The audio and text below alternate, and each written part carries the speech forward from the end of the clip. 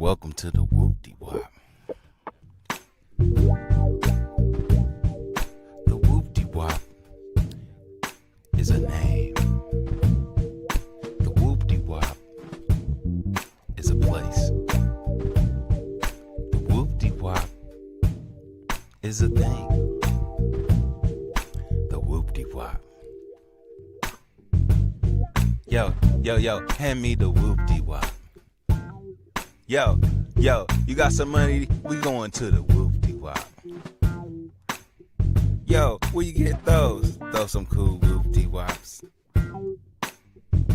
Nigga, I will slap the fucking Whoop-De-Wop out your ass. And lies told by the CDC. We've got a lot of others we'll be rolling out, okay? So we held our first hearing and permanent subcommittee investigation on that hiding of the signal myocarditis. We've heard a lot of studies, okay? As I've looked into science, it's been thoroughly corrupted. Here's data, and I'd like to enter this sheet into the record. I've been publishing this chart for, since really early 2021, when I'm on, for example, talk radio shows and they talk about this, they get deplatformed, or they were, because of all the censorship in the Biden administration. Here's the facts. The VAERS system that was touted in October of 2020, this great safety surveillance system on COVID, a few months later, when they didn't like the results, they started denigrating their own system. But VAERS shows that there have been 38,742 deaths reported on VAERS worldwide associated with the COVID vaccine. 38,742. 9,252 of those deaths occurred on the day of vaccination within 1 or 2 days. Again, I agree with you. Nobody knows how many COVID deaths were because the information was completely corrupted. Nobody knows how many lives were saved by the COVID. Again, I think most people, okay, if you're vulnerable, raise your antibodies, reverse severity, fine. There's not any good study on that. There's just information out there, just claims being made. This is hard evidence. And certainly what I've been advocating for are the injection injured, the childhood vaccine injured. We're going to be holding a hearing next Tuesday on a study done by a high integrity healthcare facility that shows, that actually looked at vaccinated versus unvaccinated, very high quality study. I'm not going to steal the thunder of Aaron Seary, who's going to be testifying on this. I think you're aware of this study that shows the vaccinated population far more prone to chronic illness than people completely unexposed to vaccines. That is just one example of how science has been corrupted by the way, the study was conducted, and when they conducted this, oh no matter what the results are, we're going to release this. They got the results in 2000. It is yet to be released. We're going to enter that in the record on Tuesday. Do you want to just talk about what you've witnessed in terms of the capture of the agencies that you're now in charge of, the corruption of science, which I believe you just said, that is almost your number one goal, right? Is try to bring integrity and credibility back to science, which has been corrupted by the people who pay for it, by federal health agencies being captured by pharmaceutical industries, by big pharma, by big food. Just, I want to give you, I'm sorry, just the last minute to, first of all, defend yourself, but talk about the corruption of science that you're having to deal with and trying to correct. Yeah, I mean, I'll just tell you one example, and I could sit here and give you thousands. But in 2002, CDC did an internal study of Atlanta, Fulton County, Georgia children, and looked at children who got the MMR vaccine on time and compared those to kids who got them later. So in other words, kids who got them before 36 months and kids who got them afterward. The data from that study showed that Black boys who got the vaccine on time had a 260% greater chance of getting an autism diagnosis than children who waited. The chief scientist on that, Dr. William Thompson, the senior vaccine safety science at CDC, was ordered to come into a room with 4 other co-authors by his boss, Frank DiStefano, who's the head of the immunization safety branch, and ordered to destroy that data. And then they published it without that fact. So you know that story, I know that story, and you know of hundreds of stories like that. It happens all the time. We are being lied to by these agencies, and we're going to change that right now. The letter I received from the Oshkosh business, it would be out of business because of the 50 employee mandate. It's going to be out of business. I just want to enter that in the record as well. Without objection. The committee will take a 5-minute quick break here just to allow just a moment of reset here, and then we'll start right back up again in about 5 minutes. Well, good afternoon, everybody. Welcome to Stanley versus the World. Sorry I'm late, but I got to playing around with Tough Guy's opening theme. And of course, I had to tart it up a little bit and just, hey, I'm not good at the editing stuff, but I was actually kind of sitting here drinking a beer, having fun with it. So everybody, please make sure you hit the like button. If you're new, please subscribe and share the show. I have a ton of news stories, which I may wind up saving till tomorrow because there's something Shamika Michelle is actually live watching. So I want to do that right after this this hearing is over. There's a little bit of fireworks involved. So I want to skip ahead to that. Was a hot topic? Was it? Well, you'll have to help me sort it out, Dave. I didn't think it was that hot a topic, but I often miss the forest for the trees. So I don't know. Let's see. This is 5 minutes. I actually can skip through it because there winds up being some fireworks. Let's see. Can I just skip ahead? Skip to here. Obtained a reimbursement system that the bureaucracy could. Oh, by the way, this is Robert F. Kennedy Jr. in front of a Senate committee. I don't know which committee. I'll have to find that out. But there's some fireworks, and RFK Jr. is always fun to watch. Explain, never justify, that persistently pays Rhode Island providers less than neighboring Massachusetts and Connecticut providers, a difference of 23 and 26% in our regional healthcare market. Rhode Island's healthcare system is bleeding out because we aren't paid what neighboring hospitals and doctors are paid. And the one act that CMS took on this issue years ago was to make it worse. I raised that with you then. I've raised it since with Dr. Oz. I've raised it with CMMI Director Sutton. I would like to get action from CMS on that. One partial avenue of relief for Rhode Island is the AHEAD program. Rhode Island is a willing voluntary participant in the AHEAD program. Coming behind Rhode Island is Connecticut. What remains to be seen is whether the payment rates agreed to for Rhode Island will suffer the same discriminatory discount with respect to the AHEAD rates for Connecticut as Connecticut comes through. I've been able to get no assurances from CMS that they care one whit about this payment differential or that they see AHEAD as a means of resolving this injustice. Mr. Kennedy, our healthcare system is teetering as a result of this. This is not a casual matter, and I would really like to see you and Dr. Oz and Mr. Dutton put your attention onto this Rhode Island problem. There is no conceivable justification for paying a hospital in Fall River 23% more than Rhode Island Hospital when Rhode Island Hospital provides more and better services as recognized by the Secret Service, which will take a injured president from Martha's Vineyard to the Rhode Island Hospital Trauma Center, flying right over St. Anne's Hospital in Fall River, yet Fall River gets paid more. It makes no sense, and it has to be resolved. The other problem that I mentioned to you is that I'm now in my 4th round of CMMI directors. It's bloody Groundhog Day, trying to get something done about how end-of-life patients are treated. I'm offering Rhode Island as a willing example of how we can do it better.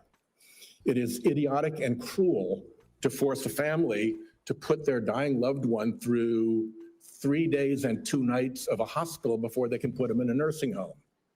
It is equally ridiculous to not allow palliative and curative care to happen together. Providing home care when someone is dying, even if they can still get out of the house or into the yard, is a basic thing to ask. And to have respite care be that somebody comes to the house instead of taking a dying family member to a hospital, that's not even respite. Every single one, Mr. Kennedy, of these waivers has been granted in the past by CMMS and other circumstances. All I want is for somebody to come and work out how we do this in Rhode Island. What is our patient base that we'll do this in, how we put the waivers together. To quote your CMS director, Mr. Oz, he said, as we discussed in your office, we must re-examine how end-of-life care is addressed in this country. I'm offering Rhode Island as an example of how to make it better. I hope you will concede that right now it is not good. So Senator, I everything need you you to respond to me. You guys know where to find me. I'm up in the Hart Building. yeah, We've reached out, we've tried for meetings, and the progress in all 3 of those areas, fixing the payment gap, getting ahead balanced regionally, and following through on our desire to do good things, improving end-of-life care with waivers you guys have already granted, has gotten me so far no place. And forgive my impatience, a lot of it predates you. I put a hold on Biden nominees because I was getting jerked around by your bureaucracy. I'd like it to end and get some progress. yeah, you know, Senator, you raised this during my confirmation hearing, and I said to you then, and you were very civil. You raised something that makes a lot of sense to the extent that we have the power to fix it at CMS. I'd like to do it. We've had the same kind of complaints from Vermont. But I said to you at that time, call me and let's come talk about this. You have my cell phone. You can call me anytime. I've never heard from you in 7 months. Call me up. I'd love to meet with you. I'll get Oz in the meeting. And, you know, what you're saying, particularly about at the end of life, it may be something we can do something about. I want to help. And, let me know. We'll try. Forgive my frustration. You've got 30,000 employees. They could have reached out to me. They know where I live. Yes. Senator Cortez Masto. Secretary Kennedy, thank you for being here. In May, you said, and I quote, "I stand with President Trump to say, no more middlemen, no more foreign freeloaders, no more skyrocketing drug prices. We're putting American patients first and taking on big pharma to make America healthy again." Yet your record tells a different story. In July, Republicans handed big pharma a massive win. Their big, beautiful bill that they just passed shields billion-dollar drugs like Keytruda, the world's top-selling cancer drug, from Medicare negotiation. Keytruda has been on the market since 2014. It pulled in nearly $18 billion last year in the United States alone. It costs patients up to $175,000 a year, draining Medicare of billions and forcing families into crushing debt or to forego life-saving care. And yet you support the big, beautiful bill. So despite the hype with executive orders and Washington Republicans only drug pricing law days relief for Medicare patients relying on high-cost cancer drugs, meanwhile, Democrats finally have allowed Medicare to negotiate drug prices.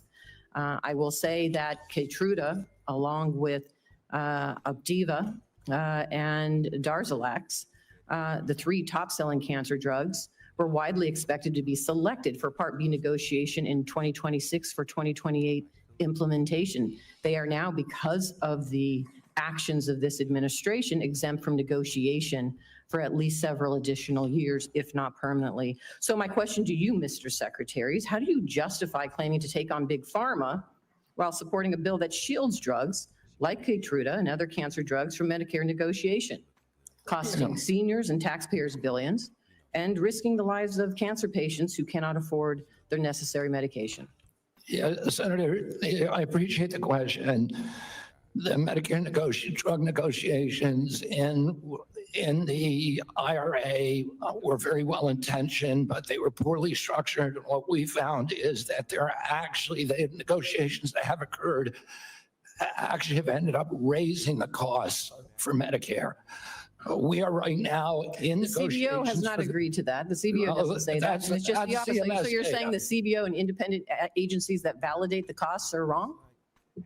Well, that is CMS data. That's Okay, so let's actually just focus raising- on the cancer drugs. Why aren't we negotiating those, Well, bringing those down for families? Why does the bill exempt those? It's part of the MFN negotiations. I'm not sure that provision in the bill of the one beautiful bill, but You're not sure of the provision, the negotiation provision, and how exempted for cancer drugs? Keytruda, Your agency is responsible for that negotiation and you don't know about it? I know that we're negotiating in the MFN Let me ask you this, Mr. negotiations. Secretary. Let me ask you another question. How much are Medicare Part D enrollees expected to pay for prescription drug coverage next year?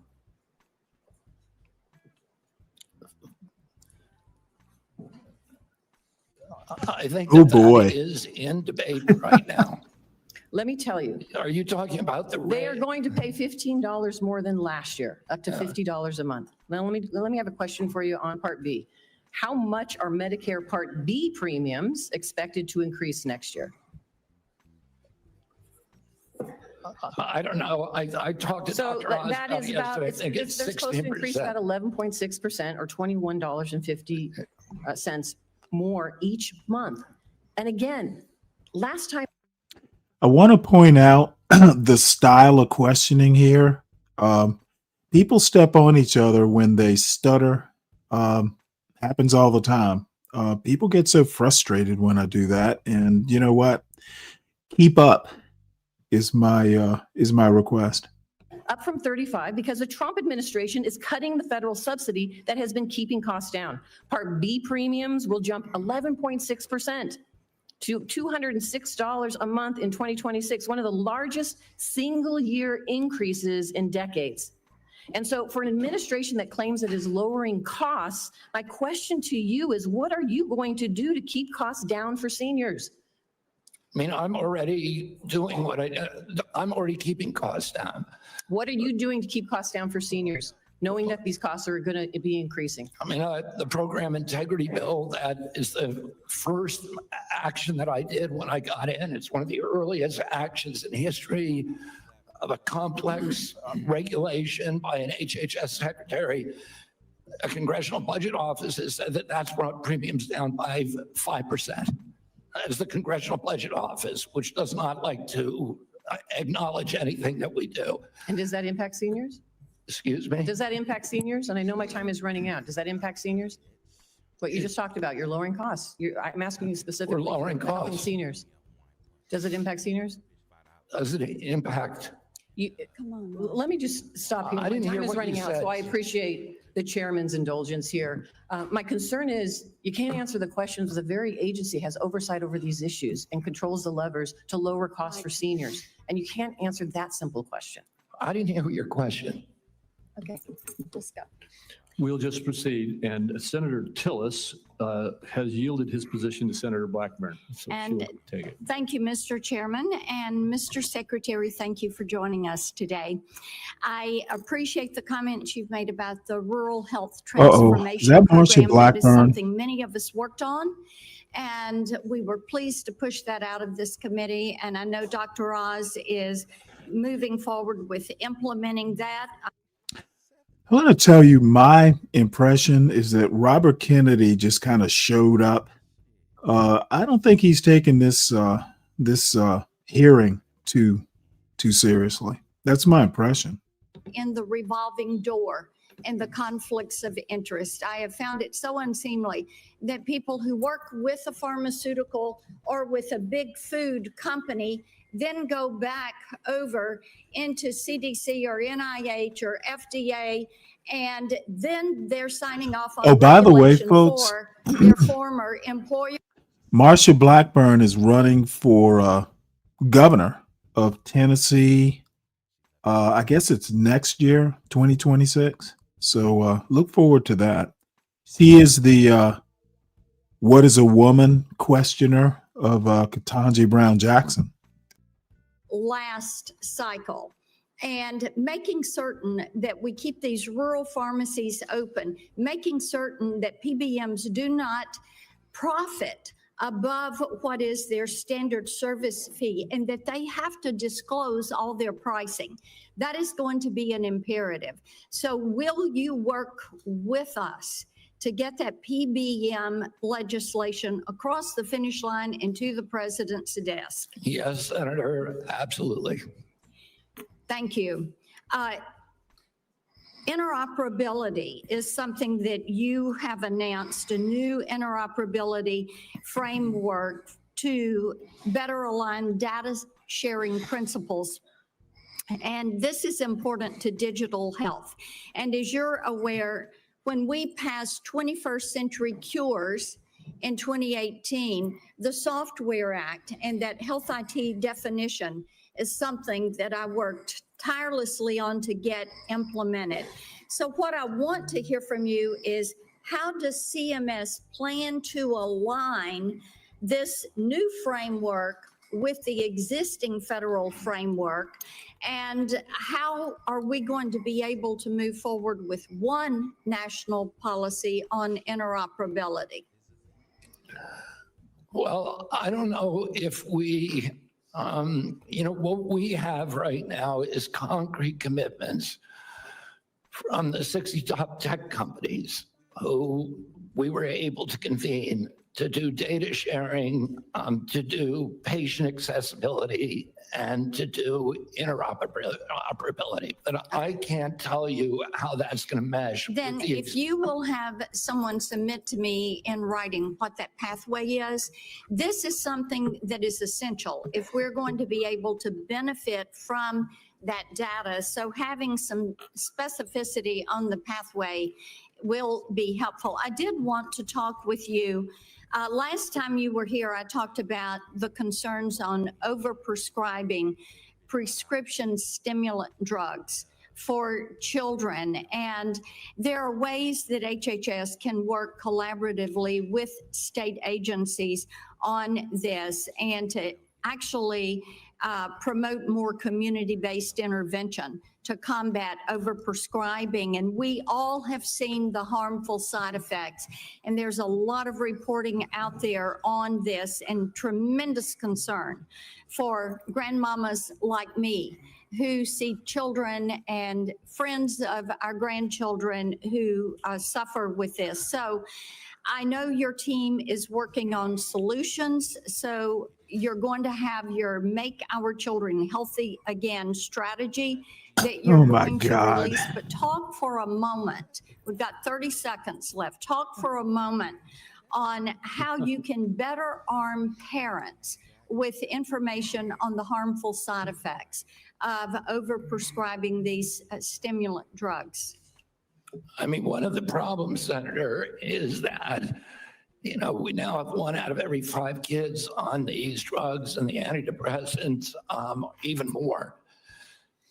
And we know very little about the long-term impacts because NIH and CDC have been asleep at the wheel. Right now, we are doing those studies. We're doing extensive studies so that we can warn parents and so that we can force the companies to put labels on their products. And, we'll do whatever we can to show that, just to get data out to the public. That's really what our function is. And to show what the long-term impact of some of these drugs is. Are we actually preventing suicide, or are we creating more suicide?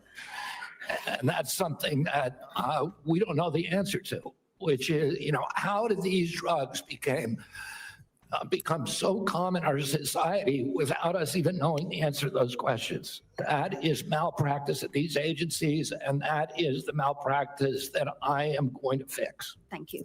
Thank you. Senator Warren. Thank you, Mr. Chairman. So Here we go. last November, while you were under consideration to become Secretary of Health and Human Services, Mr. Kennedy, you said, quote, "If vaccines are working for somebody, I'm not going to take them away." No exceptions, no ifs, ands, or buts. You would not take away vaccines from anyone who wanted them. Then last week, you announced that the COVID-19 vaccine is no longer approved for healthy people under the age of 65. In announcing the change, you said the vaccine will be available for anyone who wants it. Now, obviously, both things cannot be true at the same moment. So let's clear this up right now, Secretary Kennedy. Will you tell America that all adults and all children over 6 months of age are eligible to get a COVID booster at their local pharmacy today? Anybody can get the booster. I'm sorry? Anybody can get it, Senator. Anybody. So you're saying that is now the official rule of HHS. Anybody is eligible to get a booster by just walking into the pharmacy. It's not recommended for healthy people. No. If you don't recommend, then the consequence of that in many states is that you can't walk into a pharmacy and get one. It means insurance companies don't have to cover the $200 or so cost. As Senator Dr. Cassidy said, you are effectively denying people vaccines. We're not going to recommend a product for which there's no clinical data for that indication. Is that what I should be doing? What you should be doing is honoring your promise that you made when you were looking to get confirmed in this job. You're going like this. And that is, you promised that you would not take away vaccines from anyone who wanted them. You just changed the classification of the COVID vaccine. I'm not taking them away from people, Senator. It takes it away if you can't get it from your pharmacist. Well, most Americans are going to be able to get it from their pharmacy for free.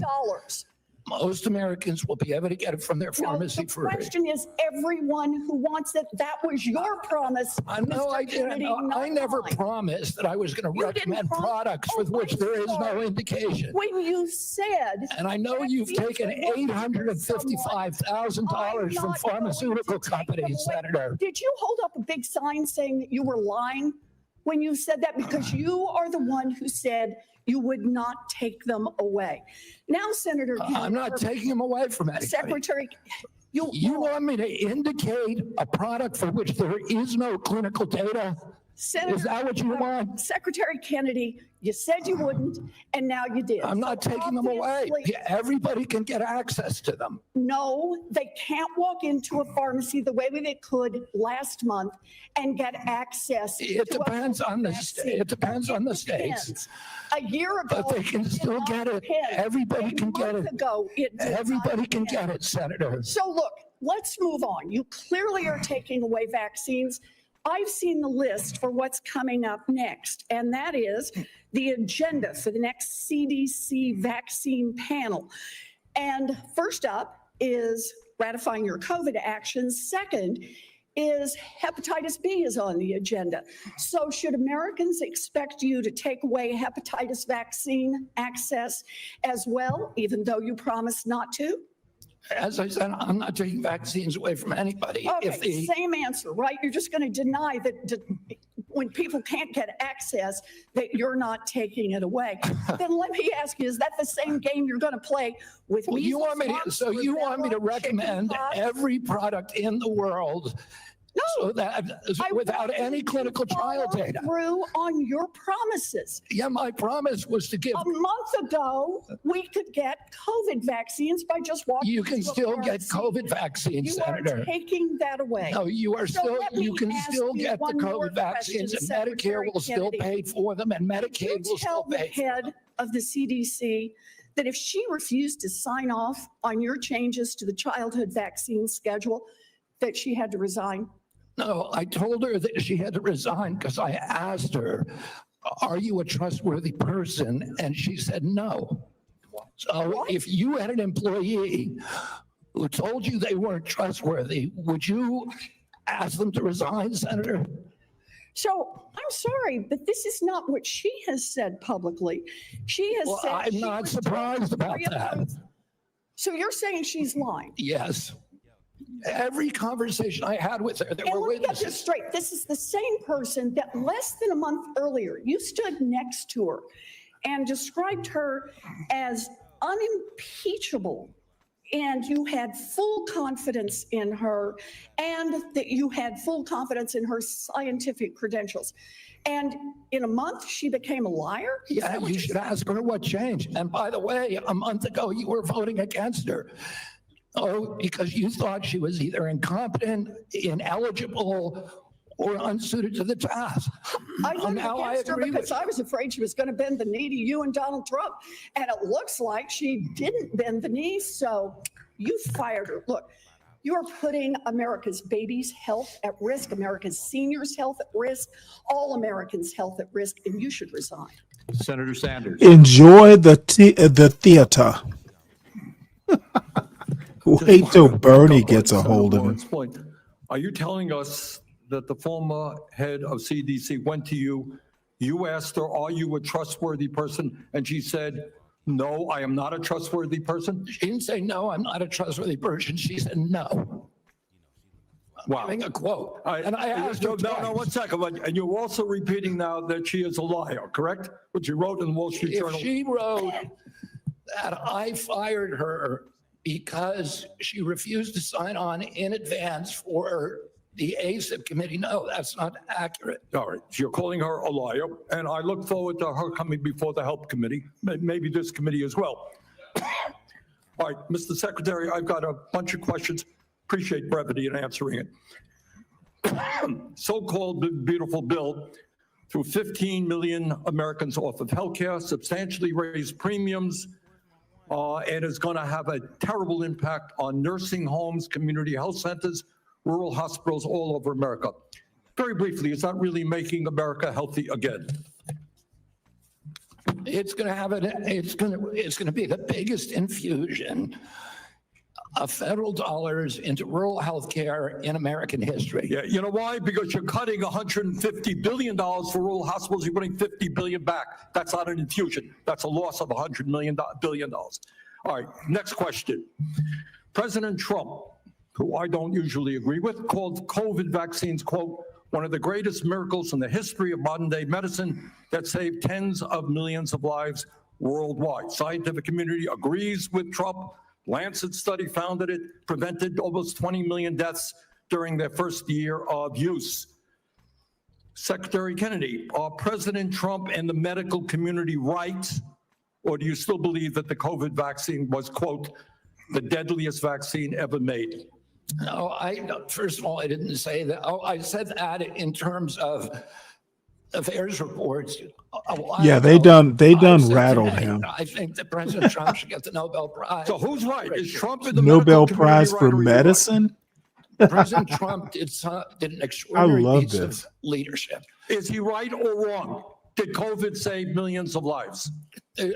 As I said, he got Americans back to work. At that time, that particular vaccine, which perfectly matched the virus that was circulating then. And I have no idea how many lives it saved, but it saved quite a few. He has no idea, but quite a few. You know what I find a little bit Secretary weird of Health in this discussion, and I'm hearing it Human over and over Services. again this morning, Mr. Chairman. I You've got am the loving entire this. medical community on one side. You got the AMA representing hundreds of thousands of doctors, the American Academy of Pediatrics, the American Public Health Association. All of these organizations are telling us that COVID vaccine and vaccines in general are safe and effective. You are casting doubt on that. Who are your who are the organizations that are agreeing with you and casting aspersions on vaccines? The primary advisors are. Oh my God, this is a McCary, fail. Jay Bhattacharya, Dr. Oz, Vinay Prasad. So you got a few doctors who agree with you, and I'm giving you the Not a name. few doctors. What you're talking about there's a big difference, Senator, between established science and the scientific establishment, which has been co-opted by the pharmaceutical. All right, hold on. So you're telling the American people that the American Medical Association, representing hundreds of thousands of people, have been co-opted and that they should not trust their doctors. And I'm the telling American you, Academy of Pediatrics, and by the way, just for the record, every single Republican, I don't mean to be political here, Mr. Chairman, has received PAC money from the pharmaceutical industry. Are they all corrupt as well? And I'm telling you, the American Heart Association has been co-opted by the food. Everybody but you, Senator. But you know what? When you ran for president, we have a corrupt campaign finance system. Maybe you will agree with me on that. Okay, you were already president, you got a billionaire behind it. You received $300,000 from people, not from the industry, people in it, as I did, from individuals. You corrupt. President Trump got $3 million. Every Republican got corporate PAC money for the pharmaceutical industry. Democrats as well. Everybody is corrupt, but you? Is that what we're looking at? I don't think so. And I think the issue now— I don't even know what you're talking about. Well, I think you do know what I'm talking about. I don't know what you're talking about. The issue is every time anyone Are you saying the pharmaceutical industry was supporting my presidential campaign? No, I'm saying, I don't think so. I'm not saying that. I'm saying that the pharmaceutical industry is a greedy institution which is charging us the highest prices in the world. They are pervasive. But to suggest that every institution, the AMA, the pediatrics people, is corrupt because they disagree with you is an insult to the American people. Listen, people disagree with me all the time. I have arguments in my agency, heated arguments every day with Jay Bhattacharya, with Marty McCary, with Dr. Oz. You have given the names of a few people. I have given you the names of organizations representing hundreds of thousands of doctors and scientists. I yield, Mr. President. Senator Tillis. Thank you, Mr. Chair. Look at the master at work. He just literally mastered the time. He knows when to let up and go back to his term. Is to make a statement with a lot of questions. They want him to take a breather. I'd like for you to have the opportunity to have your staff respond. Poor RFK. I can't conclude from the discussion today where you are on warp speed. So I would like the definitive statement on exactly this is the chairman, the Republican chairman, going, hey, he can't tell where RFK is on warp speed. That from what you said here, I, for one, think that it was a signature accomplishment of President Trump, and the mRNA platform is something. I agree with that. Robert Kennedy, I'm going to guess he'll be gone after the new year. I'm not a doctor. I'm not a trial lawyer. I'm a boring management consultant. Another question that we'll submit in the record, I'll give you directionally where we're going. I don't see how you go over 4 weeks from a public health expert with unimpeachable scientific credentials, a longtime champion of MAHA values, caring and compassionate and brilliant microbiologist, and 4 weeks later, fire her because at least the public reports say because she refused to fire people that work for her. So as somebody who advised executives on hiring strategies, number one, I would suggest in the interview, you ask them if they're truthful rather than 4 weeks after we took the time of the U.S. Senate to confirm the person, just for the future nominee that we're going to have to consider. But I do also believe that some of your statements seem to contradict what you said in the prior hearing. You said you're going to empower the scientists at HHS to do their job. I'd just like to see evidence where you've done that. And I'm sure that you will have some. You will do nothing that makes it difficult or discourages people from taking vaccines. There seem to be several reports that would seem to refute that, but I'd rather you just respond to it. I'm not going to come here and impose my belief over any of yours. That, again, seems to be contradictory to the firing of a CDC director, the canceling of mRNA research contracts, firing advisory board members, attempting to stall NIH funding, eliminating funding for the I think $500 million for further mRNA research, and just want an answer for it. On HR 1, I believe you know my concerns about HR 1. I've had several meetings with, and HR 1 is the big beautiful bill, OB3, whatever the brand is. But I'm still, I've got an office with 60 staff, including half of them in state office. I've had 3 different estimates of the economic impact on the state of North Carolina. Can I get your commit? And I have been looking for somebody that's far more resourced than an office of 30 people up in here in DC to disprove my estimates with respect to the impact on North Carolina, period. And I've yet to have anybody. I would love to be embarrassed and be wrong, but I would like to get your commitment for people to tease through the numbers that I provided before the vote on HR 1 that says that if you normalize 3 independent estimates across a broad spectrum, $25 billion over 10 years.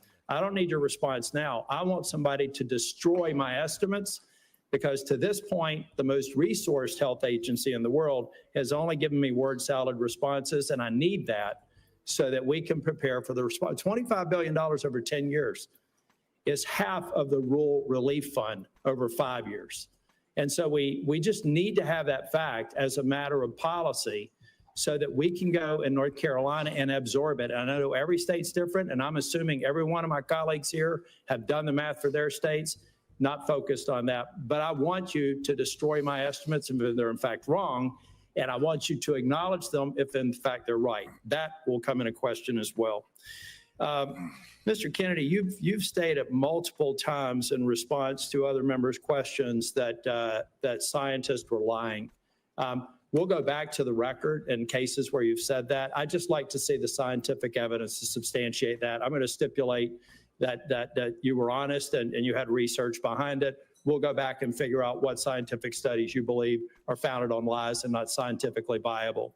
And then finally, I just want to give you an opportunity. Apparently in the exchange with Senator Bennett, you said you agreed with Dr. Levy's statements, who said that the mRNA vaccine causes serious harm, including death, particularly in young people. They said you agreed with that comment. Did you agree with that comment or not? I think that's true, yes. Okay, thank you. Thank you, Mr. Chair. Thank you, Mr. Tillis. We now have Senator Smith. You're recognized. Thank you, Mr. Chair. So, Mr. Kennedy, I have sat here for the last many minutes and listened carefully to your testimony. And I think actually Senator Tillis laid out so many of the ways that what you have said has contradicted yourself and others. It's, I mean, I don't even know where to start. So I'm going to start here. Over the last 8 months, you have claimed to make America healthy again, but in actual fact, you have led the charge in the Trump administration to destroy what is best in our healthcare system. And your denials and your evasion and your lies here do not change that. You are the Secretary of the Health and Human Services, yet you're trafficking in these fringe ideas. I want to do a quick station identification. Everybody, welcome to Stanley versus the World. Please make sure you hit the like button on the way in or out. And you can hit the I don't like the button. I'm sorry, I don't like the show button too. However, if you are new and you like the show, please make sure that you subscribe to the channel and recommend it out. We do this sort of government stuff, and yeah, we'll get to more exciting stuff. But I like to give us boring stuff to kind of spice up and talk about. We can always tart up these boring Senate hearings, but I enjoy this sort of stuff. I like the mix up of politics, and it doesn't get this spicy all the time, and spice on a boring, I don't know, boring pablum can still be enjoyable. So also make sure you support the show. Support the host especially, and recommend it out. And let's get back to the fireworks. And discredited theories that are completely out of step with the scientific consensus. And you seem to be willing to say anything in the moment, even if it's untrue. So last time you were before Congress, Secretary Kennedy, you claimed, and I quote, "I have never been anti-vax. I have never told the public to avoid a vaccination." But in a podcast, you said the opposite. You said there's no vaccine that is safe and effective. So that sure sounds anti-vax to me, Secretary Kennedy. So let me ask you, when were you lying, sir? When you told this committee that you were not anti-vax, or when you told Americans that there's no safe and effective? Hey, folks, never bring a lawyer to a medicine fight. It's literally what Donald Trump did. I honestly think that RFK is kind of a sacrificial lamb. Vaccine. Both things are true. Oh, so more denial, more back and forth. I mean, here's what I know. Here's what I Want me to know. explain why, Senator? You just No, want actually, I want you to listen to me. Okay, go ahead. I want you to listen to me because I've been listening to you. You said that ACIP is an independent panel after you stocked it with your picks. You said that you want evidence-based science, but it seems that what you mean is evidence that supports your view, not the scientific consensus. I mean, you dared to sit there and call my colleague from New Hampshire a liar when she presented you with facts that don't support your view of the world. It's incredible. But let me move on. Just last week, in the days after the tragic shooting at Annunciation Catholic School in my home state of Minnesota, you went on Fox News blaming school shootings on antidepressants. You have no evidence of that because you have no evidence of a connection. And you want to talk about... You're just saying something. You're just making stuff up. You know, this is what you say, right? Secretary Kennedy, when someone presents you with information that does not fit... I did not blame that shooting. I have no idea whether... I have no idea, and I never said that. You're making it up. You're twisting. Yeah, you are. Secretary you are being Kennedy, dishonest right now. If you want to talk about mental health... Yeah, they're good. So much for respect for who's the senator and who is the witness. And speaking of this literally just popped up on my phone. Let's have a look at this. So the Trump administration, look at this. Trump DOJ is looking at ways to ban transgender Americans from owning guns. According to some report, oh, awesome. There goes the Second Amendment. The Justice Department is considering banning transgender individuals from owning firearms following a school shooting in Minneapolis. So all of a sudden, Republicans are for gun control? This is awesome. A source within the DOJ stated they are reviewing ways to prevent mentally ill individuals from obtaining firearms. It's not in the DS5, folks. DSM-5. I think that's what it's called. If enacted, the ban could face legal challenges based on the Equal Protection Clause under the 14th Amendment and the Second Amendment itself. Vice President J.D. Vance acknowledged the need for action to reduce gun violence after the tragic shooting. Now, I heard it's like 0.01 people over the past, 3, maybe it was 5 years, have been transgender, like 2 people. Oh, this is going to be fun. MAGA is a fail. I hope people have better common sense than these clowns. Mental health and gun violence in this country.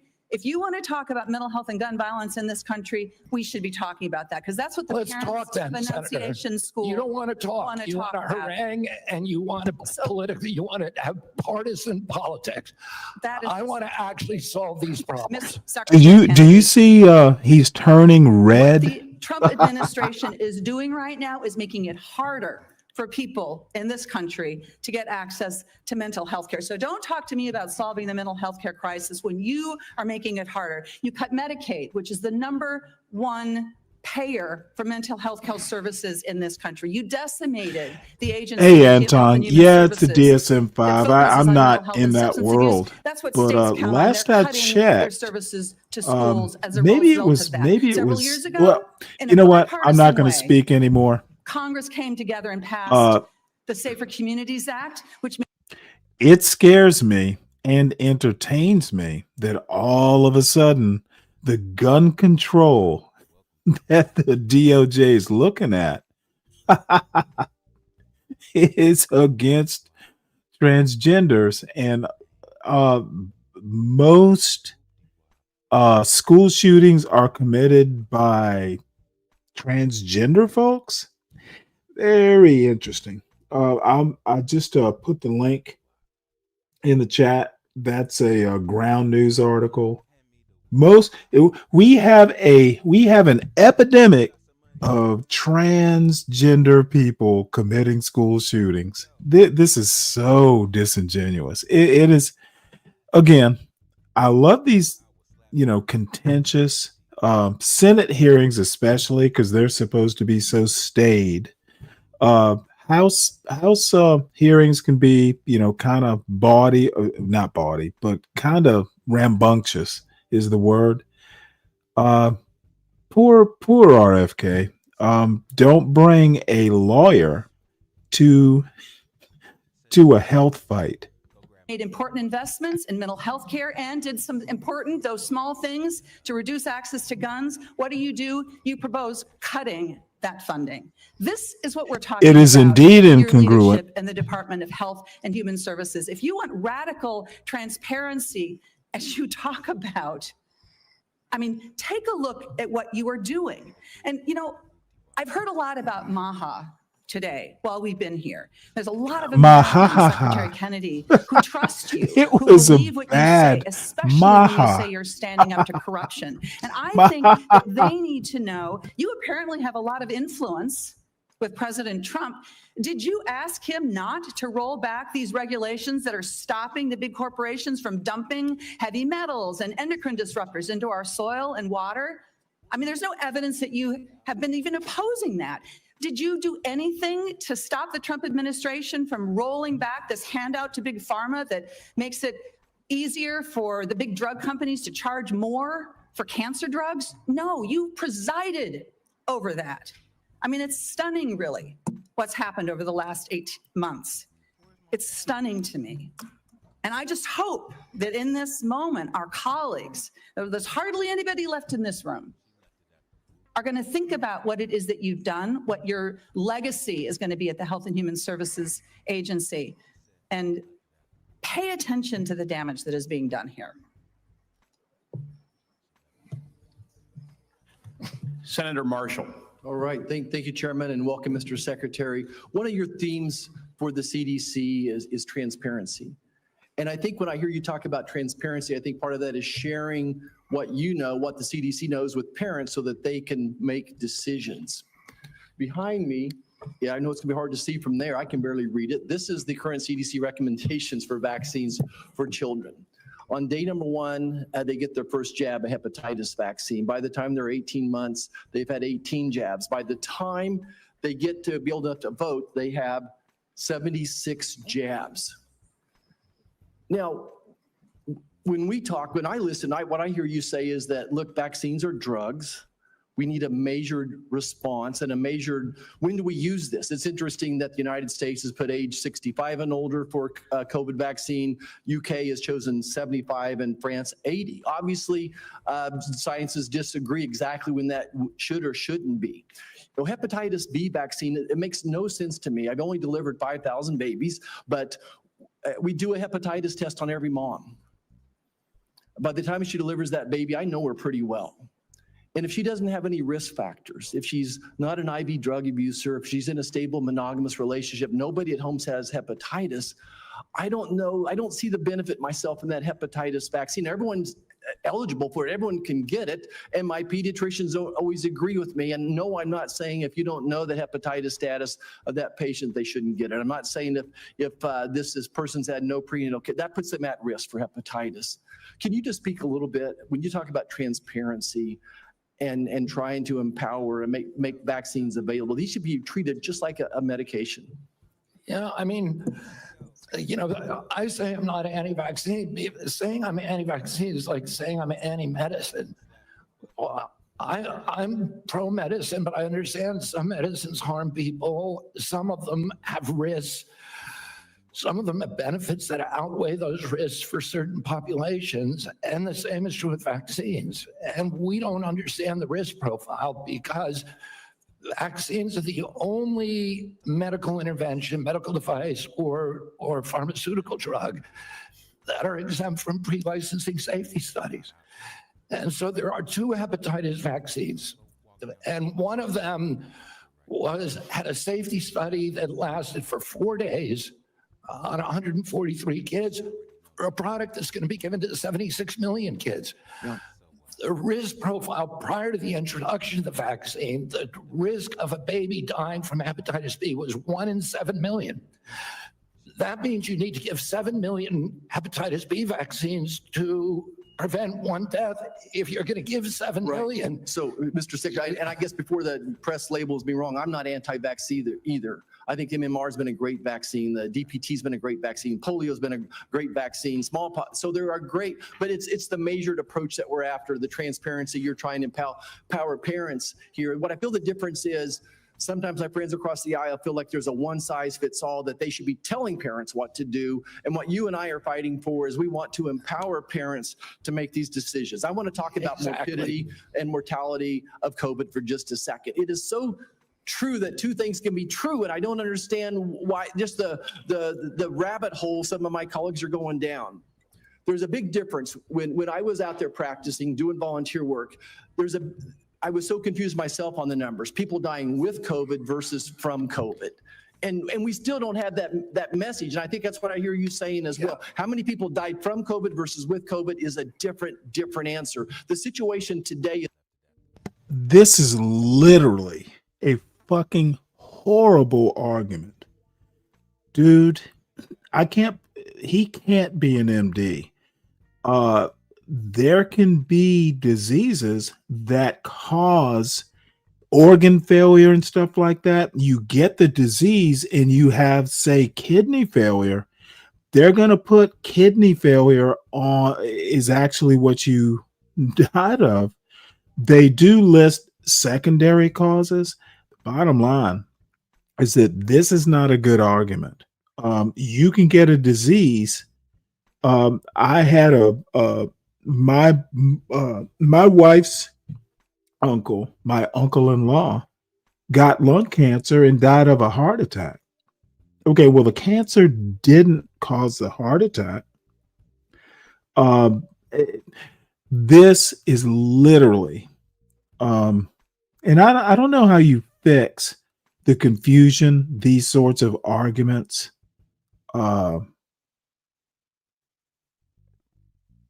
that are presented cause. Bottom line is, this is anti-intellectual. This is anti-expert. Okay, parents rely on their pediatricians because the pediatricians are experts. Pediatricians can advise, like, this, based on my education and experience, is the best course. The problem with vaccines is these decisions that parents make are not isolated to their household. Infectious diseases affect other parents. You're forcing other parents to have to make decisions. These guys are literally a problem. Maha is maha-ha. So different when this monster virus was made at a laboratory in Wuhan, China, and none of us had ever seen this virus, and we had no immunity to it. Yeah, but now today, he's pushing the lab leak theory. Yeah. Both things are true. It was a miracle. Warp speed was a miracle. What President Trump and his team did, and it saved millions of lives, most likely. But it's also true that it probably killed some people. Like most vaccines do, there is a death rate associated. So both things are true. Anything else you want to clear up on morbidity, mortality of COVID and COVID vaccines? Well, I think you just cleared it up. Yeah, he cleared it up all right. The COVID vaccine was critical. President Trump's leadership got it to us when our society. Gotta say President Trump every hour on the hour, or he'll fire you. That was new in the experience of humanity, and so it was a miracle. Right now, we're dealing with You know completely what, different Deacon circumstances Dave? where the virus has That is a mutated, very where, that is it's a much very less Forrest dangerous, Gump where there's a lot PhD of statement natural you're immunity and herd making. immunity. Thank you, And Dr. so Gump. the calculus is different and it's complicated. And, you know, if you just want to turn everything into a soundbite, I can't believe you're you're referencing Forrest Gump to make a vaccine You point. know, there were more reports. That's to not theirs, doing what you think which it's is the doing, Dave. only surveillance system that we have of injuries and deaths from that vaccine that all vaccines put together in history. So we have to acknowledge that there was a cause. We acknowledge that there was a benefit. We can't quantify either one because of the data chaos at CDC. And that's all I'm saying. And they think I'm being evasive because I won't make a kind of a statement that's almost religious in nature. You see the It'll save veins 1 million popping out in lives. his head? Well, there's This no man, data I'm to not sure this support man that. is well. Or maybe data, you know, there's no study that there's modeling studies, there's faulty data. I'm not going to sign on to something if I can't do it to a scientific certainty. It doesn't mean that I'm, you know, anti-vax. It just means I'm pro-science. Thank you. I yield back. Thank you. Senator Lujan. Thank you, Mr. Chairman. Secretary Kennedy, Dr. Daskalakis, who recently resigned as director of the National Center for Immunization and Respiratory Diseases, his resignation letter stated he and his team were never allowed to brief you.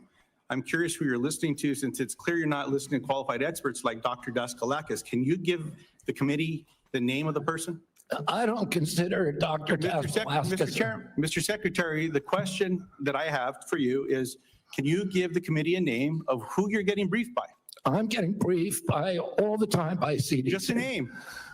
Dr. William Thompson's one name. Thank you very much, sir. Now, But I can get you a whole list of other, it's on my schedule. Mr. Secretary, that's not a hard question. You know a lot of answers. I'm not being evasive. Okay, then you answered it. Let's go on.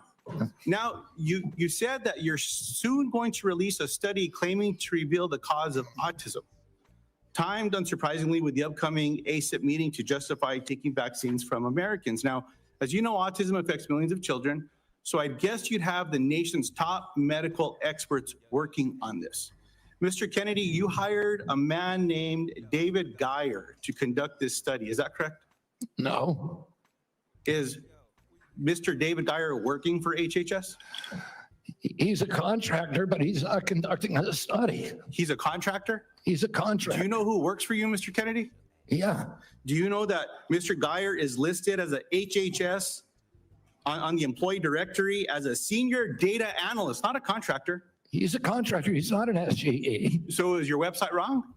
He's not an SGE. I don't know what. I'm going to pull up the website for you. He's a contractor. If the website says he Woefully is a senior data unprepared. analyst, will you at least admit to the committee? Well, I don't that you know were if a wrong? contractor can be classified as a senior data analyst. right, You or not. don't know. Is Mr. Never Geyer say a you doctor? don't know, dude. No, Did you know he never went to medical school?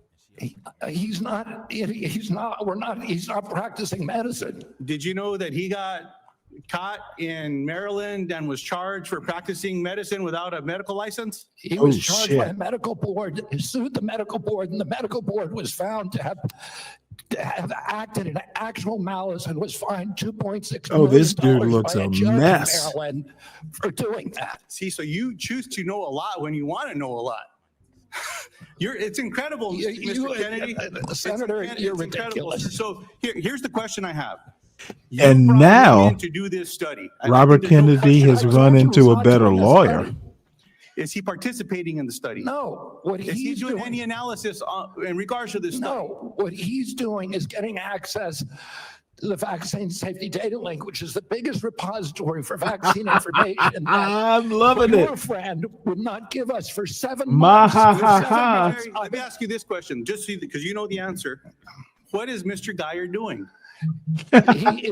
He is the only one, because Congress ordered CDC to open up the VSD to him in 2002. He's the only outsider who's ever seen it. So because CDC will not give us, they have Mr. Secretary, is he participating in this then? No, But you just said he's the only dude that knows what's going on here. Do you want me to explain it to you, Senator, or do you No, because just you're want to confusing me. show? So Do you just want to showboat? I'll submit You this. just want to showboat for your ads, or do you want to hear a real answer to your question? Mr. Secretary, you choose to know answers to questions with some colleagues. And with others I'm you willing to pretend give you not the know. answer. I'm Maybe willing to someone- give you the Mr. answer. Secretary, someone This should have asked you, motherfucker maybe is a President Trump should lawyer? have asked you, are you a trustworthy person? And we should have waited for an answer then. Let's move I don't on. even know what you're talking about. You're talking gibberish. Mr. Secretary, let me speak slowly and clearly so that you can understand me through my New Mexico accent. Oh, this dude is my hero. Can you understand me? Yes. Appreciate that. Mr. Secretary, yes or no? He's using my Did you hire tactics. Mr. Geyer to do this study? No. Mr. Chairman, well, let me ask, maybe we'll just get a good answer here. Mr. Secretary, will you commit to sharing the protocols used for the autism study with Congress and to the public? They're public. Will you commit to giving it to this committee by the end of the week? No, not because you commit to that's give it- not the way it works. Will you, Mr. Mr. Secretary, will Oh, you this commit is a to sharing the disaster. protocols for the study by the end of the month? We already have You put just said out. it's public. Look at it. We This put is out the MAGA, notice of folks. funding This opportunities, is and then the literally scientists from What I- the all over people the world- President You're not Trump understanding me. Let me hired. You're not understanding how the world works. Do you We're understand not going to what the make protocols America are? Do you understand healthy what they are? again this way. The scientists who are doing the studies submit the protocol. Okay, so you know That's what not they coming are. from Okay, us. So will you commit to sharing those protocols with this committee? Well, anybody can get a hold of the protocol. It's published with the study. Mr. Chairman, what I'd like to ask is for your commitment here. I'll send a letter to the secretary. I'll ask for support from the leadership of this committee to ask for those protocols. If those protocols are not given to this Anybody committee, can get the protocols. Mr. Secretary, I'm not talking to you. Mr. Chairman, what I'm If asking, the protocol. Oh, I love this guy. what I'm asking, Mr. Chairman, is that if those protocols are not given to this committee, I'm asking for your agreement that we follow through with a subpoena to get them. No, I will not agree to subpoena anything. Let's see what But happens. Mr. Chairman, you'll help me get them if they're available publicly? Yes. I appreciate that, Mr. Chairman. Mr. Kennedy, with all the questions here today, people just want to know the truth. When, I don't think so. Mr. Secretary, you don't think so? Thank you. I don't think so. I hope everyone recording that got that because there explains the secretary's tenure here. Look, two young ladies in Las Cruces, New Mexico at a town hall recently gave me this starfish pin. I was going to give it to you today, but after your questioning today, I don't think you deserve it because what this represents is to remember that every one of us can make a difference, sir, to something as small as a starfish on a beach that maybe got washed up, you throw it back in the ocean. You might not save them all, but you can save one. I'm sorry that you're not worthy of this. Nice little pin, sir, is a nice reminder. I'm going to pray for you, Secretary Kennedy. I hope we do better. I want you to do better. But today was a failure for you, man. I yield back.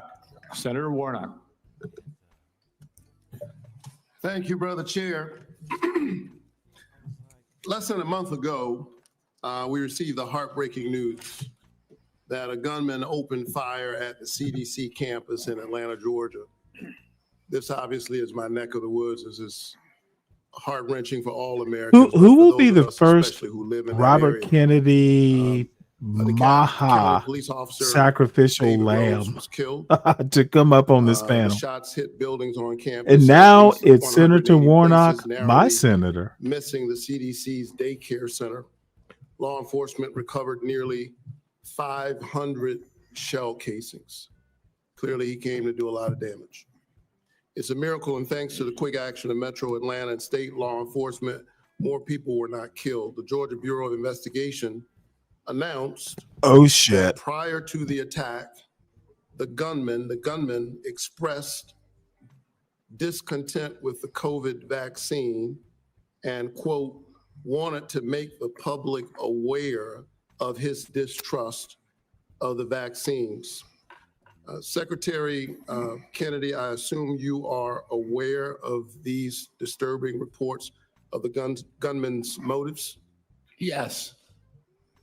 And, I understand that some people may have concerns about new medical breakthroughs, but those people don't have the world's top medical experts working under them. You've been over HHS for 7 months now. Have you ever been briefed by CDC's career immunization officials to discuss your concerns? And by the way, every member of this panel has criticized President Trump and demonized him. Have you ever Are been you briefed? complicit in the assassination attempts on President Trump? Sir, I'm asking the questions. You are the witness. It's a simple yes or no question. Have you ever been briefed by CDC's career immunization officials to discuss their concerns? Yes, I have. What was the answer? Yes. You have been briefed by CDC officials, the career immunization officials, to express your. The senior vaccine safety scientist, for example. Have you ever been to the CDC as secretary before the shooting on August 8th? Have I ever been there as secretary? Have you been there as secretary before the shooting? No. Okay. Let's return to the shooting and the aftermath. Secretary Kennedy, I'm about to ask you a series of yes or no questions about the events of the past month. And I would appreciate just a yes or no response. You called Dr. Manarez to your office on August 25th for a meeting. Is that correct? Yes or no? It could be. I just don't know the date. I'd have to check my calendar. Was Jim O'Neill the man you just appointed as acting director of CDC in the room on whatever date you met with him, since you can't recall? Was he in the room when you met with Dr. Manarez? In that meeting, did you criticize Dr. Manarez for her statements to CDC following the shooting where she said, quote, misinformation can be dangerous? I don't believe so. I have no record. You don't believe you criticized her? Oh, I criticized her. Did you criticize Not her? for that. Did you criticize her? I don't even. Did you criticize her for her that statements to CDC workers following the shooting? Did I what? Did you demand that she fire career scientists or public experts at the CDC? Yes. Did you demand that she accept the recommendations of your hand-picked vaccine advisory panel without further review by career CDC scientists? No, I did not. You didn't ask for her commitment ahead of time that she would accept the recommendations from the advisory panel? You're denying what that? I asked her about is she had made a statement that she was going to not sign on, and I wanted clarification about that. Did you tell her to accept the advisory panel's recommendations? I told her I didn't want her to have a rule that she's not going to sign on to it. Did you say that the CDC was, quote, the most corrupt federal agency in the history of the world? Not the history of the world, but definitely Did you within say HHS. Did you say I did not say that, but I did say it's the most corrupt agency at HHS and maybe the government. So you call the CDC corrupt? Did you say that CDC staff are, quote, horrible people? Horrible people? Did you say that they're killing children and they don't care? No. Okay, I think that we all have a history of listening to you and these answers, but you're on the record for a number of these statements. Despite your lack of credentials and expertise, clearly you have an agenda. It is a threat to the public health of the American people. It's clear that you are carrying out your extremist beliefs, which is why you attempted to fire Dr. This is pretty smooth. We're the sickest people on earth. I'm speaking. How am I a threat? Secretary Kennedy, for the first time, we're seeing deaths from children from measles. We haven't seen that in 2 decades. We're seeing that under your watch. You are a hazard to the health of the American people. Can I respond to that, Senator? No, I claim back my time. We need to wrap You up. are a hazard to the health of the American people. I think that you ought to resign. And if you don't resign, the President of the United States, who put forward Operation Warp Speed, which worked, should fire you. Thank you so much. Senator Welch. Mr. Chairman, thank you. I want to sum up. And I want to make 3 points.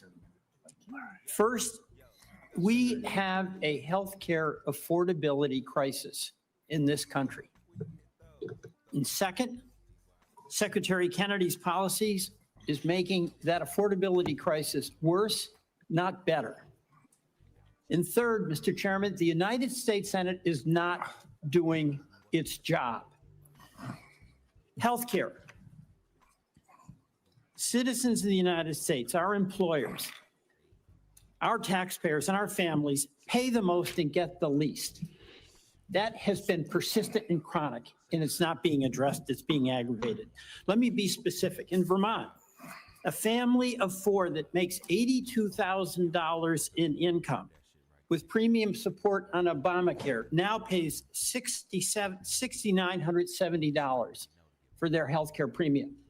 That is going to increase $23,000 to $30,000. That is unaffordable. It's shocking and it's cruel. The big beautiful bill that we're talking about, Vermonters are going to lose 45,000 families lose health care. That is going to be a hammer blow to our hospitals because those folks who lose health care don't get a guarantee they won't get sick, and they're going to show up at our community hospitals. Our community hospitals are going to treat them, and they aren't going to be compensated. And it's why Vermont community hospitals are on a financial thin ice, and that's true that about 338 hospitals around our country are in danger of closing. Second, Mr. Chairman, I believe the Secretary made assurances to this committee, and he has not kept the promises he made. Prices have not come down, they've gone up. He assured Senator Cassidy that he would not change the standards for vaccine review. Yet since his confirmation, all 17 members of the Vaccine Advisory Board have been fired by him. He has limited the use of COVID-19 vaccine. And he has inexplicably canceled $500 million in vaccine research and funding. So, I'm not surprised. Stephen Miller credited you with being the crown jewel of the cabinet. In my observation about the crown jewel of the cabinet and the policies of folks who get rewarded are the ones who fire those in service that speak truth to power. Susan Menares, we've gone over that, fired because she refused to fire herself, staff without cause, and refused to rubber stamp changes to the vaccine schedule without data. The head of the Bureau of Labor Statistics was fired because she gave a report with honest numbers about the job report. CIA Russia expert who'd been there for 30 years, fired after the meeting with Putin. So, Mr. President, that is serious and worrisome. But I want to finally end by challenging us in the United States Senate to do our job. We have a constitutional responsibility to be a check and balance. And the fear of our founders was that there would be a concentration of power in one branch, and that would lead to catastrophic consequences for our country. And what has Congress done? On oversight and advice and consent, we have confirmed a vaccine denier. On tariffs, we've given up our constitutional responsibility. On appropriations, we're bending the knee to an administration that is rescinding and decided what to spend and what not to spend, despite what our law in a bipartisan way was passed. We cannot cede power, and there are consequences. A crumbling healthcare system, a deficit exploding, and our allies losing faith in us. Mr. Secretary, in the past, you have accused some of my colleagues of being in the pocket of pharma shills. You did that with Senator Warren today. You've done it in the past with Senator Bennett and Senator Sanders. You are not a pharma shill. But I believe we have to fight pharma and bring down the prices. And Senator Cortez Masto spoke about the legislation that we now have that would reverse the $5 billion handout to big pharma in the one big beautiful bill. And when I leave today with Senator Wyden, we are going to go to the floor and seek unanimous consent to pass our legislation that would reverse that giveaway. And I ask you to put your policy in your body where your mouth is, and join us in supporting that bill to restore price negotiation power so those pharma prices can come down from being the highest in the world to something within range of reason. Mr. Chairman, I yield back. Thank you very much. Senator Young. Welcome to the committee, Mr. Secretary. It's my intention not to raise my voice and to give you an opportunity to respond to an inquiry. I'm going to begin with long COVID. It shouldn't be a surprise to you. During each of our meetings, we've discussed my interest in making sure our government does its part to address this challenge, which afflicts, by most recent estimates, over 20 million Americans. They have been diagnosed. There are a number of others we know that go undiagnosed. Over 400 million people worldwide suffer from this at a cost of $1 trillion a year, which is roughly 1% of global GDP. This, we know, has had impacts on participation in the workforce, therefore our own GDP. So it's serious on a number of fronts.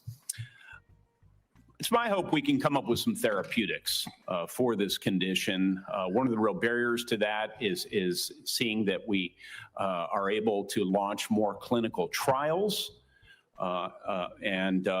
I want to get your update on how the clinical trials are going, what plans you might have in the works to increase the number of clinical trials as it pertains to long COVID.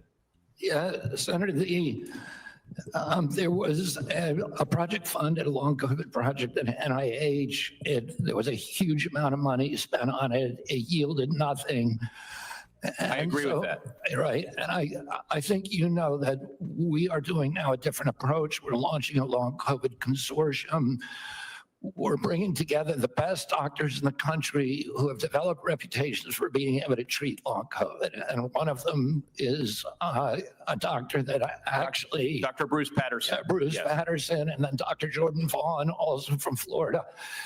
There's a number of them who are doing spectacular things where patients are reporting extraordinary progress. We want to get them all involved in all in one room. We want to identify the protocols that are working. This is something that did not happen during COVID. It was all ivory tower science, and the doctors who are on the ground were ignored. The same thing happened during the HIV crisis. Yes. And we're trying to do something different, which so is my time's really limited. You mentioned ivory tower. And so that's a segue into a statistic that I've become familiar with over the years. It takes roughly 18 years for proven interventions, pharmacological or other types of medical interventions, to make their way out into the field. If we assume, I think a conservative estimate, 12 to 15 years until we have any really acceptable therapeutics for a long COVID, that's a cheerful estimate. Plus the 18 years until it finds its way into clinical practice, people roughly my age will pass. Actuarially speaking, they will pass before there's any acceptable therapeutic. So we need to accelerate our current activities. Can you give me a couple of things you're going to do to ensure that we accelerate our development of therapeutics? I mean, the best solution is the same kind of solutions that we should have been pursuing during COVID, which is off-the-shelf approved drugs for that are there already. Yes. So you don't have it was to go recently reported that all the major pharma companies, I'm sorry if there's one good student exception, are serving as barriers to clinical trials. It's How bizarre. can they repurpose? It is bizarre that that's happening. Okay, you're the seeing that Secretary of happening. HHS. Will you be cracking down on this lack of Yes, cooperation? yes. Thank you. Yes. Thank you so much. Will you also be exploring research partnerships with other countries, seeing as I've established this is a global challenge? Yes. Okay. And that's what we should have done during HIV. It's what we should have done during COVID. Yes. Will you also be exploring whether ARPA-H, which has different research protocols than NIH? NIH is very good at what they do, but it takes them a really long time to prove things because of their rigorous process.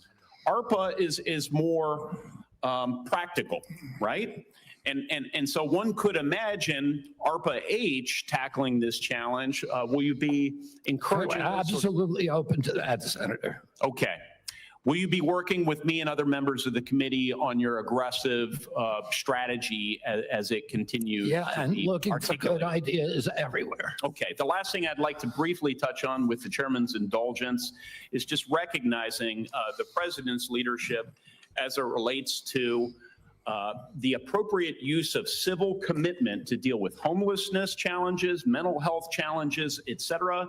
He's taking a look at these practices. This can be a difficult conversation for so many of us, but I think it is worth considering whether government can play a more assertive role in helping people off the streets who have serious mental illness get off the streets, receive the sort of treatment they really need to be healthy. Can you provide some very brief thoughts on this topic, and maybe then I could follow up with a phone call? On the topic of civil commitment. Yeah. We can follow up, It's Mr. Secretary. mainly happening in the States, so I want to hear your ideas on it if there's something that you Yeah, think I think the president said, you know, we ought to take a look at it. If there's somebody in 20-degree below zero temperatures consistently in Washington, D.C., and they're believed to perhaps have mental health challenges, might we consider how to offer them care and in and you know, in a there's controlled setting rather than allowing them to freeze to death? Might that be humane as we reconsider perhaps the two of application you of our can laws? follow up on that with each All right. And Mr. Secretary, you've been here just like a minute or so under 3 hours. We appreciate that. We're not quite done yet. Senator Wyden has asked for one more round, so I said he, as the ranking member, should have the right to have one more round of 5 minutes for himself. And so Senator Wyden, why don't you go ahead? Mr. Secretary, we'll keep this brief. I want to ask about mifepristone.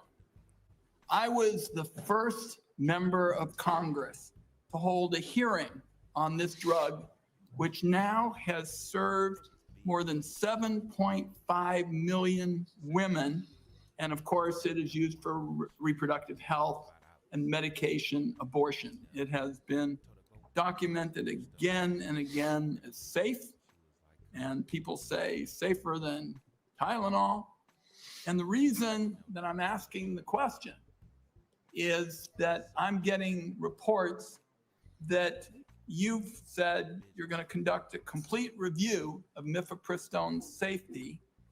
And what we're hearing is it's not based on new clinical trials or data from the scientific community, but on one reviewed paper that's not a peer-reviewed paper by a political organization and Project 2025 sponsor whose stated mission is to advance an anti-abortion agenda. So what I'd like to hear today is for you to say that you'll commit that your best scientists, without bias, will be permitted to conduct this entirely unnecessary safety review. I don't see any evidence for it. You've called for it.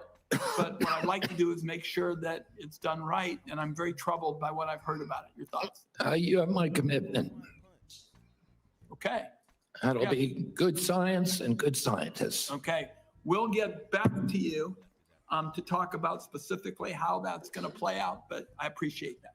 Okay, one last point for you, Mr. Chairman. I'm going to ask unanimous consent to enter into the record declaration by these kids, you know, some of them very young, who in the middle of the night, we were told by whistleblowers, are being whisked away and the like.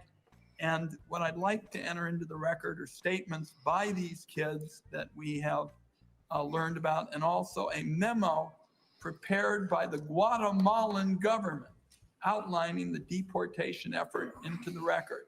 We've been able to obtain that, and I think it's an important part of the debate. And with that, I beat my time of 5 minutes. All right, without objection. Thank you very much, Senator Wyden. And we are now at the point where I'll just make a couple of very brief personal closing remarks. And then I've decided, Mr. Secretary, I said at the outset of this hearing, it was going to be some partisan battling going on. That is something that is very obvious to anybody who's paid any attention to what's happened in the last 3 hours. There were several times that you were cut off or I had to cut you off because we needed to keep moving along. And I'm not suggesting that you need to or should, but if there's anything that you felt you didn't have a chance to say, if you could briefly say it now, or if you would like, you'll have the opportunity to submit written responses to questions, which I'm going to reference in a minute, and you could make any further statements that you would like to make at that point. But I think I'll have mercy on everybody here and let us adjourn. all right, wise choice. Let me just say now that senators will be allowed to submit questions to you for the record by next Thursday, September 11th by 5 p.m. And I just want to say, Mr. Secretary, during former Secretary Becerra's tenure, responses to these kinds of questions for the record were not delivered in a timely manner. And the example I'm going to give you is that on March 22, 2023, he got questions. He answered in February 22, 2024, 11 months later. A year seems excessive.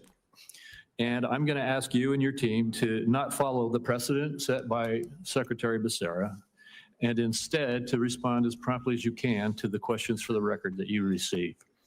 I asked that of every single nominee, and you may or may not recall, you've probably already told me you would do that in your nomination hearing. But with that, once again, to my colleagues, the deadline for submitting these questions for the record is September 11th at 5 p.m. And hearing nothing further, this hearing is adjourned.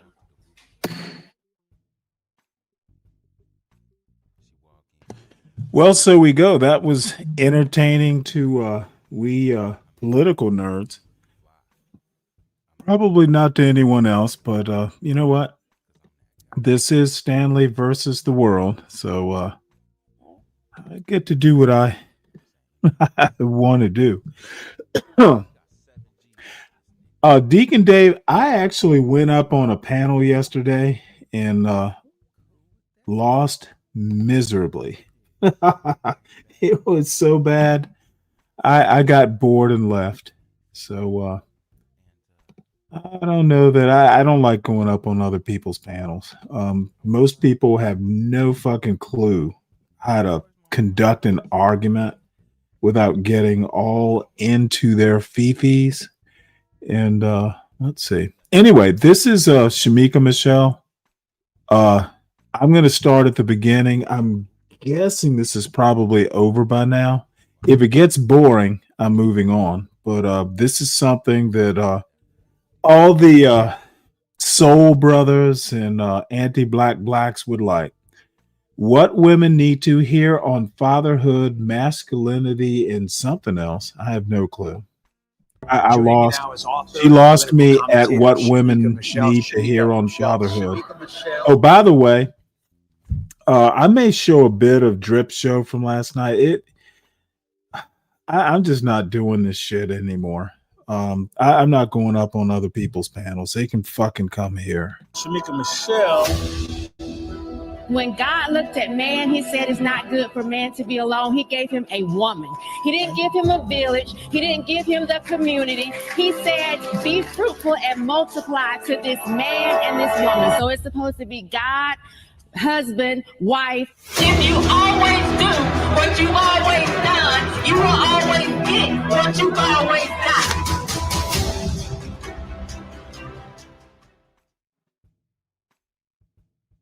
Hello and happy Thursday. Welcome to Shaking My Head with Shamika Michelle. I am your host, Shamika Michelle. And thank you for coming back to this series this week, What Women Need to Hear from Men. As you remember, if you've been here all week, we opened up Monday with Chris Harris telling us what what men actually want in relationships. On Tuesday, we had Delano Squires giving us the male perspective on modern feminism. Yesterday, and we had some technical difficulties, but we had Dion Powell talking about men's mental health and why they stay silent.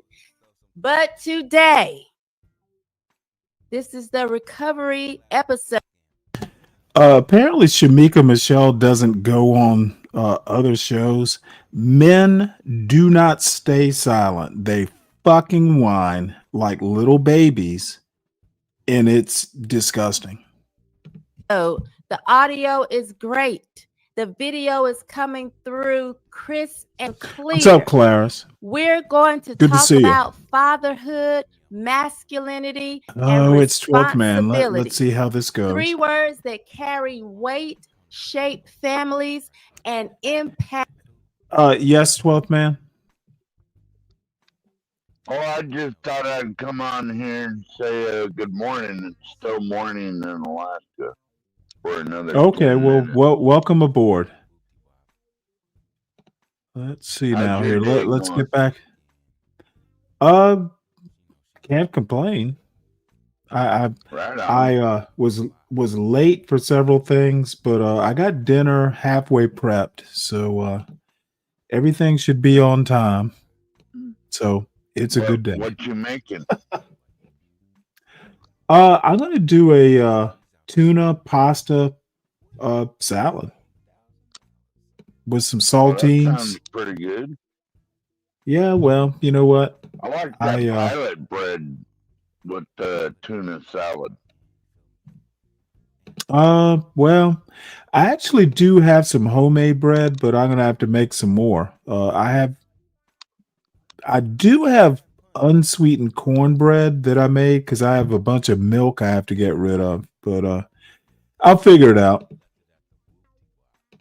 So here we go with Shamika. All right. I know how to cook. This is what women need to hear on fatherhood, masculinity, and whatever else she's gonna say is men know how to cook better than Shamika Michelle. That's what she needs to hear. Generations. But in today's culture, all 3 are under attack. You wouldn't be so skinny or if you had a dismissed. man that could cook. Today, Now, we're reclaiming what they really mean. And I have one of my favorite people to talk to, Skinny. Dave Shannon. I'm sorry, Dave what? is a father. Well, first of all, You know that. I'm sorry, you what? know they don't. I like them skinny because then you know they don't eat a lot, so you don't have to feed them that much. Interesting. you know, it's Men's Week. So we automatically know he's a man because he's a father. He's a husband, but he's a father of 7. Y'all know I wanted you to take note early in the week that I brought men who could actually talk on these subjects from experience, not what they think, not what they hope to experience one day, but what they already have experienced. Before I bring Dave up, someone sent me this video of myself. You're going to recognize this a little bit because it's in the opening. But I wanted to start out the show with this. I mean, I literally got this video 5 minutes ago. So it's sped up. I said maybe because, you know, I do talk a little bit country and slow, but let's listen to this. I feel like it You're goes not the only perfect one, with today's Shanika. theme. And this is me at the Cultural Showdown in DC. I believe it was 2022. Let's hear. So yes, I think that the Black community does. Oops, sorry. I turned it down. Let me start that over.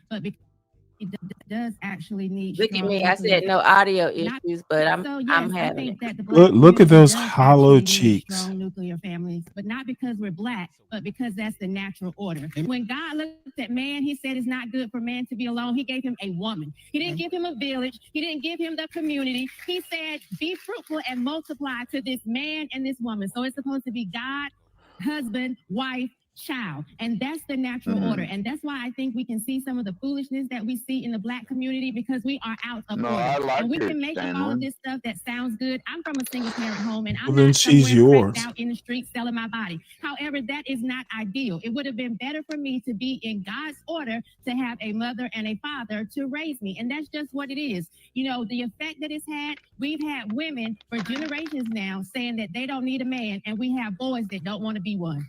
Oh. Yes. Hi, Dave. Why am I here? Just You're a finish it man. up. Finish playing the rest of the clip. That's what I want to listen to. My goodness, that was good. Listen. So now, Dave, I want you to tell the people a little bit about yourself, why you're here, and why you have the authority to speak on these topics. It's time for you to pop your collar.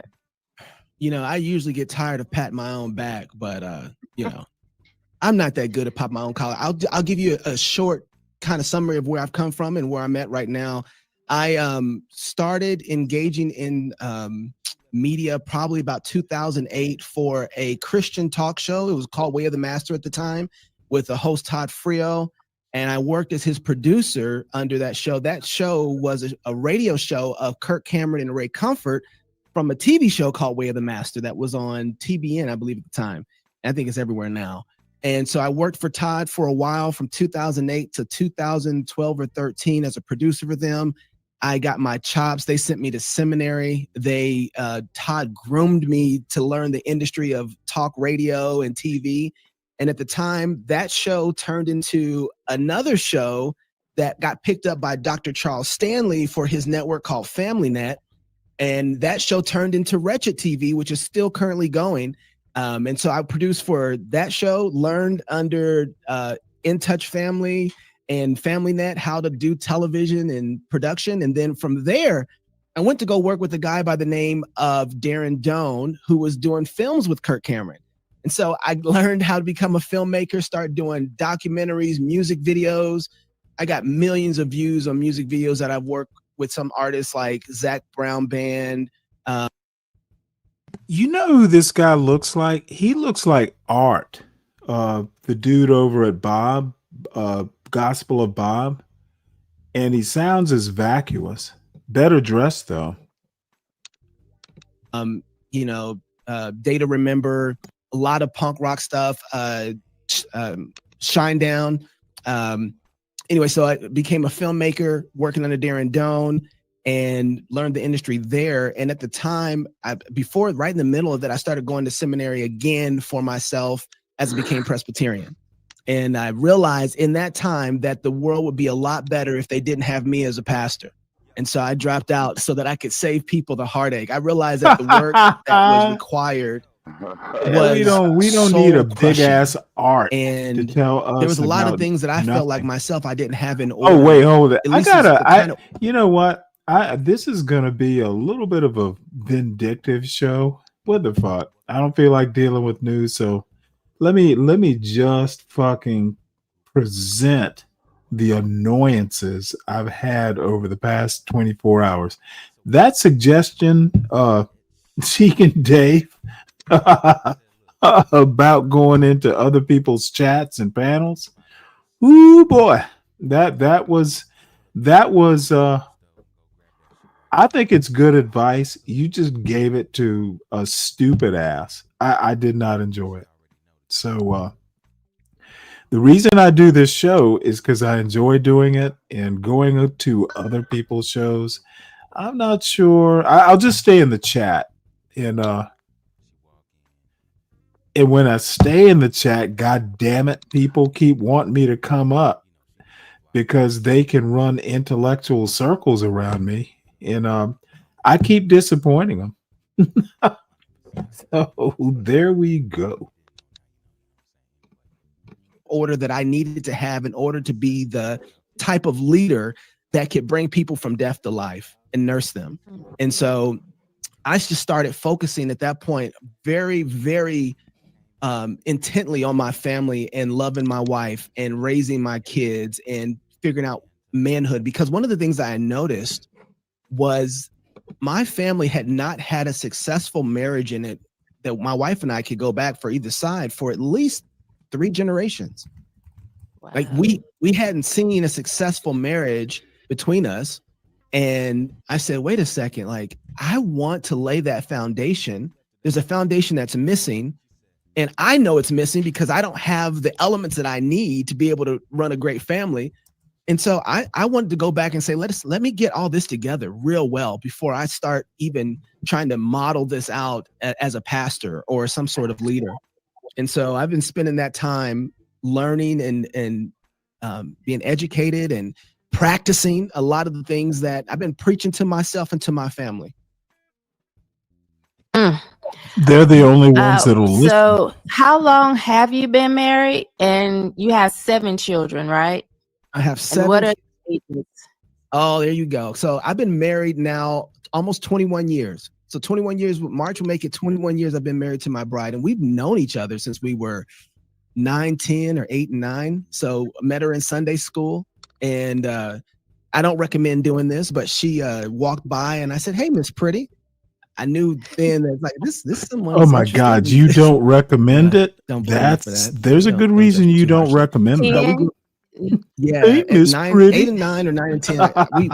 We argue about the dates because she's like, I would have punched you in the face, but you were such a little kid. This motherfucker wants to act like he is normal. And then I have the 7 kids I have 4 girls and 3 boys. The oldest is 17. Let me stop this comedy show.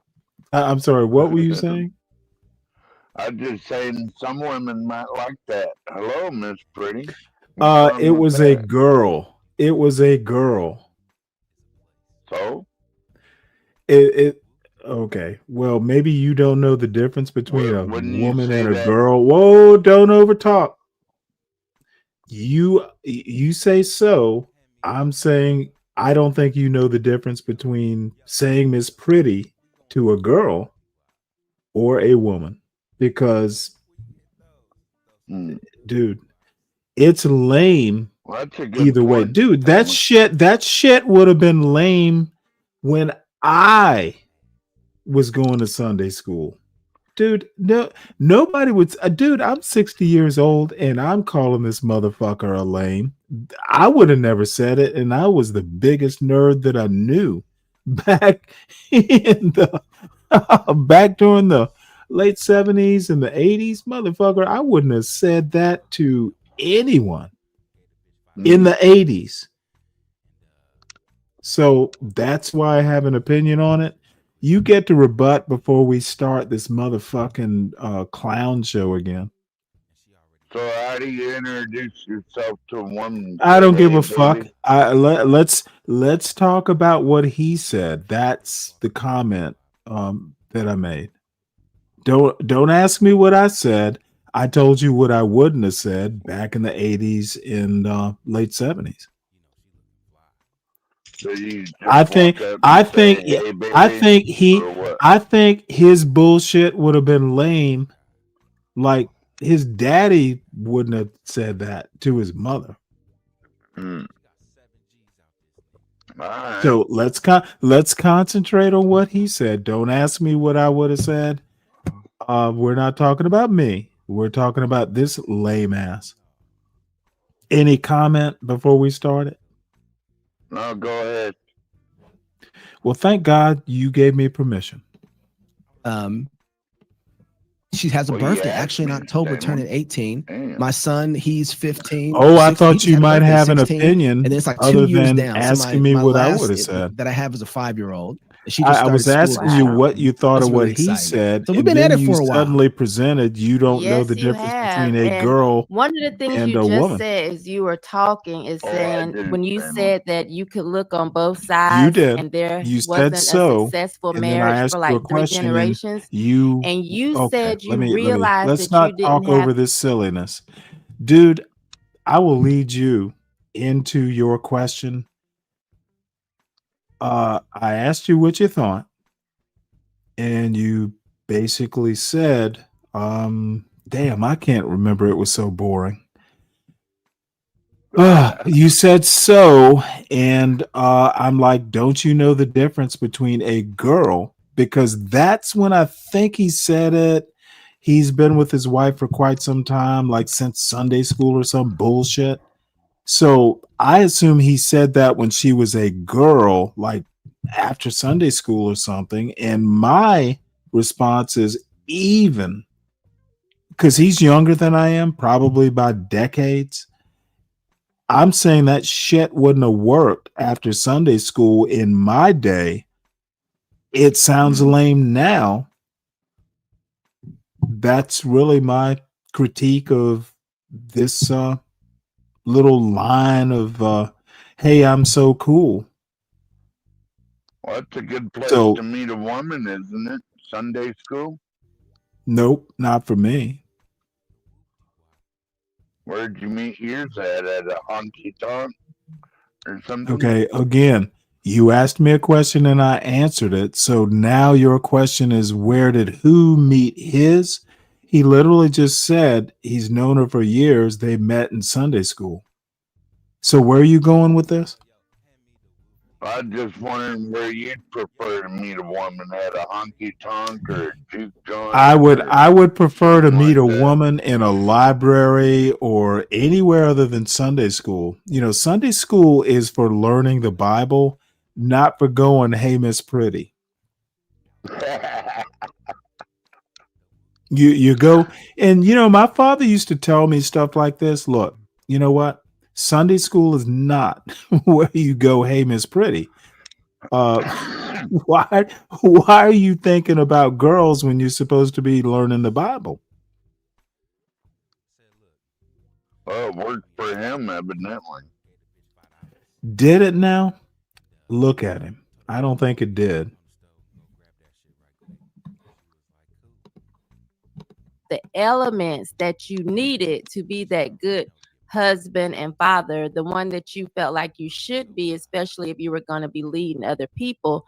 How did you, not just the fact that you saw there weren't any successful marriages, but like, how did you then decide I'm going to work on this? Like, where did you start to pull from? What was the process in that? Because for a lot of people, they can look around and say there's no successful marriage, but then there's nothing that goes off in their head to say, but I want to be that.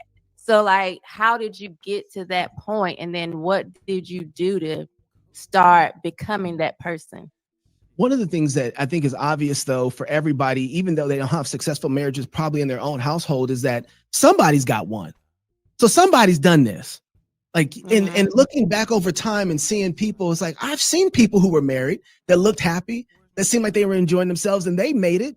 And there's generations. So the church that I was going to in Georgia, the Presbyterian church, there were generations of married people. And it became very obvious to me that I hadn't seen that. I hadn't seen 2 to 3 to 4 generations. And I knew that those types of families operated and functioned differently just at jump. Like there was a whole This different mentality motherfucker to just wants the to be girls. There was a white. different mentality to the boys. This There was a is different so mentality to how disappointing. the husbands would engage with other people, and how the wives, you know, this you would come into homes and there would be a fragrance there, right? Like some sort of aroma of love and kindness and joy. And I wanted that. And I remember growing up. So my parents, my dad and my mom divorced probably around the time I was 10 or 11. And I remember being home and everybody having this tension when dad was coming home. Like, oh, we got to get everything together. We got to get this right. We don't know what kind of mood dad's going to be in when he gets here. Like, and it just everybody kind of running at the last minute to make sure that dad was happy because they didn't want to have to deal with the wrath of dad when he got in. And I noticed that other people's homes didn't have that. I'm like, well, they're happy to see when their dad comes home. Dad is running to embrace them when he comes home. And so I'm like, where are you guys getting this model from? And ultimately, I know from the scriptures that that's how it's supposed to be. So that was my standard. And I then went on the journey to find out who was following the biblical standard, because every time I think we see a biblical standard, Shamika, I think we feel like it's impossible. Right? Like we hear the Bible says, be ye holy as I am holy. Like, love your neighbor, do good to those who treat you bad, right? Honor God with all your heart, soul, mind, and strength. We look at those and we know those are standards, but we think they're so impossible to try and reach for that we don't do it. And then we make the excuse where I'm only human. Well, when you see people who aren't making those excuses, you start saying, wait a second, how are you doing this? I got the same Holy Spirit you got. What am I missing? And so I went back to the scriptures and started reading things that stuck out to me that was really interesting. When Jesus was being baptized, it's one of the few times you hear, and everybody hears the Father make his declaration over the Son. And this is such a great moment that the Father is so joyful. It's like, here is my beloved Son in whom I'm well pleased. And it hit me that is the model of fatherhood to all of his children. This is my beloved Son in whom I'm well pleased. And I thought, like, wow, because of Jesus, the Father feels that way about me. And so he's modeled for me how I need to feel about my wife, my kids, and everything that I have authority over. And I'm like, oh, wow, I don't value the blessings God has given me to where I feel like, oh, wow, I'm well pleased with my wife. I'm well pleased with my kids. I'm well pleased with my work. And so I started realizing that I didn't have the proper understandings of true submission, right? I realized that I was out of order, because if I was in order, then everything else would line up the way it's supposed to be. And I went on that journey of saying, okay, who are the people who are in line as a man that I can look at and model throughout history and currently? What are the books that they're writing? And how do I start to apply the simple principles of that? I didn't want the details of what to do. I wanted the principles. I wanted the principles, because how it looks in every family might be a little different, but the principles are there. Then I can operate and apply those directly to my family. So, I told y'all this was going to be a good conversation. So you said, I've never heard this before. I mean, of course, I've heard the scripture. I've been in church all my life, but that you actually felt like the model of how you should be as a husband and a son from that scripture, this is my beloved Son in whom I'm well pleased. That was like, for me. And I'm pretty sure there were people in the chat feeling the same way, because I actually saw someone say they hated when their dad came home. And I actually wasn't that excited when I was married for my husband to come home, because it was, as you described, just a bunch of tension all the time.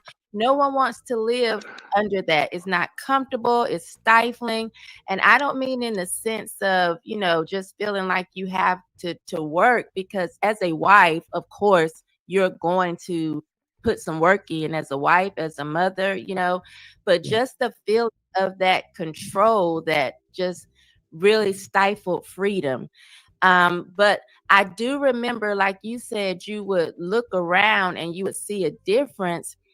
Many people know that I am the product of rape. My mother was raped at 14. I was born to her at 15. So I didn't have a father. But as a little girl, I would look at my next door neighbor, who was to me the epitome of what a wife was or what a woman was. And I wanted to be that. So even as a little girl, I knew that I wanted to be a wife and a mom, because I would watch her get outside. She would, take care of her yard. It was so nice. She would clip the flowers, and she actually was excited for her husband coming home from work every day. This woman, she just passed in May. She was 91. She would make biscuits for her husband every single day. Homemade biscuits. So this is what I saw when I learned how to make biscuits. It was from her. And they looked like they had just a great life. So I am grateful because most of the people on the street that I grew up on, they were married. They had married couples in the home. So although I didn't have it in my house, I was surrounded by that. And it makes a difference when you actually can look to see that somebody's doing it. And so, like you said earlier, you didn't have it necessarily, but somebody had it. And so it made you want to actually be that person. Now, were you already married when you decided, I want that? Like, was there a change in your marriage, or did you go into the marriage already on this path? Shamika, when I came to the point of marriage, so my wife and I have known each other since we were teenagers.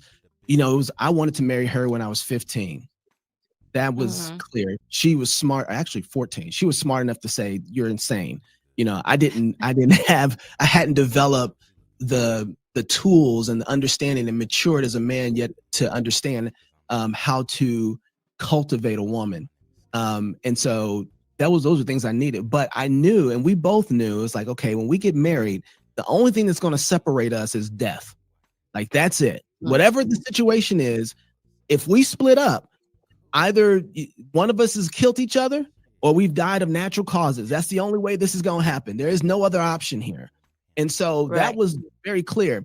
By the time we had been married for a few years, I realized that people, what do they say? If you can make it past your first 2 years, that's your honeymoon stage. And so, like, after that, it gets rough. The rough part never happened.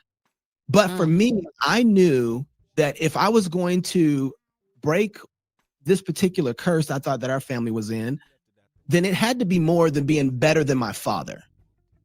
Right. So I had made the standard of being a good husband and a good father, just being better than my dad, which wasn't hard to do. My dad was a Rolling Stone. He had like 15 kids. I think he died at 87, 89 or something like that. And he just had another kid. I got a brother and sister running around here that's like 3 or 4 years old or something like that. My dad wasn't a good man at all. And so it wasn't hard, to beat that standard. If that was the standard I had seen as a man, then it's like, okay, so as long as I get married and provide for my family, I've matched that. And so in my mind working through that, I was like, okay, I'm married. I'm taking care of my family financially. I've met the standard now of what I'm supposed to do as a husband and as a father. The problem was reality set in, and that wasn't enough, right? Just doing that wasn't enough to see when you start creating little souls and they start back talking and they start acting the way that you didn't raise them, or should I say they're revealing the way that you've raised them. This motherfucker's Right. Well, a goddamn whiner. The only way he can make his point is shitting on his father. Dude, this is a whiny fucking performance. I want to be better than my dad. Oh, Jesus. God damn it. I hope he's not raising another generation of whiners. Wait a second. I'm going to launch this person out into the world at some point in life. And if this trajectory keeps going, I'm going to fail as a father. So there has to be something more than just staying married and working. And then I also started seeing my not wife, yet. like, I guess I can do that either tomorrow or Saturday, happy, CK. But like, there's something more for her than just this too. So what am I doing? How do I cultivate? Oh, you're here. And so that's what I started seeing, and that made me say, Well, okay, apparently wait a you second. aren't the coward I am.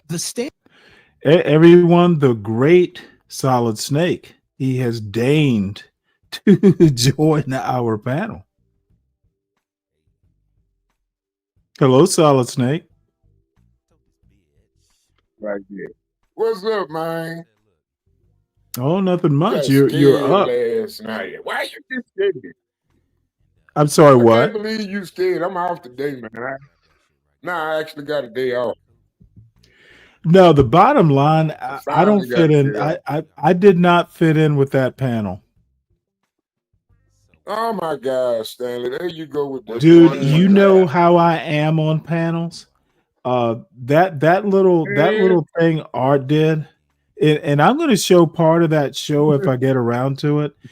Art's not ready for me because I would have Oh, taken over the panel. I would have taken over the panel and pissed everyone off. I don't I well, don't generally even like going up to panels because you know what? I'll say something that people don't agree with and they all want to take me on. And I have a good example of yeah. that with Drip's show last night. He was nice enough to let me up, and he was also nice enough to just let me kind of dude, I don't like going up on panels that I don't think I belong with, and I did not belong on last night's panel. Yeah, Yeah, well, I I really wasn't just, scared. I was scared of what I would have done to Art and you, dude. I'm scared for oh, the victim, not so much.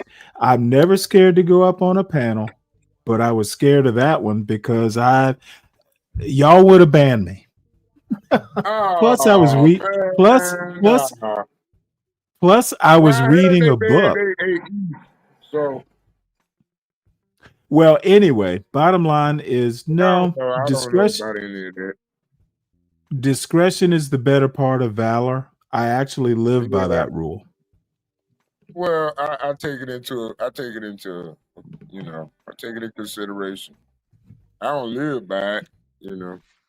Well, I do. Sometimes some things just need to be said, Stanley. Jesus No, Christ. I said it. I said everything I needed to say in the chat. Ah, it's all good though. Oh, I I like know it your will be. valuable That's why I didn't panels. come up to the chat. I knew it would be all good. Yeah, you can join the panel. I mean, you just Nah, gotta have. if the Hey, right you see panel is Rise there there, on and CT panel today? no, I don't watch CT every day. John was up there again. Oh no, I say Rise girl. I've seen him up there yesterday on CT. Oh Oh yeah, yeah, we all joined up there yesterday. apparently was legendary. Is it worth looking at? Oh my God, Stanley. Crash out I extreme. don't know about all that, Stanley. He crashed out. He crashed out. Yeah, he suddenly has a history of doing that. I wonder why. Well, I do it too. You get drunk, You do. focus on one thing, you forget the entire argument, and you just focus on one thing because you're drunk, and you just babble Well, on and on and on. that's why I don't like going up on panels. And no, I really wasn't drunk last night. I did go up on a panel, and But I look, was. I'm an introvert, and going up with stupid people just kind of rattles me. Oh man. No, I'm sorry. Art telling me that he could run intellectual circles around me. I just chuckled and went back to my book. Oh, well, stay in I'm your like, book okay, then, Art. Stan. God. What you reading today, Stanley? Yeah, what you reading? It is called the Racial Contract by a guy named Charles Mills. What's it about? Well, it's essentially it's trying to establish that white supremacy is actually a political system. Do you believe But I'm that though, only Stanley? Actually, do yeah, you hey, actually I'm only believe that? yes. Okay, so if you However, believe that, then hold on, and then you'll get your turn.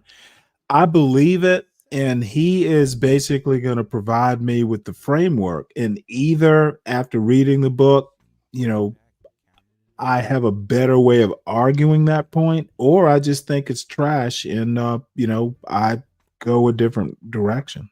Books are Can I ask books you? are to kind of books to me are kind of to kind of give you some intellectual underpinning to a premise that you have or not? Okay. Yeah, but Stanley, do you believe in white supremacy actually? Well, I don't think whites are superior. I think that a lot of people like Be Brave think that whites are superior. I personally don't think it, but a lot of white people think so. Do you care what the black people think? Depends on who the black person is. Okay, so who would be the racist? I don't care what I don't care what most white I'm people pretty think. sure Be Brave would give a damn about what a black person thinks, just due to the fact that that's his Well, natural Be opinion. Brave is But Be for you Brave to is say it literally as a black building. man, Be Brave is literally building his channel on the backs of black men or black people. no, he's Yeah, building yeah. it upon an opinion. Yeah, Building and it an upon opinion. opinion that is racist. How often do you turn Is it into Be racist? Brave Is show? it Okay, no? I Is need it you. I no, need you to Stanley? let me finish. If you go back and look at not yesterday's show, but actually it was yesterday's show, where Be Brave basically tells people that racism in America is as fixed as it's gonna be. Black people need to accept being second best in America. But isn't that your message Okay, also? no. Don't ask me. You have to ask Be Brave why he thinks that, but he did say it. I want to ask you why you think that though. I don't. Well, why you give it merit? Well, I don't. I'm mocking yes, it. you do. You recited it. I give it merit by highlighting it and mocking the shit out of it because Be Brave, even if that were true, keeping it alive. okay, Just what I keeping need it you to alive. do, this is not Bob's channel. Okay. Okay, I think that even if Be Brave thinks blacks are second class citizens essentially, and he thinks that blacks ought to be happy because even as second class citizens, we live like kings. And I think that Be Brave is the wrong messenger. Even if that were true, Be Brave is literally like an 8th class level white person. So Be Brave is not a good avatar of white supremacy. He's a fucking bottom feeder. Okay. And better than that, and my biggest problem, Be Brave is not that big a deal. It's the black people who quote him and believe that he's right. I know, but I'm just saying. I don't care. Stanley, You don't know what I know. But I'm just saying, I know a lot more white people than Be Brave, and I listen to their opinion. Oh, I know way more white people than Be Brave. I happen to have been married to one, and so I know her family. Why does he stroke your I know. fancy so Let me tell you something. I literally have like there's no Be Brave in my wife's family. Be Brave would be shunned. He wouldn't be invited to the family reunion. So Be Brave talking about, how great white people are. He would not be invited to that white supremacy cookout. Okay. He literally wouldn't be invited. It's like, no, don't invite Be Brave. He'll embarrass us. So why you don't talk about how great? So this motherfucker wants to talk about something he's not a part of. Well, I'm just saying, you just spent 10 minutes talking about a white guy, and we two black men on the panel, but you don't want to talk about no black people. And you think Be Brave argument is like... Okay, you know how stupid you sound? Do you know how stupid you sound? I'm literally watching two black people. I'm literally watching two black people up on my screen. So you're saying I'm not talking about black people. I'm literally hearing two black. Okay, Solid Snake. I'm literally watching two black people talk on this show up on my screen. So what exactly, where are you going with this? I'm just saying, you just interrupted them for 10 minutes to just be brave anti-dialogue, anti-be brave dialogue. Be Brave is white trash, and he is not an avatar of excellence. See, people like Be Brave are white supremacists, but they ignore white excellence or black excellence. He believes in supremacy, but 9 not times out of 10, excellence. if Be Okay, Brave motherfucker, came out of retirement, he'll oh, offer you the job. I'm gonna finish what I have to say. You won't. Be Brave believes in supremacy, but not excellence. Uh-huh. You don't see the difference between the two? Nope. Okay. Well, I'll leave it there. And 12th man, you've been silent. Please put your comments up into the ether, and then we can get back to this video. I don't even know what they're talking about, Stanley. What they talking about? Well, their version of shitting on their parents mostly. And they're literally happy that they are better than their parents who weren't very good parents. You think that's a good Gotta thing? hand it to Shanika though. She is a rape victim, so. Oh, I don't give a fuck about any of that. Of course you don't, Stanley. Why would I? Why should I care, Solid Snake? You care about Be Brave. Is Be Brave a rape victim too? Probably. Oh, God damn it. I wasn't going there. I didn't say that. I didn't say that. And I'm not gonna, well, I'm just gonna say this. Be Brave got stalkers, man. Her mother was a rape victim. That's how she come about. Well, you don't have to define yourself by your parents' lives. I'm not discounting the experience, but don't let that experience define you. Exactly. And in my opinion, that's what this young man is doing up on the screen. Chocolate Knox. I think he is letting his father get into his head in comparing yourself to your father who didn't do a good job. I just don't think you need to define what excellence is. Don't be comparing yourself to someone who wasn't excellent. Stanley, you know what I was gonna buy the other day? I had $400 in my pocket. You know what I was gonna buy? A wood chipper. A condom? No, wood chipper. I ain't having sex. I'm good on that. I want a wood chipper. A wood chipper? For what? Yep. Just take care of some things. Oh my Lord, I can only imagine. Hopefully it's just wood.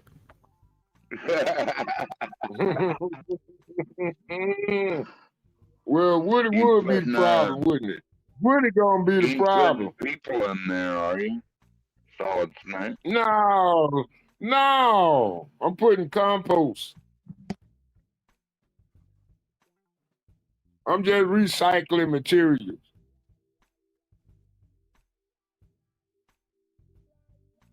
Well, let me respond to Kelvin here. Kelvin, I'm sorry. Go ahead and finish, and then I need to respond to Kelvin. No, man, there's a big problem I see gonna go on in the community. And everybody want to say I'm crazy. But, man. Why does everyone want to say you're crazy, Solid Snake? I'm just saying. Everybody want to say I'm crazy, but, man, the Pandora's box is wide open, man. It's wide open. It's been open for about, I don't know, 150 years. So Kelvin is asking, does Stanley believe in white supremacy? Kelvin, Okay, let me answer Kelvin. Kelvin, I do not. The problem is there are people like Be Brave who believe in white supremacy. It's who believes in white supremacy, not the actual concept. There are people like Be Brave who are nowhere near white supremacy, who think Be Brave literally said blacks are number two in this country. They need to accept that they're number two and count their blessings that they're number two.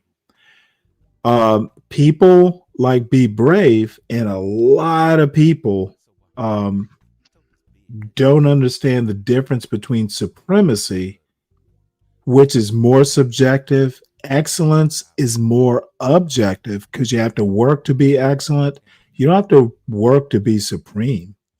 White supremacy is But I got a question. literally I got okay. Don't interrupt. Okay. White supremacy is literally laziness. It's lazy thinking. More white people believe in white supremacy than black people do. Though I will admit that black people who believe that white supremacy is actually a thing are a poison pill in the proverbial, the quote, black community. So anyway, let's get back to Stanley, is the question, Stanley. Wait. So is the question that's fun. You know what? That is a show. Hold on. We have found a show title. Trump says blacks are not allowed to own wood chippers. That is funny. Thank you, Sunrise. I will use that. That is hilarious. I'm sorry. Go ahead. Go ahead, Solid Snake. You there? Solid Snake? Yeah, I'm here.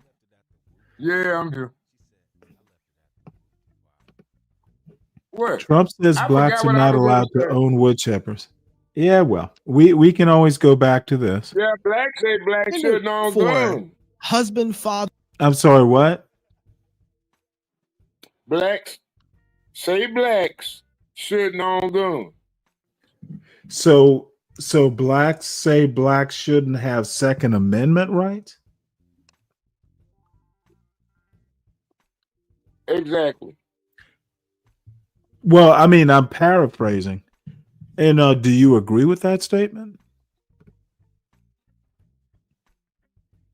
That's why I don't vote. That's why I don't vote. Okay, with the what I'm asking you, and I know it's difficult in your state, blacks should not own guns. Can you tell us why they shouldn't, or why whoever you're quoting believes they shouldn't? And then I'm going to take a step back from that, and blacks should not have access to the Second Amendment because blacks are U.S. citizens, at least, you know, the legacy black Americans, the ones who aren't felons like me. I shouldn't own a gun. I think black felons should never have their rights violated. Okay, yeah. That's taken care of. Don't you know, that's already taken care of. When you say something like, and I'm not saying you're saying it, you're quoting some blacks, not you, Solid Snake. I'm You don't believe black this. people don't want black people to have guns.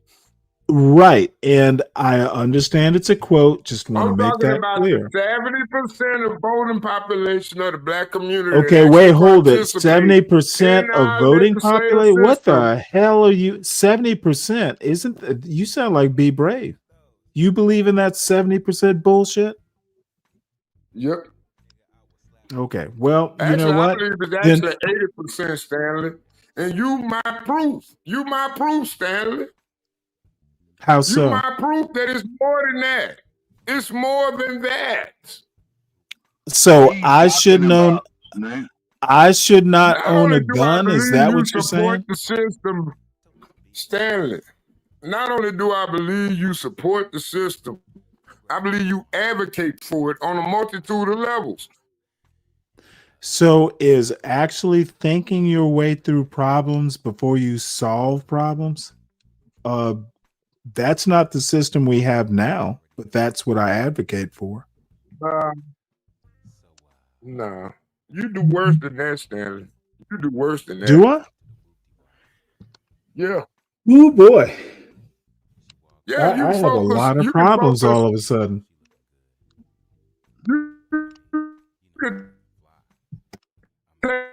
You could take a black 2-3 hours talking about be brave instead of addressing the issue at hand. You'll talk about Okay, well, the white help me out, and I'm so glad you man, came man. up. Let's avoid talking about be brave. What's the issue?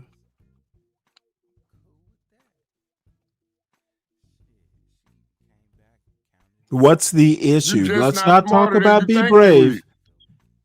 I'm sorry, The what? issue is you want to talk about an issue. You just not as Okay, smart as you think you is. you You literally, like to oh talk no, about an issue, but you don't want to dude, discuss it with anybody. what is the issue that I You don't can't want to discuss discuss? it with anybody. You just What is the issue I'm scared to want discuss? What's the issue? to You're talk here about now. white What's the racism. issue? Are That's the whites issue. You racist? don't want to talk about black problems. Uh, You don't want to bring up accountability. what I've been here tell for 2 me what, hours. tell me. Stanley, I've been on your Okay, channel I for 2 need you to hours. slow down because You you're have yet moving to way say the fast. word You are the accountability. running back. You are the running back of of anti-black quarterbacks right now. Okay, well, where your What is version it? of What accountability lies? name me one black issue I need to be concerned with. Any of them. No, just Let's name talk one. about overweight. Let's talk about black women being overweight and they lack of Okay. control and why we don't shame overweightness. Gotcha. Gotcha. Wait a minute, Stanley. No, you don't even like black No, women. I So said I'm pretty gotcha. sure you don't Let's want to talk talk about about that it. Let's topic. talk about it. You brought You up don't sound like you want to talk about it. Oh, I want to talk about it. Let's talk about black women being overweight. You talk about it and let me respond. No, you talk about it, and I'm the panelist. This your show. I'm not currently married to any of them. I don't care whether they're overweight What or does not. marriage got to do with it? What's love got to do Oh, with it? hey, my son will. I want my son to do what he wants to do because I What trained the him hell we to talking make about good your choices. son? Okay, We no. ain't talking about your son. We talking about See, black you fat want women. to see. This is what you do. You pretend to be crazy. You want to talk No, about Stanley, overweight? you Okay, pretend to dude. think I'm No, don't crazy Stanley so me. you can get off Let's on that talk bullshit. about black I want to know women. about fat black See, women. this is what you do. This is what you failures of anti-black logic do. You want to talk about black women being overweight? Let's talk about it. Why is it my concern? Why is it anyone's concern?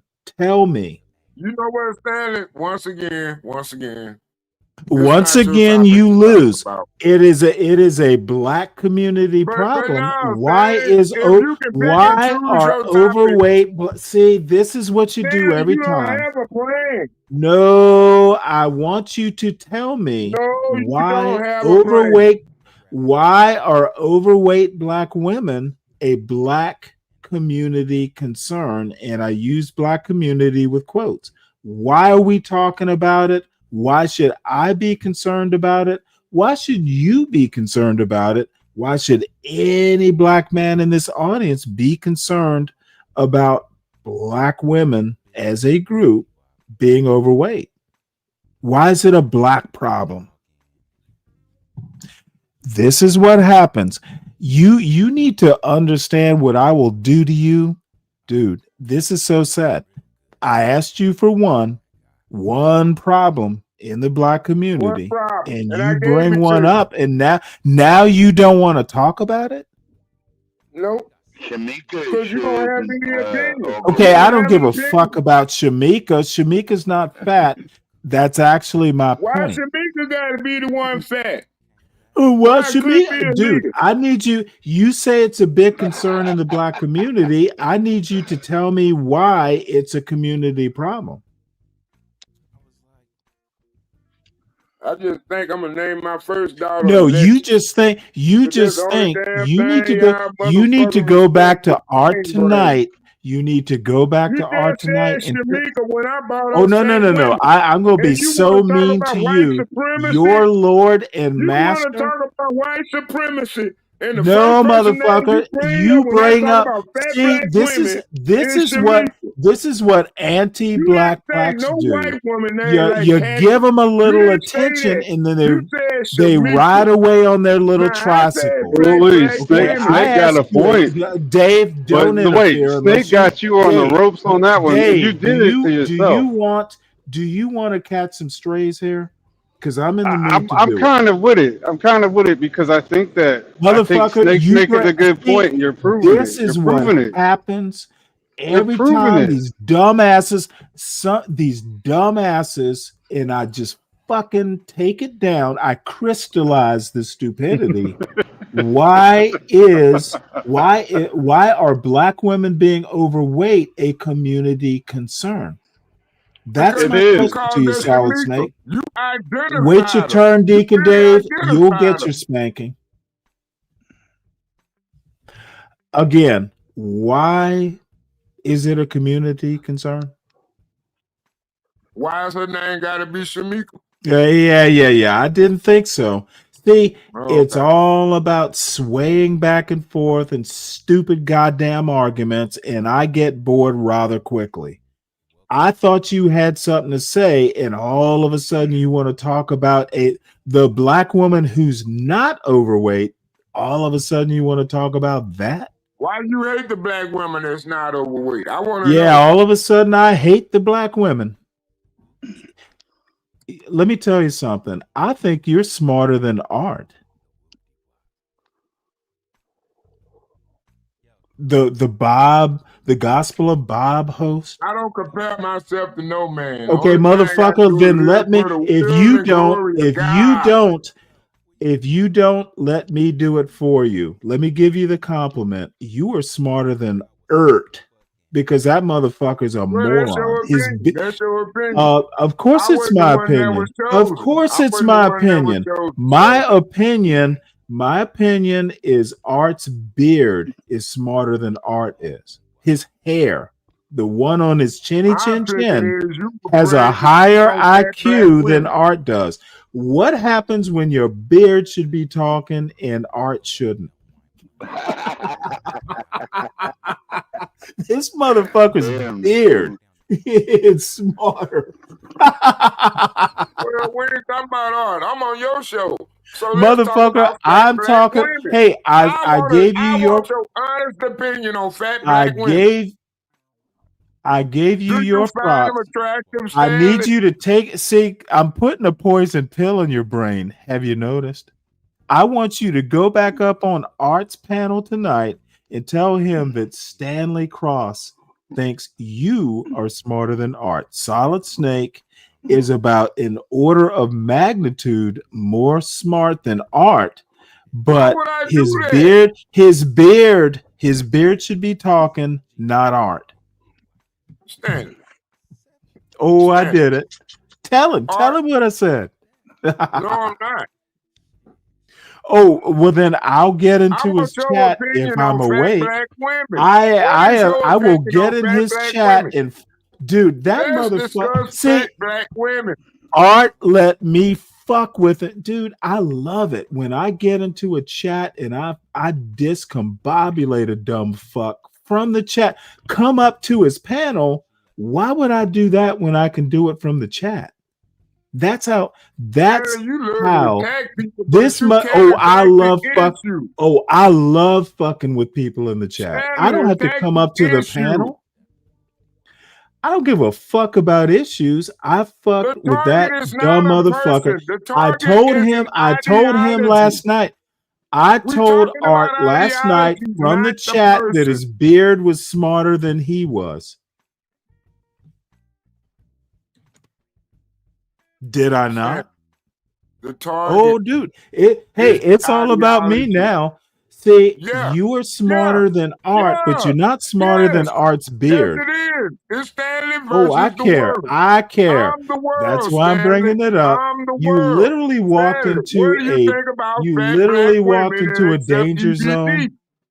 What do you think of fat black women that collect EBT and government subsidies? Oh, all of a sudden it's fat women and their EBT? Fat black women.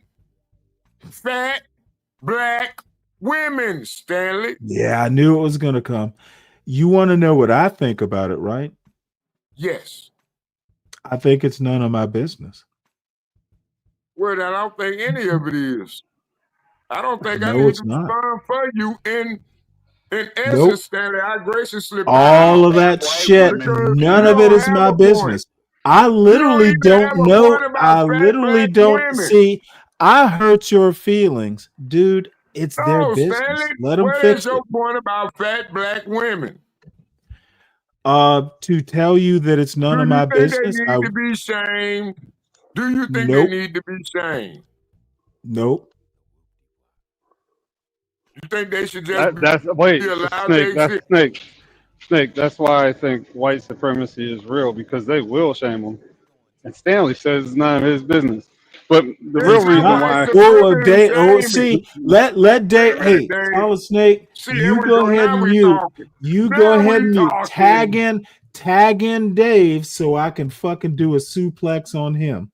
You don't want Dave. to do shit. You just scared, laying in the corner like Oh no, one no, of them no. I've been bootleg waiting for wrestlers someone. that just I've been showed up to waiting the for. I ring. have been You don't waiting want to on get in the someone ring, who's more. Stanley. I've been I've been waiting on someone who's more sober. Welcome, Dave. No, I think Snake's doing a good job up here. I just think that he You should know pin you what? down on Of certain course you points. do. Of course you do. He should just pin you down I on certain don't know. points. I don't know Hey, any of Stanley, these we getting women. it out What? the mud together, dog. Don't play with it. Let it ride. This has got to be So the Dave, silliest moment. let me help you out, Dave. Let me catch you up. I literally don't know any fat black woman. To be honest, I don't know of any fat black women, period, currently, and they're not on EBT. Why is it my business? And why should I care? Oh, he said there was a black. Okay, don't specific tell me problem. what he said. You are I'm his going off of proxy you guys' now, and you're argument. sober. I think that this is a great thing. He should have just jammed on you. Why do you think that you're dead? Your Dude, first response you know what? was my He son this never or my won. son that. See, I didn't even have You're to not put in him. heaven yet. I didn't even have to put him in the back. It was such a weak argument. You're not in heaven yet. Why'd you respond with my son this or my son that? Okay, I'm sorry, what? When he I didn't say asked you anything. about the fat black women, the first thing you said was my Okay, I son. literally didn't say anything about my son. Oh, okay. I must have misheard. I don't know. That's You what I must heard. have. Yeah, I didn't hear you right. Unless my son doesn't know any fat black women that I know of, but if he does, it's his business, not mine. No, I know what I heard. I'm just playing along. Okay, well, motherfucker, tell me what you heard so I can tell you. Hey, who my son chooses, it's his business. I automatically assume my son would be the greatest wide receiver that ever came across a goddamn football field. So you had high hopes? No, hopes. it's not Excellent. high hopes. It's high.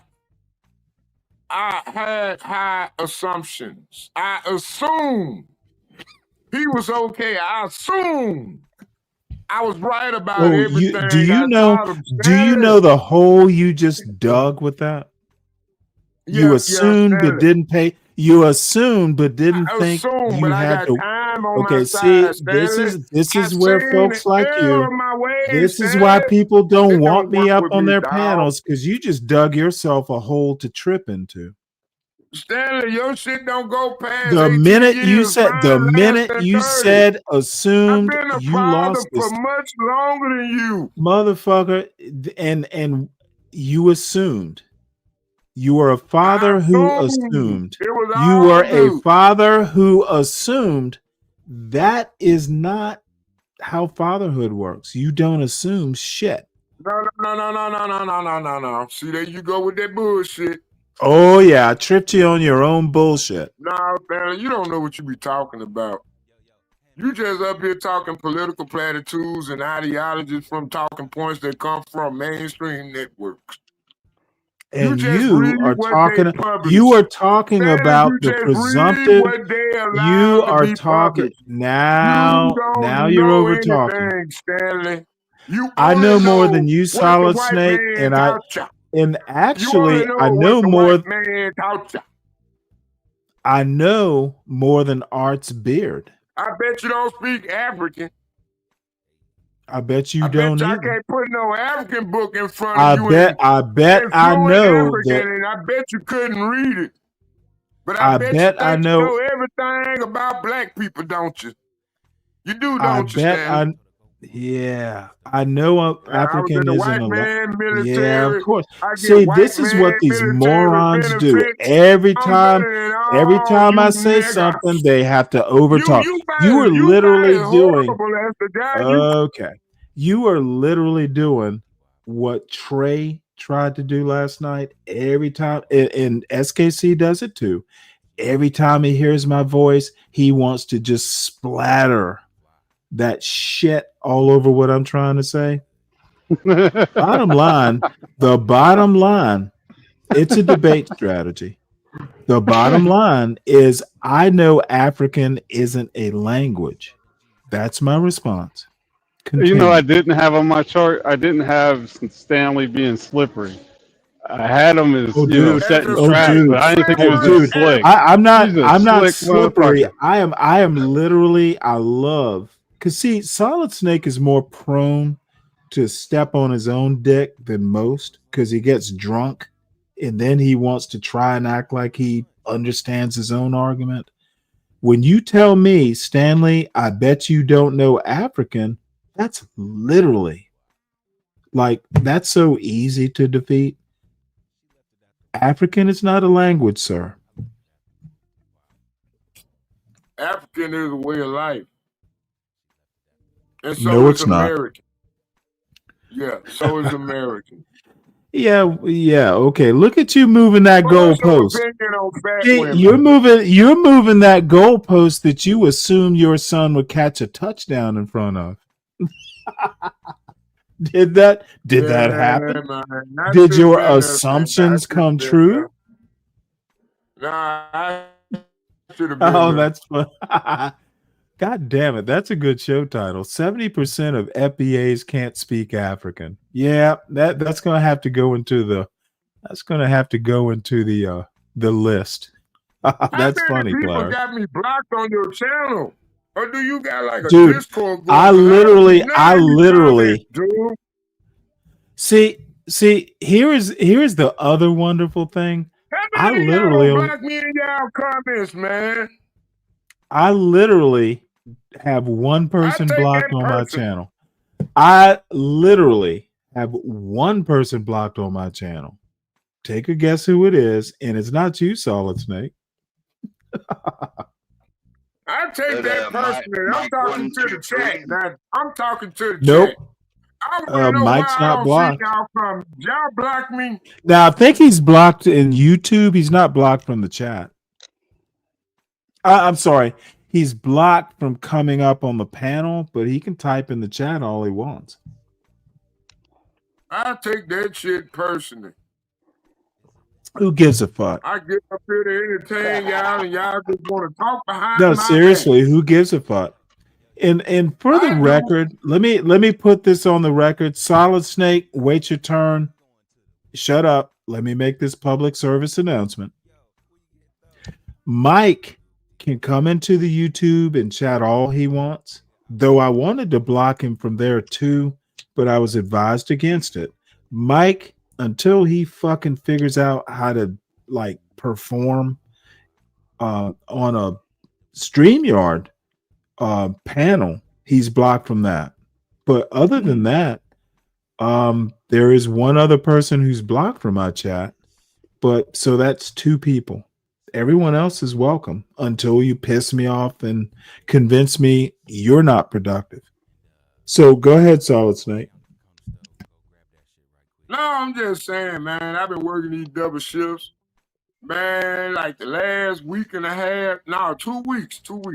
Called myself quitting my job. I was ready to get out there to where John was, man. I was ready to get the fuck out of these small cities. But then I realized, God damn, if I leave, who gonna pick up? Nobody. So I just had to stay at home, man. What's up, Eggman? I think I'm gonna die where I lay. Yeah, I don't care about any of that. Can we go back to Yeah, me neither. you know, I feel for you, but you know that personal shit, that's for Bob's chat, not for mine. Oh, really? Yeah. I heard Blue Jay talking about her bullshit, you know, all hey, look, there has to be a space for y'all. Stanley. There has to be a place for y'all, and I think Bob is perfect. Y'all get along really great. I really And thought I you was enjoy gonna come and save her last night. I was like, Stanley, finna come in here let me no. It's not my cup of tea. Oh, but I enjoy mocking people from the chat. Shit. It would have been fun had you up there, man. No. Stanley, one thing about being I don't even have a show. I just show up on everybody else's channel. Well, I think a lot of people love having you there. I think you found, to be honest, there, don't you? I think you have found your crowd. That's the Hell, point, they only Stanley. they put you you know what? Actually, you're right about that. That is the point. You have found your crowd. They're not my crowd. And you need to find Again, yours. I love. You know what? I think the world of Bob. But you know what? Had Bob been up on that panel, I might have come up. I don't understand it, Stanley. I don't understand it. I don't understand. It's not for you. It's not for you. It is not for you to understand. Nope. I don't agree with it. Not for you to agree with. Well, I'm anyway, just saying, we can always go back to Shamika, but I made the mistake of going up on Drip's channel. And by the way, let me tell you a little bit about Drip's channel. I love this dude is actually one of the better hosts. And I have to admit, Nightish is pretty good too. I've never been up on Nightish's panel. But I go up on Drip's panel. I don't like going up on other people's panels. Like T's panel, I like going up on. I would go up on Roz's panel, but I don't think I've ever been up there. I go up on. Look, I know how I am on a panel. I will take your shit over and mock everyone on the panel. That's why I don't go up on panel. Over the show if the hosts allow you to. Yep, and most of the hosts, look, I tend to have the kind of personality that I will tell you I don't give a fuck. Look, John Galt will confirm because I did it for a year when I would go up on John Galt's show and on his panel. Well, John Galt learned his lesson after a year. I will dominate. If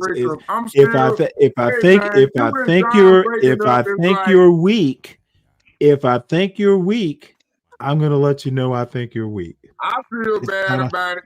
because it's almost like the Tribe Called Quest situation. You know what I'm saying? I don't give a fuck. Dude, I have started no clue something what that great, and just, then all of a sudden I the have whole no clue. band just broke up, and we, the audience, the fan of the content, suffered. Oh, well. Now, I have to And the only congratulate thing that John. saturated at Okay, the end of the motherfucker, day is how not long my are you gonna happiness, bore but us your with this goddamn bullshit? ego. Can you be quiet? Is it possible that you can close your mouth for a couple minutes? John Galt is monetized, and I We expect built a he will. beautiful Okay, thing over motherfucker. here. Okay, this is going to be my last My bad. request My bad. that you My bad. give me a couple minutes. John Galt is monetized, and I bet it's because I'm not there. He will say that, and you know what? Maybe he's right. I don't know, man. I ain't gonna lie. We was sitting up there the other night on Bob's channel, and it was this dude came in and he told Bob, it's not the curse words, it's something else. You get what I'm saying? Nope. Me neither. I'm still trying to figure that shit out. Well, then what? It's something else. Yeah, well, you know what? It ain't the curse You words. didn't ask. See, this is what happens when you don't start asking probing questions. You didn't understand it then, and I bet you don't understand it now. Therefore, you said it. Therefore, you said it, and no one else understands either. Thank you for shedding light on nothing. So, looks like you have something to say, 12th man. Oh no, whatever it was, I forgot. God damn it. No duh. No duh. All right. Well, this is my horrible performance. And I'm going to tell you right now, I lost on Drip's show, and Drip was nice enough to let me up. And it's funny because I fell asleep really early last evening, and probably around 7 at night. And I woke up around maybe midnight or 1 and saw Drip show, and I started listening to it. And then they went into some crazy bullshit that they have been talking about for a couple days. And you know what? I started out in the chat just basically shitting on all these ignorant points. And I was invited up to the panel, and then I just fucking, dude, you know what? I think you're all dumb. And I felt comfortable enough to do it. And I was polite when I said it. And by the way, I was stone cold sober. I was a little, I was a little bit tired. Okay, I need you to let me finish the setup, sir. Stone cold sober. I woke up, I ate, like a midnight snack, and I was reading a book. And then I started listening to this shit, and I still fucked it up. My argument sucks, but don't ever make these dumb arguments with dumb people in the middle of the night. But, I'm not good at ad-libbing. So here we go. You were going to say something, Solid Snake? No, I did. I do it too, man. I do it too. I be joining panels and don't even remember stuff. Right. Yeah, I ain't gonna lie. Clarence, is he standing next to that statue that he spent a show or two fucking mocking? That that statue of the black woman that caused so much controversy. But otherwise, tell John I said hello in the chat. I'm blocked from. Oh, by the way, John has blocked me from. Okay, motherfucker, stop it! Stop it! John has blocked me from his chat, so I can't say hi. That's why I'm asking you to do it, Clarence. So anyway, this is my miserable performance. As far as what I expect, not much really. I don't have expectations for women like that nowadays. You know what I'm saying? To be able to build with and stuff like that. CKJ3, It's more you of know a, the man, answer to that. let's see how far this goes and how long we can get along and how well this works, right? So that's kind of my approach to it nowadays. And no, I'm not up here to brag or dot. You know what I'm saying? But it came up in conversation, Hold so on I one make sec. sure I I need made to my bring stance up the clear, chat. right? Oh, On that okay. subject. Cynical A dub. Yeah. So, so when you, but normally, like by the time you meeting parents, bro, like Because as usual, I start fucking with people in the chat because I thought what I heard was particularly stupid. And you know, you start from the chat. And let's see if it comes up because I think I started a bit before. And I'll be right back. I'm listening. like that sounds serious, right? Normally, like I'm not gonna meet nobody parents. Like we gotta actually be locked in. Like I'm thinking about something in the future with her before I meet her father, right? Or like why you meeting parents? The way I see it is, Corey, in a lot of cases, women just want the assurity, right? That you're not, you know what I'm saying, that you have some intent for some type of relationship. So that happens from time to time, right? In that circumstance, like for instance, like the first.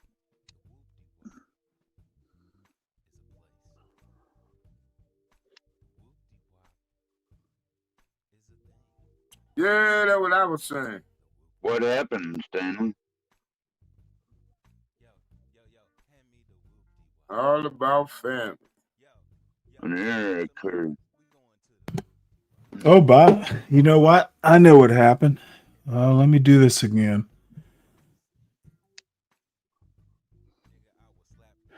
Yeah, I've been trying to fix this problem. I've been having this issue with this computer. It's a funny thing about Brave, the actual browser. These tabs go stale in the registry, and I'm not going to get into the Windows registry because it's been years since I've done this shit. Because I'll fuck up the computer, and if you fuck up the registry and you actually don't know what you're doing, you have to basically re-OS, like just start over.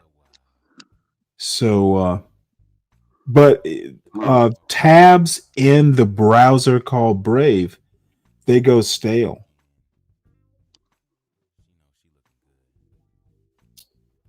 So I have to go back. I should have. Critiquing a lot of things right now. I think you overthinking right now. I've spent 60 years overthinking, and look at me now. Yeah, you drank some green tea. No, I'm retired and just kind of fucking around on the internet. So tea. that's where I am now. But I'm saying, have you drunk any green tea? For what? Clear your bowels out. Dude, I'm regular, Mr. Metamucil. Dude. Drink some green tea. What? Why are we talking about bowels? I don't know, man. This motherfucker is weird. I've been working out lately, Stanley. Dude, I literally tried to run the block like 2 days ago, bro. Oh my God. Lord, We don't Jesus need to know. We don't need to know this. Dude, I ain't know We I do was this not. out of shape, bro. We do not need to know this, sir. I'm so out of shape. Dude, I tried to do a jump shot at the basketball court. Why are you doing that? The rim. Dude, I'm so out of shape. Yeah, well, basketball is going to get you back into shape, right? Hopefully. You better be doing some drills up and down the court before you start shooting. Yeah, man, Stanley. I ain't know your body could get that out of shape. Your Well, body now you literally, know. like me when I'm working, I'm thinking I'm the man, right? Dude, your body gets so out of shape. God damn it. You know what? I should have marked that down. This is so annoying. Well, you know what? I guess I will have to go back to Shamika and listen to some of that while I find So this is more Man, what is your Shamika love and for hood rats? I'm Why sorry, you so what? attracted to hood rats? Why you like hood rats? I am. I think you like hood Well, rats. tell me why you think I am, because I'm not particularly. I don't know, man. I don't want to see. I think Well, you no, looking for you go easy right prey. ahead. You go I right think you ahead and want. say I it. think. I It think might you be. want that Hey, woman. I think you think you you can get you said a who's hood rat. Shamika? Shamika Michelle?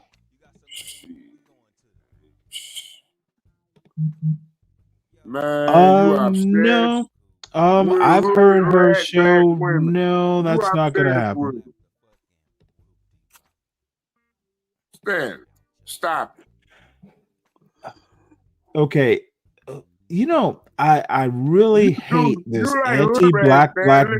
That's bullshit. that meant you like Dude, hood just rats. say what the fuck you're gonna say and stop boring You us. don't even like classy white women. Why are you always talking about white supremacy? You Oh my want a hood god. rat chick. Give I me a do? hood rat chick. Yeah, okay. Yeah, I remember that song. I know you do. You from the South, nigga. Well, all I have to say is at this advanced age, being smart is always a bonus. And attractive, but you know what? I don't have to produce any more children. And by the way, I Don't think you married a can't. class. Lest you forget, um, my wife had a PhD from an elite university. My How daddy classy? had How a child in classy? 63. How classy does she need to be? I'm She saying could my shoot. dad. She could shoot. She could hunt. She could fish. What? Sometimes y'all confuse me. I did you know my wife? Would you say Why we you talking said I about don't this, like? Oh, Stanley? motherfucker, you fucked up, and now I'm gonna tell you how you fucked up. How do you know my wife wasn't a classy white chick? How do you know these things? I don't want to know. Well, then, motherfuckers, stop just But I'm making just saying, right random. now, in See, this state of life, Stanley, you want a hood rat chick now, though. This is what anti-black blacks do. They just spout out drunkenly or high, and then they go, "Well, what do you think about that?" As if they spoke truth. What the fuck is up with Hey, y'all? Stanley, you got to get you a Yes. lot lizard. Get you a lot lizard, man. Get you a lot No. lizard, dog. Get you a lot Dude, lizard. I didn't become 60 years old to do Save a a lot solid lizard. snake. I promise you, Stanley, save a lot lizard. Save a lot lizard. Save a lot lizard. I promise you. Just Don't put your promise me hands that on her. shit. Don't put your hands on her. She gonna take care of you, dog. All right. Well,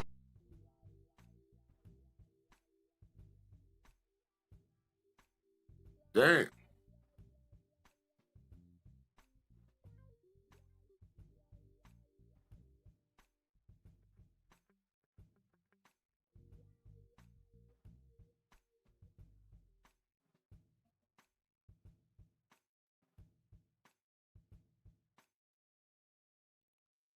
Where'd everyone go?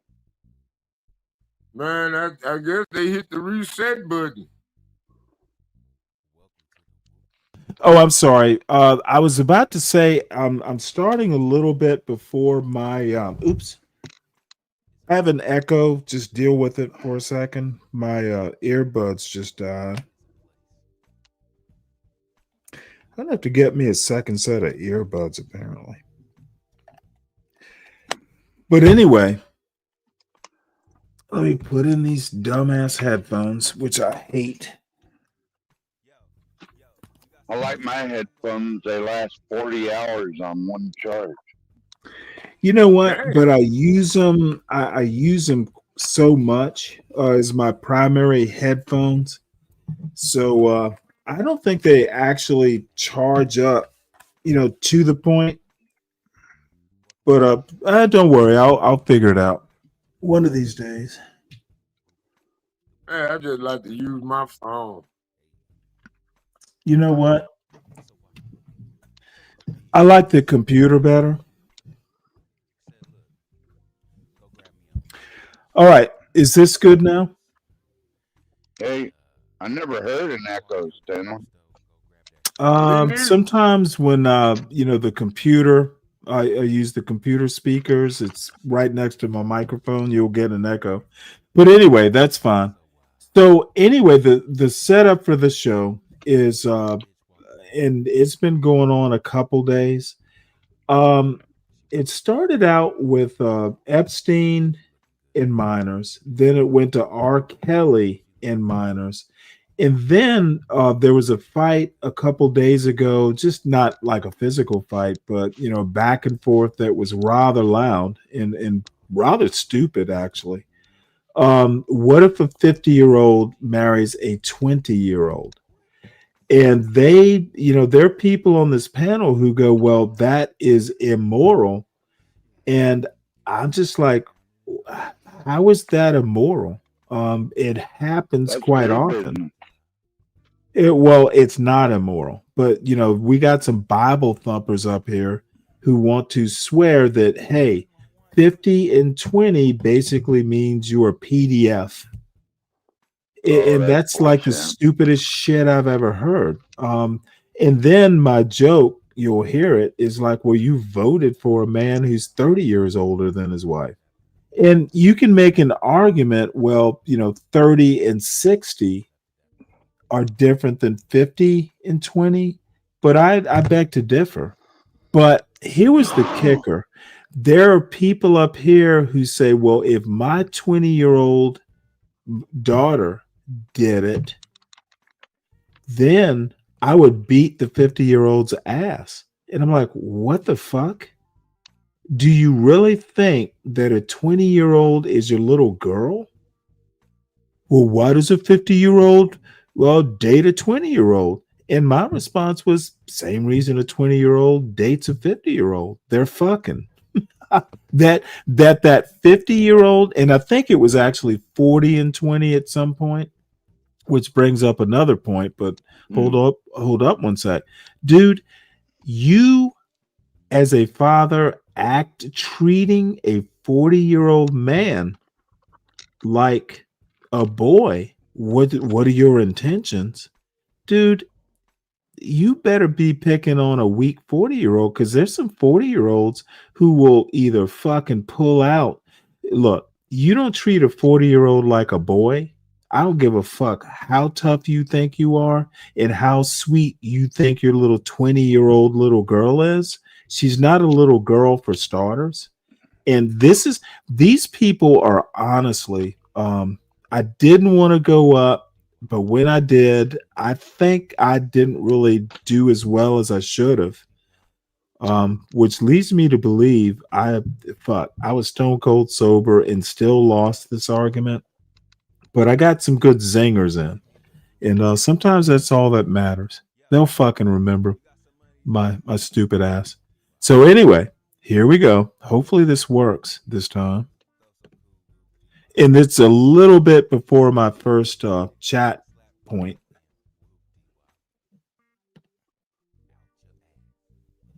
Oh, there we go.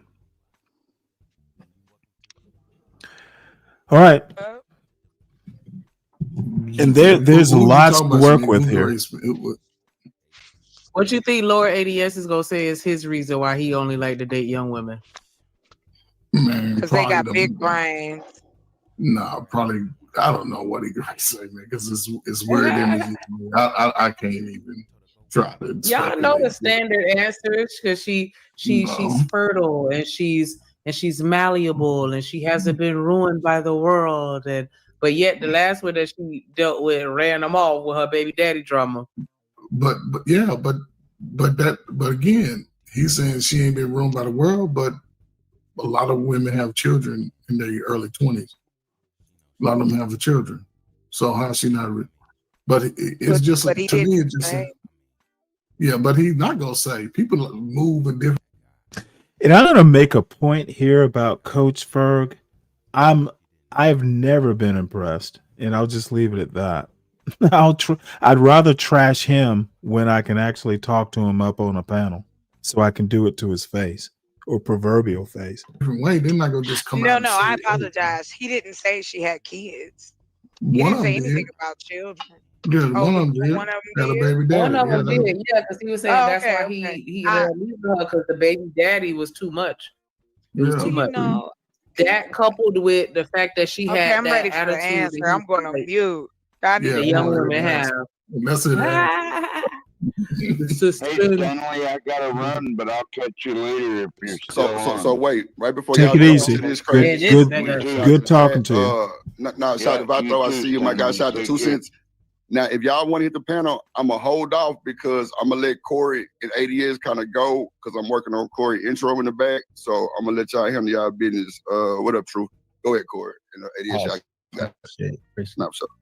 No, it ain't gonna be nothing crazy. ADS. No. we I'm good. just saying, like, Yeah. y'all can cook. Go ahead. You know what I'm saying? I ain't got to Okay, moderate because it's y'all. Actually, I'm not sure I need to leave it like this. Go ahead, bro.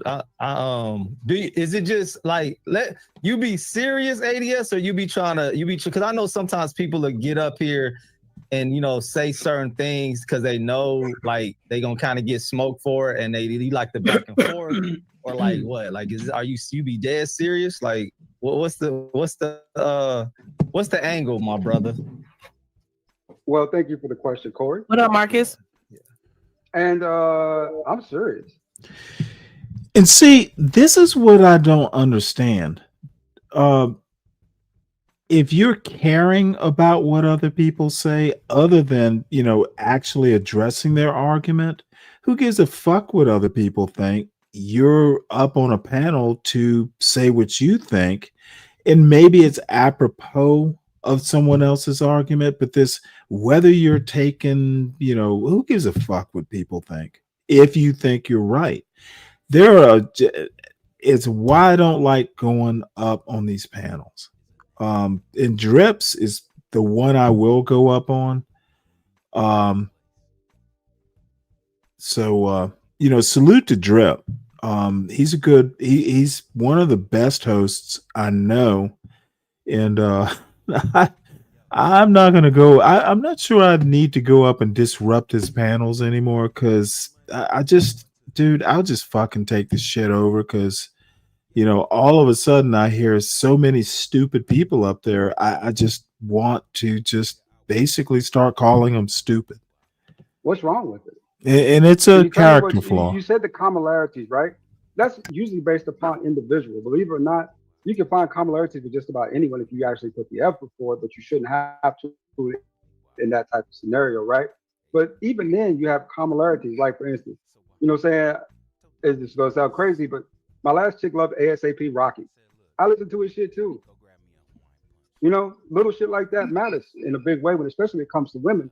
And then for the most part, it's not like I'm just picking these chicks up and just Who gives a fuck about any of that? To do these things. It's usually a build up to it, right? Like I've seen them a couple times. They see me a couple times, right? Say hi. They might not say hi back. See them again one day. They say hi again. Start talking. Then it goes from there, right? It's not just what people think it is. It's not like a movie, but it does kind of flow in a sequence, right? So it all depends on that circumstance and situation. Now, as far as what I expect, not much really. I don't have high expectations for women like that nowadays. You know what I'm saying? To be able to build with and stuff like that.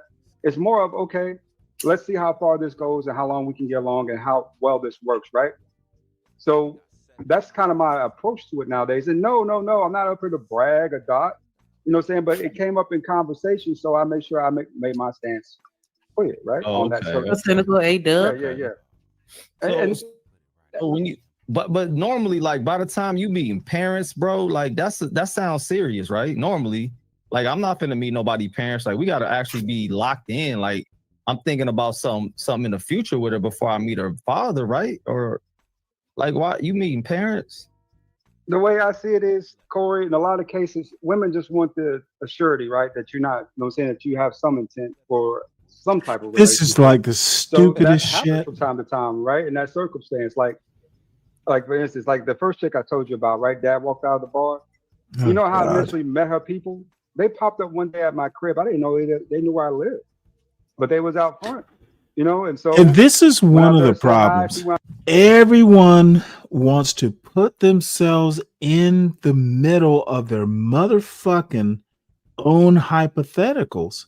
Dude, if you're arguing a hypothetical, you are supposed to be thinking critically, which assumes, like a solid snake assume, that you're thinking objectively. Take your anecdotal or your misery or your fucking trauma out of what you're trying to argue, or just don't fucking argue the point. You're entitled to your thoughts, but dude, if you're going to come up and actually make an argument, you got to have some objectivity. It'll never be 100% objectivity. These motherfuckers, like, literally, there's probably only 2 or 3 or 4 people who can actually uh, base an argument on what they've read, what they think, and not bring their personal trauma.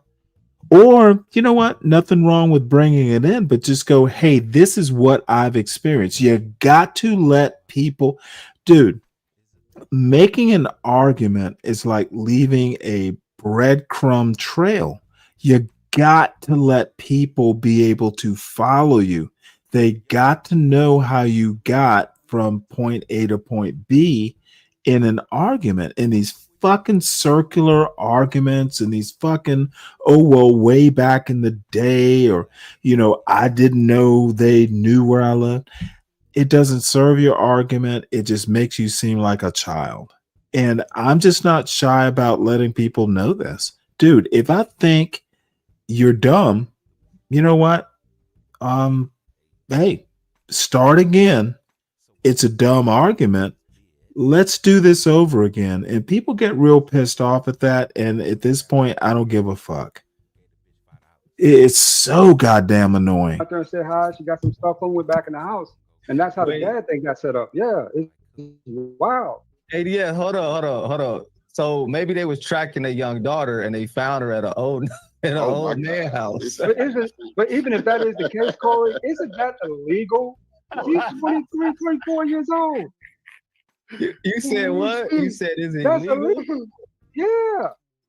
Yeah. You talk about, no. We're supposed to stay in the context of legality here, because if you can't go down, especially below that I don't like that legal argument, because it's if you depend on what state you in, it's some stuff that's legal that is crazy, right? You go down south, I don't want to have that discussion. But well, motherfucker, like, the parent, dude, this is where fools like this, you want to make some weird form of moral argument, which is the equivalent of woulda, coulda, shoulda. The laws are your everyday life. You don't break them.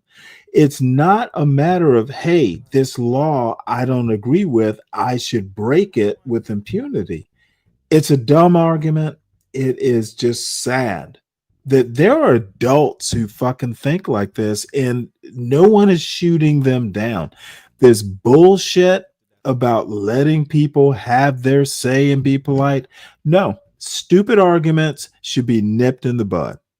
And that's what I do on this panel. Sorry if it pisses some people off. Sorry if there are 7 people and I don't have 100 people. Fuck that. Okay, I would rather 7 people who understand the reality of what's legal or what's not. I'm not interested in your fucking moral code. It's boring and it does not apply. Bro, a 20-year-old that be still living at home, the parents still be having some type of control over that girl, bro. They do. So yeah, he showed up at your house because they found out that their daughter in her 20s was dealing with an old 40-some-year-old man. Bro, if you the daddy age, you heard daddy age, bro. Like, of course, most men gonna have a problem with that. You don't see that? I know Her you dad don't was have your, 60 you something. have kids. I have one. He's 28. Her daddy was 60 something years old. So no, we weren't even close in age. You know, for matter of fact, I think if I'm correct about this, I could be a little off, but I think the story that she told me about her parents is that her parents were 10, 15 years apart or something like that. Her mother was younger. So maybe that's just what some women see. What up, Rooster? Nah, but dudes can do what they want. I don't know, man. I'm not, as a father myself, I got daughters. Man, to me, if one of my daughters brought home wanted to introduce me to a 50-year-old dude, 45. Don't make me older than you. Don't make me older than you, Corey. See, this is where it goes downhill. All right, okay, 40. I got 20-some-year-old daughter, a 40. 40-year-old man. Okay, see, 20-year-old daughter, 40-year-old man, and this motherfucker literally, and this is part of that women should follow and men should lead bullshit. It leaks into how fathers raise their daughters. Now, this motherfucker actually thinks that a 20-year-old woman who brings home a 40-year-old man or 50 or whatever, that she should snap to, and her 50-year-old boyfriend or 40-year-old boyfriend should snap to too. It is fucked up in the head. I'll kick some ass. Motherfucker, no, you won't. What if that 40-year-old is actually bigger than your old ass? Stupidity in thought. It's a bunch of fucking manosphere posturing. You ain't doing shit. You can be sour. You can not shake his hand. But the one thing you're not going to do is forbid a 20-year-old girl who might be your daughter. You're not going to tell her what she's going to do because she can fucking leave anytime she wants. And it's not this, unless you're Islamic, and even that is going to be kind of dodgy depending on the country you're in. This is a bunch of black manosphere. Like, I'm a man and every woman in my house is going to heel and do what I want them to do. This is so stupid. And this is why I like shitting on this black manosphere bullshit. You ain't doing shit, Dad. I'm not going to be like, oh, okay. Because what you, like, for instance, ADS, what do you want with my daughter? Not my daughter, but you know what I'm saying? What that's not gonna be my question. Like, what are you looking for? Like, what do you want? What do you want with her? Outside of the obvious, she's a beautiful. Oh, sorry. Yeah, well, this is gonna lead up to me coming up there. And I was up there for maybe an hour. And I don't get to show me on other panels, so. And I'm not gonna fast forward through it or set it on a higher speed. Even though there are 3 people in the audience, oh well, it'll be recorded for posterity.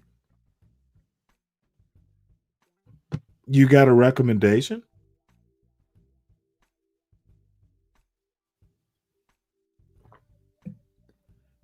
Well, I'll wait to you come back. Beautiful young lady. What do you want with her? Spend time with her and to get to know her. Right. For what purpose? This is the weirdest thing. So you're going to ask a 20-year-old girl and a 40-year-old man for what purpose? Like, you really control that shit? This is like, this motherfucker is red pill delusional. Apparently that red pill makes him think that the law doesn't matter. My personal morality matters. Now, if that 20-year-old daughter is living in his house, that does make a little bit of a difference. But you know what? She can walk out tomorrow and there's not a goddamn thing he can do about it legally.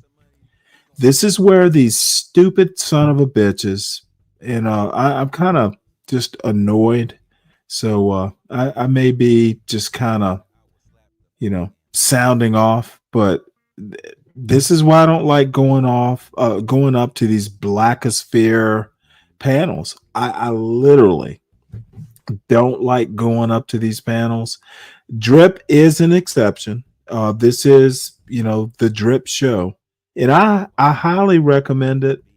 And I went up there. I woke up, in the middle of the night, and I started listening to it, and I'm like, what the fuck are these idiots talking about?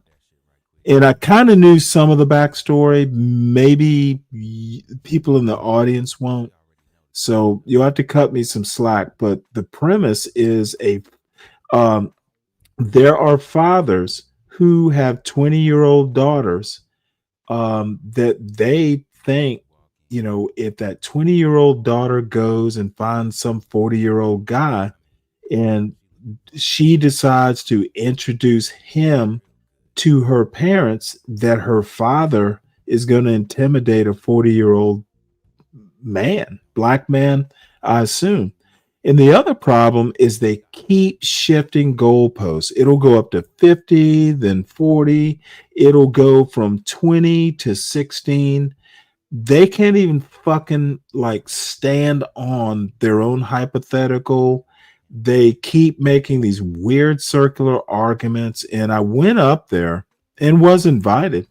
And I just started getting frustrated because these motherfuckers, it was just frustrating going up there because no one could fucking understand how to make a cogent argument. It just kept going from morality to legal to, oh shit, I agree. It was a fucking mess. And again, this is not Drip's or Shanika's problem. It's my problem. I didn't want to go up there, but I'm like, you know what? Fuck. You know what? It's the middle of the night and I can't sleep. Maybe I can go up there and make some sense. And you know what? I was so wrong. And shout out to Drip and Shanika for even letting me up there. At some point I go, well, I guess I won't be invited up anymore. Dude, I don't like going up on panels. I'm going to have to stop doing it. Just stay my ass in the chat and troll. It's a kind of growth, right? To see where this kind of goes. That's an honest answer. I'm not sure what the future holds, but I really like your daughter. And I think she's really cool, really sweet, and we happen to kind of connect. So now look at, one of the problems with this particular dude's argument, and I'm going to rewind it a little bit, is he wants to act like some 40-year-old who's dating his 20-year-old daughter is 22. One of my points is you're not going to treat a 40-year-old man if he's actually like a 40-year-old man. You're not going to fucking ask him his intentions. They're obvious. He's fucking your daughter, and your daughter's fucking him. And you really need to deal with that. Dude, if I were 40, and when I was 40, I was married, but yeah, I'll put it back. When I was like 35, there were some 25-year-olds, there were some 20-year-olds I could have had. As a matter of fact, I'm not going to get into that story. It didn't involve fucking, but I already knew her mother. And you know what? If I'd gotten together with her, her mother wouldn't have had a problem with it because she knew me.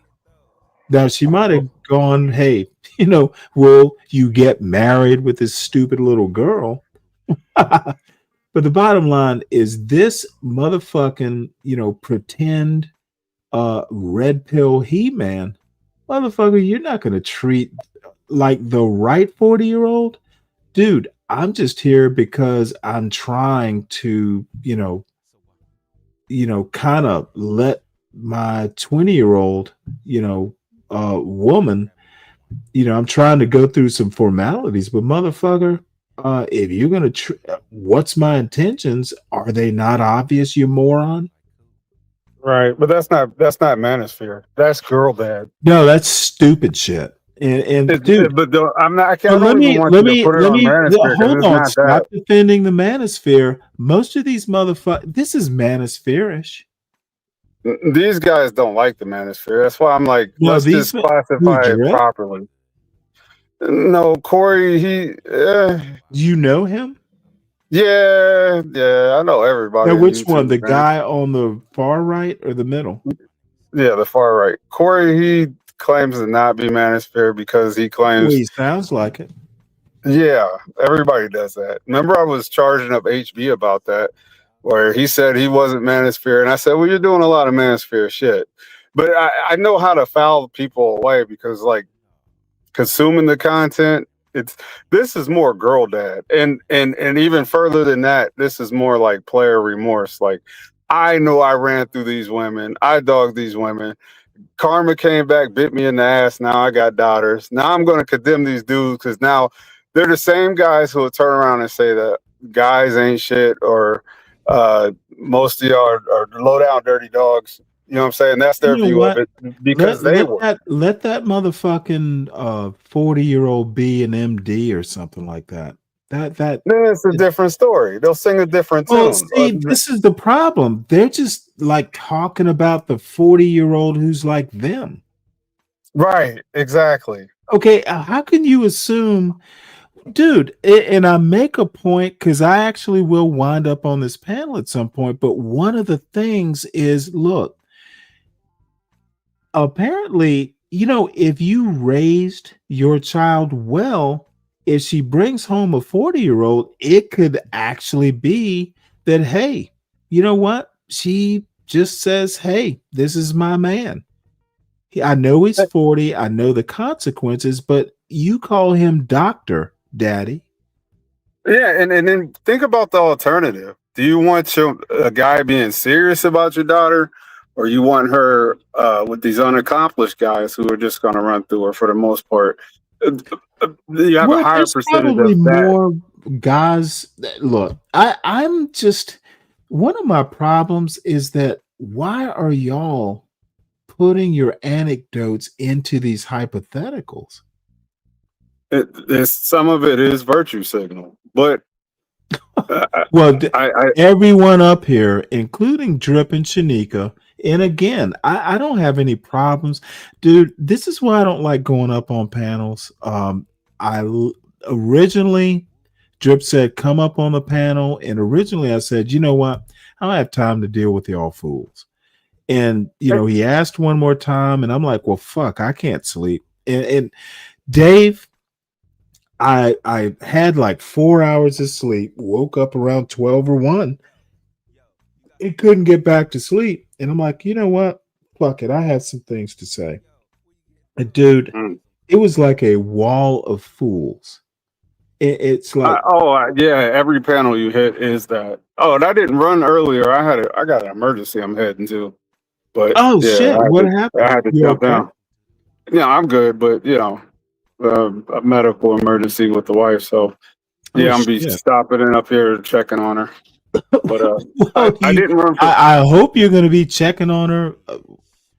Well, yeah, I was on the phone with her. she's She wanted to okay, get off right? the phone, so I mean, I decided she'll to hit the be panel. okay.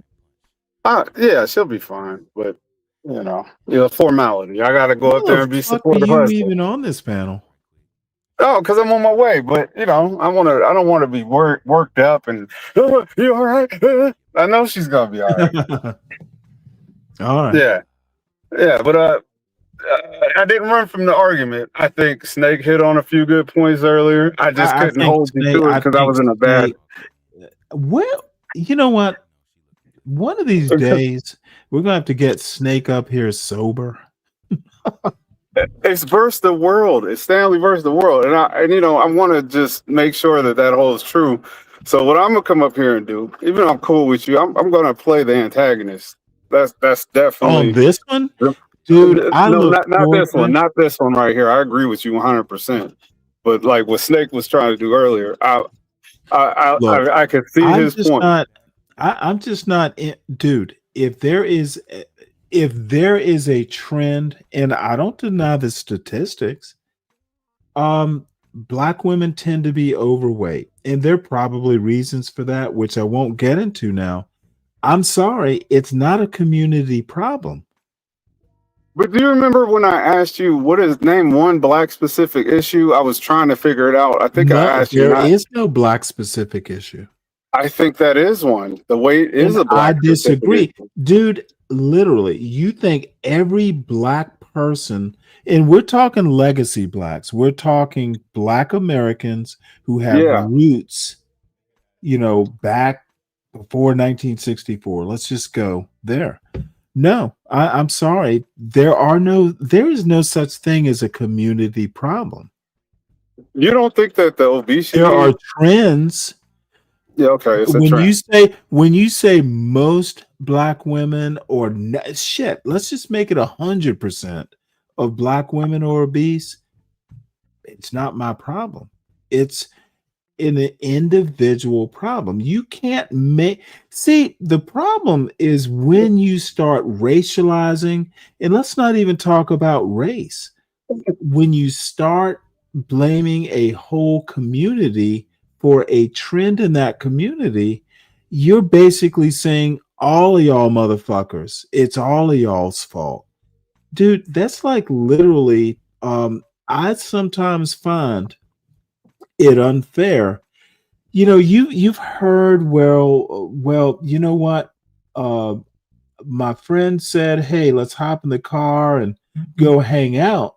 And then they stopped at the store, and you were in the car, and these guys went in and robbed a convenience store. They come back out, and then they drive away. So the person in the car gets charged just like the people who were in the store. I find problems with that. That's exactly the same concept is, oh, hey, it's a black problem. Black women being obese as a trend is a black problem. Same thing with the crime. It's easily broken up, except all of a sudden, when the argument starts making sense, everybody just wants to fucking shift gears and start being stupid. Okay, I was the one saying I'm there were sorry. no black Black specific women issues. being obese is not my problem unless I'm married to someone who's obese. Right. I'm not disagreeing with you with nothing you said, but I do, like you said, it was a trend. Okay, There is a trend of. and it's a trend. So there's also a trend that Americans in general, regardless of race, tend to be more obese than Europeans. Dude, so what? It's an American problem. Right. Well, now we want to racialize it. And No, as a black man, hold on. If it's an American problem, why are the anti-black blacks isolating it to black women? I don't think the guys think you they refer are, to. Dave. Wait, I don't think that the guys you refer Snake to as doesn't even know a anti-black white or woman. anti Other than actually who is that. on the panel, Solid Snake doesn't know any white women personally. And you know this, and I know it. Okay, but I don't think that the people that you're calling anti-black are actually anti-black. I think that they've given up. John They've given Galt, up. Solid Snake. And him specifically, I think he cares more than you want to give credit to. His complaint might be from care and concern. I will give him kudos for caring, but dude, so what? You're caring. Become a goddamn priest. Well, compare it to SKC. Stop telling me he what. won't care. Stop telling me what. The most offensive thing that people like Solid Snake do is, or me. Well, you don't do it anywhere near.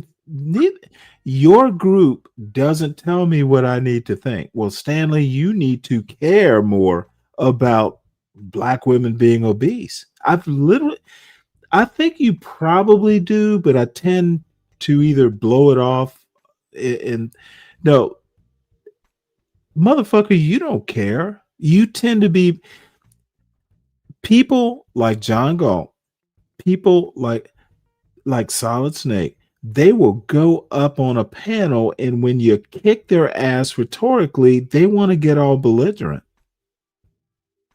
The one thing I have to say is the most belligerent person I've met in your group was Trey.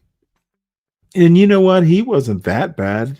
Half the time he was just joking. Dude, y'all don't look. You sometimes you accept your medicine or just go, that Stanley's a dumb motherfucker, and move on. Solid Snake wants to fucking do a jig, a fucking circus act. John Galt wants to bob his head like that microphone is a dick that he's trying to suck. They don't lose well, and they really want to tell people how to be black. Well, consider this, that all what you call anti-black blacks motivations aren't the same. Some care and some I don't give a fuck about their motivations. They hate black people. I think that's very They hate nearsighted. They hate black culture at a minimum. I think that's nearsighted. Okay, I think it's idiotic to think black culture is a monolith. I think it's idiotic, like Trey tried to do. Motherfucker, I literally said what I thought. I think that most of the black crime is in geographically isolated areas. We're racializing it. And you know what? It's easy to do that, but to actually solve the problem is stop racializing crime. When you start thinking crime is crime, when you stop going black on black or white on white, I literally heard some idiot say, well, how many black people are killed by white people?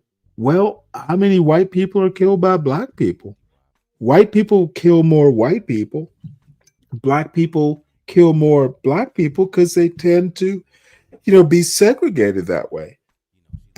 It's the representation of the issue. Okay, no. It's a stupid argument, and this is what people get pissed off about. He was talking, it might have even been on Drip's show. I'm like, you do realize that you don't have an argument. You pointing this out, people depend on other people hearing their arguments being stupid and or ignorant and not understanding their points. There's too much of this shit, and quite frankly, it'll be a while before I go back up on Drip's panel because I just had a bad experience. And before you can put the flame out, you got to sort it out. No, it's already sorted. These people don't know how to argue.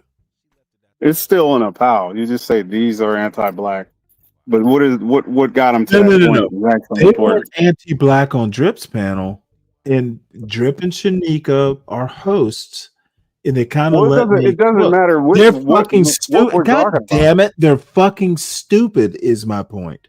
They're not worth my time. I get that, but there's okay. Let's get back to this right here. Hey, I got invitations to go up on Art's panel last night, and I literally said, y'all aren't worthy. Why the fuck would I go up? Well, and then Art tried to goad my pride. Well, Stanley, I can run intellectual circles around you. Well, I know he can't. Therefore, I literally told him I'm okay trolling. And then one of the fucking moderators came in. Well, Stanley, I'm like, motherfucker, I'm literally here to troll. If you got a problem with it, and then Bob was like, salute Stanley, and things cooled off. Dude, give me a good goddamn argument, and I'm up on your panel, and we can go toe to toe and have fun with it. But these little fucking 5-year-olds. I'm not going up on your panel. I don't go up on CT's panel that often or rarely because most people on CT's panel, other than CT, and I don't even think CT is that capable, but he's a good guy. These motherfuckers fool themselves when they actually think that they can argue points. They Hey, I just pulled up. I got a fall to the chat. I'm sorry, what? I just pulled up. I got a fall to the chat. Oh, okay. Oh shit, dude. Fucking go take care of your business. I'm honored that you called to take All your right, mind Stanley. off of it. Okay, well, let us know how it turns out. I will. All right, bye. All right, bye. Right, for what purpose? For the intent of kind of growth, right? To see where this kind of goes. That's an honest answer. I'm not sure what the future holds, but I really like your daughter. And I think she's really cool and really sweet. And we happen to kind of connect. So I want to kind of continue our friendship. Just that simple. You 50 years old, bro. It sound weird, bro. I promise you it do. It do. I'm sorry, I'm a dad. Let me ask you another. Right, bro. I can see if you on some marriage, like you looking for a wife, you a man of a certain age, you want to take care of something, you know what I mean? If you coming with you sound like you talking like you want to see where it go. I like your daughter, bro. That sound like some 20-year-old stuff. It sound like you sound like you don't have a Trip plan. ain't shit. See, this is role playing that they're doing. They're not doing hypotheticals, they're doing role play. Not like actually arguing a point, and that's fine. Do a role play, but don't pretend that it's some sort of intellectual argument. It's not. It's a role play. It's a skit.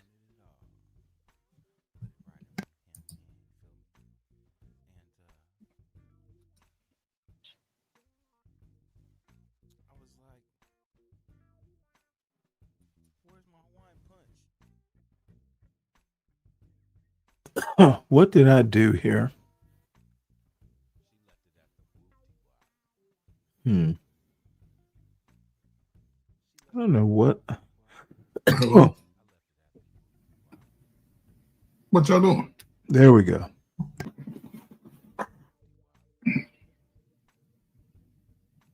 Why everybody on mute? Oh damn, my bad, Ferg. I ain't know I was on mute down. I'm like that. Oh, that's why she ain't hit me. Okay, cool. I'm like, bro, like you trying to get to know my daughter and do what? See where it go. See where it go. That's the mindset of a 45-year-old. But those are this child is it's a scary world out here, right? And sometimes, when you my Lord, you know who they are. And again, this is the importance of having a good father. Ferg, I ain't gonna lie, bro. Ferg is like when I have my baby, bro, I'm gonna be, bro. I ain't gonna lie, bro. I'm gonna be so, bro. Hey, bro, I'm gonna be a bad nigga, bro. I'm gonna be a super bad ass father, bro. I just want to know what y'all gonna say when y'all 20-year-old daughter come home with a 45-year-old. He like, yeah, after 6 months of knowing her, he like, yeah, I'm just trying to see what is hitting on. Well, let me stop it here. This is roughly at the 9 hour 37 mark. And I finally show up in the chat, and my comment is that dad stuff misogyny or stupidity?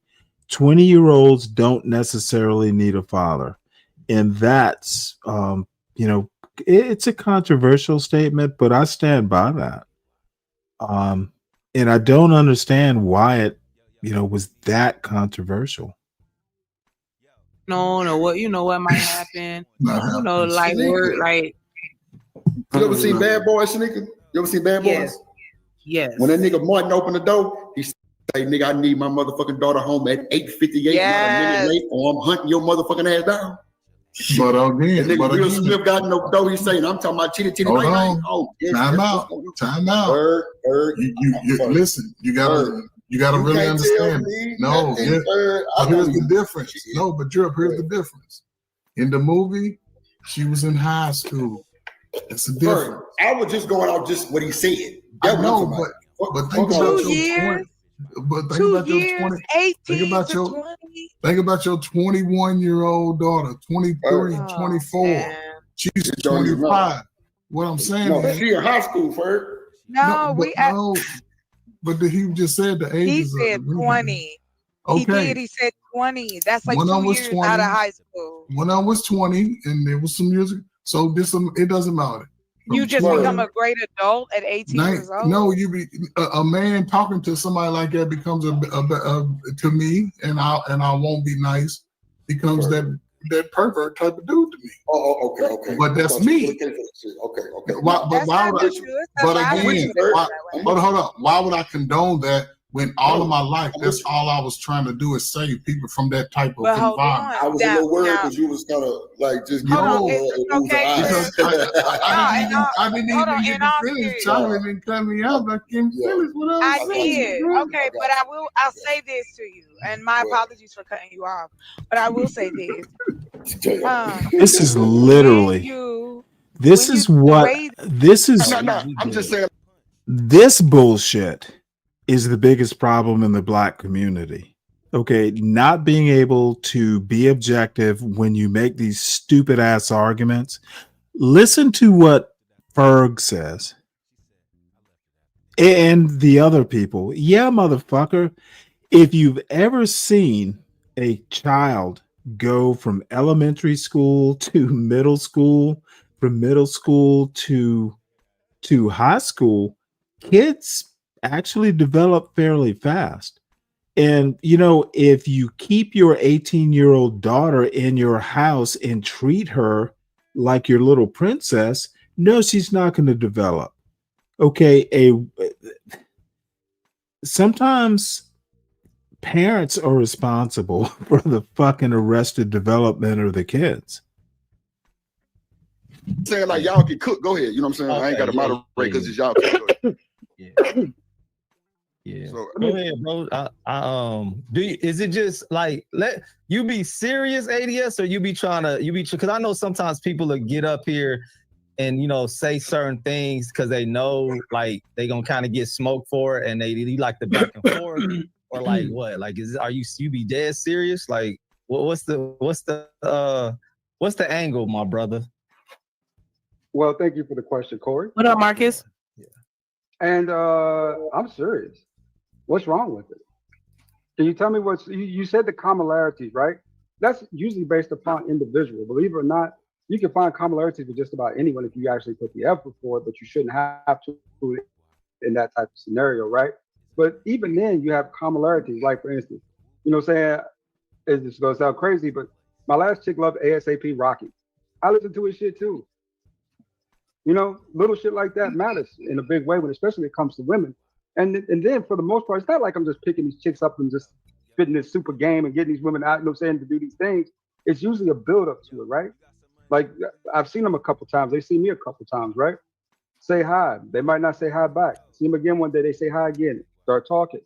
Then it goes from there, right? It's not just what people think it is. It's not like a movie, but it does kind of flow in a sequence, right? So it all depends on that circumstance and situation.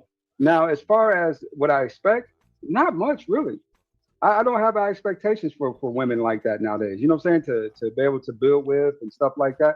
It's more of, okay, let's see how far this goes and how long we can get along and how well this works, right? So that's kind of my approach to it nowadays. And no, I'm not up here to brag or dot. You know what I'm saying? But it came up in conversation, so I made sure I made my stance clear, right? Oh, on that okay. Cynical A-Dub. Yeah. So when you but normally, like by the time you meeting parents, bro, like that sounds serious, right? Normally, like I'm not gonna meet nobody parents. Like we gotta actually be locked in. Like I'm thinking about something in the future with her before I meet her father, right? Or like why you meeting parents? The way I see it is, Corey, in a lot of cases, women just want the assurity, right? That you're not, that you have some intent for some type of relationship. So that happens from time to time, right? In that circumstance, like for instance, like the first chick I told you about, right? Dad walked out of the bar. You know how I eventually met her people? They popped up one day at my crib. I didn't know they knew where I lived, but they was out front, and so went out there and said hi. She went out there and said hi. She got some stuff on, went back in the house. And that's how the dad thing got set up. Yeah, it's wild. Hey, yeah, hold on. So maybe they was tracking a young daughter and they found her at an old man house. But even if that is the case, Corey, isn't that illegal? She's 23, 24 years old. You said what? You said is it That's illegal? illegal. Yeah. Yeah. You talk about, Yo, no. We're supposed to stay in the context of legality here because if you can't go down, especially below that age I don't limit, like that legal argument because it's if you depend on what state you in, it's some stuff that's legal that is crazy, right? You go down south, I don't want to have that discussion, but I'm just like the parent, bro, a 20-year-old that be still living at home. The parents still be having some type of control over that girl, bro. They do. So yeah, he showed up at your house because they found out that their daughter in her 20s was dealing with an old 40-some-year-old man. Oh Jesus, bro! If Christ. you the daddy age, you heard daddy age. Like, of course, most men gonna have a problem with that. You don't see that? No, I know you don't have you have kids. I have one. He's 28. Her daddy was 60 something years old. So no, we weren't. This is literally like the worst fucking parenting that you can do. Dude, don't project your own problems onto your children. Dude, if you grew up fucked up, you were an orphan or something like that, and it's gonna be damn near impossible to do, but don't raise your children if you have a healthy relationship, 2-parent home, you're raising these kids. Part of I don't want my kids to be like me or how I grew up, I want them to be better, is don't give them your problems. You create the environment to make your kids successful. Don't give them your disease or malady or hang up or complex, whatever you want to call it. Come on. I just that point about, well, when I was a kid, I wanted to fuck everything. Dude, don't project that shit. Teach your daughter what to look for. And if she brings home someone, yeah, give him the once over, interrogate and all that stuff, but don't assume the worst. Assume you raised your child to only bring home the right kinds of people. And if that person happens to be 40, well, yeah, you got to double your efforts. You will have to be Columbo. But assume you raised your daughter or your son or, with your standards, the standards that you established in your own family inside of your four walls. This fucking, he's going to be like I was when I was a teenager is bullshit. Teach your daughter not to pick men who were like her daddy was. This is just fucking stupid and annoying. Weren't even close in age.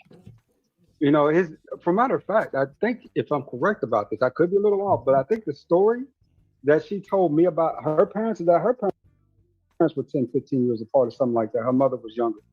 So maybe that's just what some women see. What up, Rooster? Nah, but dudes can do what they want.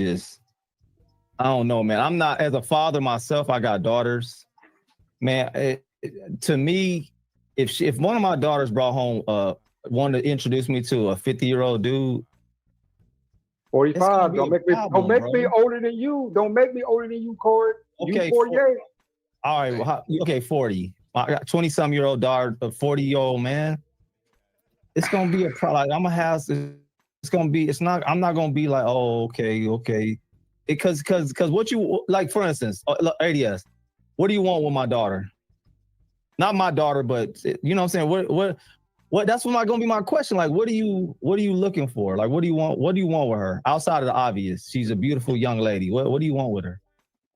Spend time with her and to get to know her. Right. For what purpose? For the intent of kind of growth, right? To see where this kind of goes. That's an honest answer. I'm not sure what the future holds, but I really like your daughter. And I think she's really cool and really sweet. And we happen to kind of connect. So I want to kind of continue our friendship. Just that simple. You 50 years old, bro. It sound weird, bro. I promise you it do. I'm sorry, I'm a dad. Let me ask you another right, bro. I can see if you on some marriage, like you looking for a wife, you a man of a certain age, you want to take care of something, you know what I mean? If you coming with you sound like you talking like you want to see where it go. I like your daughter, bro. That sound like some 20-year-old stuff. It sound like you sound like you don't have a Trip plan. ain't shit.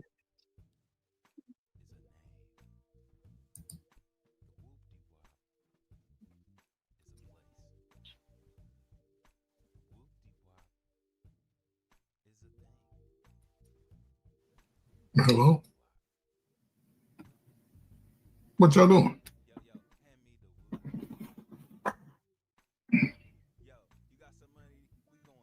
Why everybody on mute? Oh damn, my bad, Ferg. I ain't know I was on mute. Down. I'm like that. Oh, that's why she ain't hit me. Okay, cool. I'm like, bro, like you trying to get to know my daughter and do what?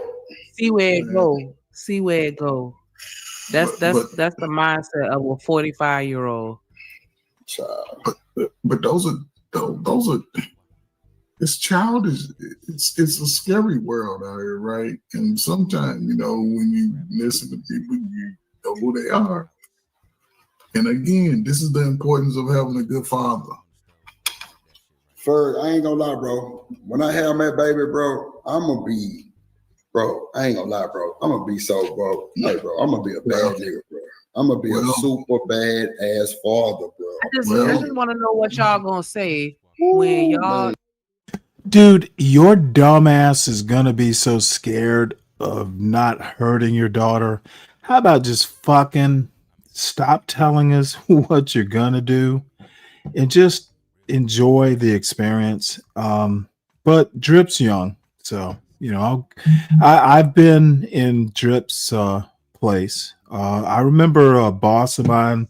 I was talking some shit too, and he looked at me. He was like, well, Stanley, I can tell you've never been married. And that's what I'm going to pass on to Drip. I can tell you've never been married. You won't be talking that kind of shit, when you're knee deep in poopy diapers. 20-year-old daughter. Yeah, like come home with a 45-year-old. He like, yeah, after 6 months of knowing her, he like, yeah, I'm just trying to see what is hitting on or what might happen. Like word, like. You ever seen Bad Boys, nigga? You ever seen Bad Boys? Yes. When that nigga Mark opened the door, boy. He say, nigga, I need my motherfucking daughter home at 8:58, not a minute late, or I'm hunting your motherfucking ass down. But again, that nigga Will Smith got no door. He's saying, I'm talking about titty. Hold bang, on. bang. Oh, yes, Time out. You listen. You gotta really understand. No, but here's the difference. No, but Drip, here's the difference. In the movie, she was in high school. It's a difference. I was just going off just what he said. I know, but think about your 20. But think about your 20. 18 Think about your 21-year-old daughter, 23, 24. She's 25. Listen to this bullshit. I was just going off of what he said instead of thinking deeper. What kind of fucking that's part of the problem. What he said, reacting off of it, but not thinking deeper. But he just said the age. He said 20. Okay. He said 20. That's like when 2 I was years 20, out of high school. When I was 20, and there was some music, so it doesn't matter. You just become a great adult at 18 years old. No, you be a man talking to somebody like that becomes to me, and I won't be nice. Becomes that that pervert type of dude to me. Okay. But that's me. Okay. Why would I? But again, hold up. Why would I condone that when all of my life, that's all I was trying to do is save people from that type of environment? I was a little worried because you was kind of like just giving because I didn't even get to finish. Charlie didn't cut me out. I can't finish what I was saying. Okay, but I'll say this to you, and my apologies for cutting you off, but I will say this.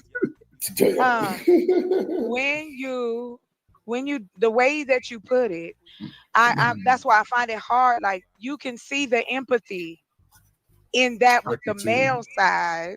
But you didn't let me finish. How am I showing empathy? That's not. Hold on. Can I try to have a conversation with you and you go out the window. I really do be trying. But you making statements that I didn't say. No, it's all right. You're right. No, I didn't. I was making my statements. It was an opinion. You said when I put this. Go ahead. Okay, no. Yeah, I don't want to do that. Yeah. Go ahead, Ferg. Finish your statement, Ferg, and then Chalk. What up, Raheem? What up, Raheem? It's already happened. Yeah, I'm sorry. No, go ahead, Ferg.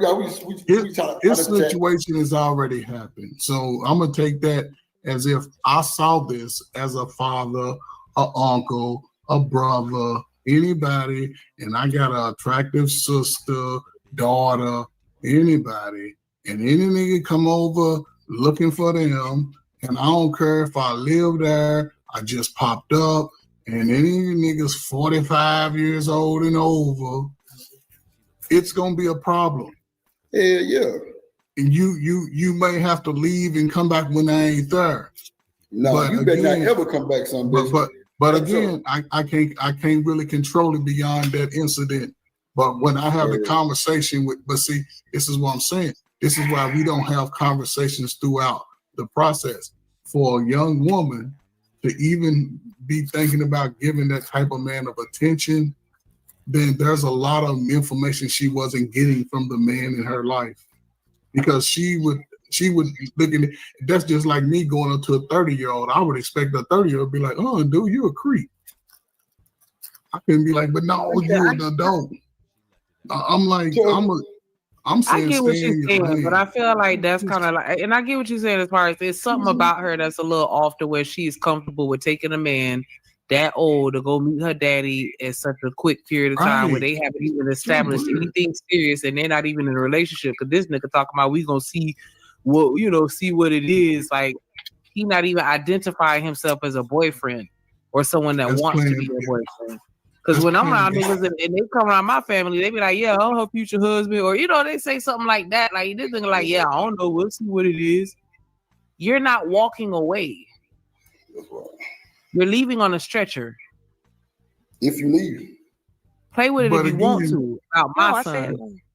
I'm gonna tell you right now, I was the same way.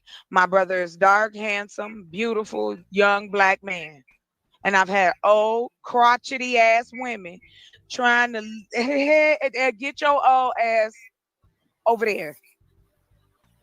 Go on. Yeah, but still, I'm gonna look at him. I'm gonna look at him more than I'm gonna look at her. But here's what I feel like. Then we're not changing the society. Why are we allowing women and men predators to continue to take our children and then get traumatized them? Then they turn into what we see now. Because you got an old man. He looking for a nursemaid. Run. Because in 20 years, his ass gonna fall apart. We see it. The numbers are there. And if you don't believe me, look it up. It has shown up ain't black women passing away alone in these old people homes. It's black men who are alone. That's crazy. Okay, you can look it up. Y'all always want to come on. I'm telling you, I want to read. But there is a mentality from Mr. Stanley. I'm sorry. What up, Stanley? Yeah, because he said, well, I was trying to find the first one because that one was very interesting. Okay, we just think of the last one. The last one he said was 20-year-olds are not children. Yes, they are. They can't. All you can do is vote. You can't drink and you sure enough can't rent Here a you go, car. right here. Mr. Stanley Cross said, is that dad stuff misogyny or stupidity? 20-year-olds don't necessarily need a father. And then turn around and call her a single baby mama, and now she That's ain't why. shit because that old Lord have motherfucker done mercy. left her with a baby. Shout out Stanley, to hit the the link. heron era. Yeah, the Shout out See to heron. the what I heron mean? era. They ridiculous. Cause these niggas be tweaking. Girl, I'm All that- over that's it. what- That a 20-year-olds are not children, so he going. Yeah, Stanley yeah. Cross said he going, and Go he a ahead. millennial, right? Oh wait, no. No, he Gen Xer, right? I know. I was here for this. Don't trust the dude That's the that combs his hair. problem. Don't trust the dude that comb his hair forward and have no mustache. But no, Never because trust the white man you know without a mustache. that kind of stuff wasn't going on back then, though, right? Never. He ain't got no Younger, mustache. even younger. That No, that no, wasn't it that was. wasn't That's the not true, societal Shanika. norm. That wasn't No, the that's societal not norm, true, is what I was Shanika. told It was earlier. the societal norm. Somebody It was said men. it wasn't the societal Oh, norm. honey, You know, I ain't got gonna call mad no proof. name. Coach Hurd. Lord Jesus. I got mad proof. Them Oh, old my God. motherfuckers would be out at the high school. Ferg, Niggas your that was ass in been their getting caught up. 20s. Hold on, Chuck. Ferg, that's the third time a day you've been through his in the goddamn whirlwind. Sneaker, go ahead and say what you said. Don't be scared. I said somebody on this panel said that the niggas of that generation, it was not a societal norm for them to think like that. And I said I wasn't gonna say no niggas, and then I coughed Coach Bird. Hold on. He was But the dude, but listen, the spitting dude, out that degeneracy when I said that shit was going on and accepted. It wasn't really accepted. That's why they did it in the dark, because they knew they would get shamed. It was done. It wasn't out in the open. And believe me, these dudes talking that shit now, they wouldn't have never said that shit 20 years ago. Man, they would have got drugged all up through the neighborhood. Come on, They man. didn't have to do. That's not true. You do not live in the 1960s, Ferg. You damn well know that the epidemic of black girls getting pregnant was not high school boys. It was old motherfuckers coming up to the high school. Old motherfuckers hanging out at the stuff. No, I said high school. And no, I'm not saying 23-year-olds. I'm talking older than my daddy dated him a 19-year-old, and he was in his 40s. So did my uncle. It was the neighbors. Just because those two did that ain't most men. It's in the movies. It's in the music. What are you doing? Sexualizing our children. That's why it's easy for us to say that a 20-year-old isn't a kid. We don't think a 16-year-old. The My Daddy. It was in the music. Oh my God. Just fucking sloppy. Man. Frustrating. I've heard people say this out here in these panels. Please don't do this. I was a younger Gen Xer, and he is not telling the truth. It was the norm. In the 90s was the highest epidemic for black girls in this country to have children. You can go and look and see for yourself. Right. It was by Well, look at this. You know what they were doing, Chart? She has literally divorced herself from her initial statement. The epidemic wasn't caused by high school boys. This is just a fucking sloppy mess. She should disappear for a whole year and be like, yeah, she living with her family, and then she'll come back with a little brother. Shit. Yeah, she'll come back with a little brother. Time out. So y'all know that if you're an adult and you do anything to a child, y'all know that there's no statute of limitations on it, right? 20 statute of limitations. Hold on, no, because Oh you're my saying God. it was a norm. 20-year-old. We're not talking about minors. We're not talking. I can give you numbers, sir. Sloppy. Hold on. Here's the thing. Stanley, hit the link if you want to. It's cool. As of today, I get so tired of you. This no ain't statute of feeling. limitations. This Go is turn on the weirdos truth. in. Go turn them in. No, y'all Go don't turn want them to in. tell the truth that Well, you go old turn them in, niggas be ladies. sniffing around Go turn these them young in, girls, ladies. even online. Even online, And y'all these do dudes that be hanging around, they be 22, ain't no 23. these dudes. It's your Shock, if best I had friend. $1 for Turn 'em every in. grown ass man that was all up my ass cheeks Oh when my I was in God. fucking high Right. school, I would be a 13. millionaire. I was was a pedophile. 13. So we Grown ass went men. from And I'm like, come on 40 now, y'all and know y'all can 20 see my to face that this I'm a fucking mess. child. They wasn't looking at my face. Shanika. They don't He give was a a fuck about pedophile. that Right. shit. Excuse He me, was a Ferg. pedophile. Can we have If this? you would Can have we have went, this conversation? you can Then that's sue a them lot of today. men. Then no, you Well, go can't. turn them in. We're not talking Turn them about in. that, and we're not gonna change the Come on, subject. man. You ain't gonna I do am it. Turn talking them in. about how Y'all they working my tell nerves. us it's our fault. Let me We roll young up. women. Yeah, you see, Like I'm on what the the second fuck? line. Like See how y'all done blew my motherfucking high the first time? God I damn. ain't do nothing. Pass Don't the y'all blunt, mean Drip. Pass shit. the I blunt, wasn't saying nigga. nothing crazy. I was not saying the one. They want to Turn them be in. okay with young girls, and then when they Turn them ruin in. them, then it's oh this she crazy, baby mama bada dee da. Ooh, You know, these you can young only hit modest this 2, 3 girls. Blah, blah, times. blah, blah, blah, blah, blah. Get out of here. Stop it. Turn them Stop in. it. You There's no know it statute of happened. limitations. Turn them in. They Oh still can God, go to you jail are. today. You know what? You are. You. Santa That's Claus said ridiculous. 20-year-olds should not be treated like high We're talking schoolers. about 20-year-old girls. Let's talk about 20-year-old girls. You gonna Period. treat Point them like blank. grown This women. I know that's this right. is literally I can't stand. 20-year-old girls. How about treat them like women? Okay, if you raised a 20-year-old girl, then that's a parental issue. You didn't train her to understand that a 20-year-old female, she's a young woman. She's not a goddamn girl.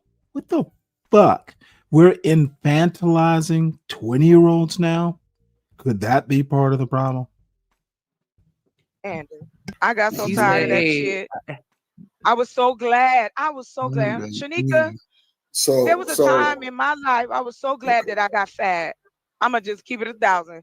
I was like, cool, get away from me. Same. Whoa. Did she just say she was so glad when she got fat? Oh fuck. Well, this goes this goes back to Solid Snake. Okay, glad that you're fat. I'm not doing this again. I got so He tired of that said, shit. I was so glad. Shanika, there was a time in my life I was so glad that I got fat. I'ma just keep it 1,000. Now, does she mean FAT or PHAT? Of course, we're not gonna know. I was like, cool, Same. get away from me. Same. Please. Same. Me and one of my homeboys got into a very heated, passionate Please. debate because I wouldn't allow myself to get any smaller. And he was like, "You tripping Oh because my you God. can get all this, that. All you gotta Bro, do is ain't nobody trying to hear all this old exaggeration. That press play on the goddamn video. It ain't exaggeration, and y'all need to. That's why, ladies, in your mouth.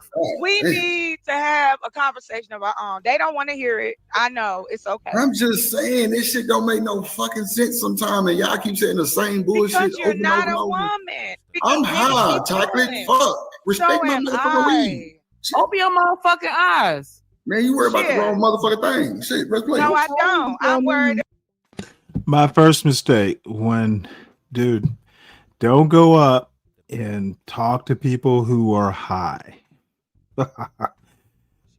When you're sober anyway. I was stone cold sober, and it was just like a swarm of I'm just gonna let it play. About press play. people making yeah, a I hate narrative that, that ain't there. Shit. Ooh, chocolate, Lord, baby. Shit, girl.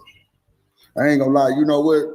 If I was your nigga, I have to tie your motherfucking ass up and put that motherfucking gag in your mouth. I ain't gonna hold you. And like, what? And what? And nah. I'd lay right there. You ain't got no motherfucking choice. God That's damn it. right. But guess what? A submissive is always better than the master because I don't have to do no work. That's on you. Tie me up if you want to.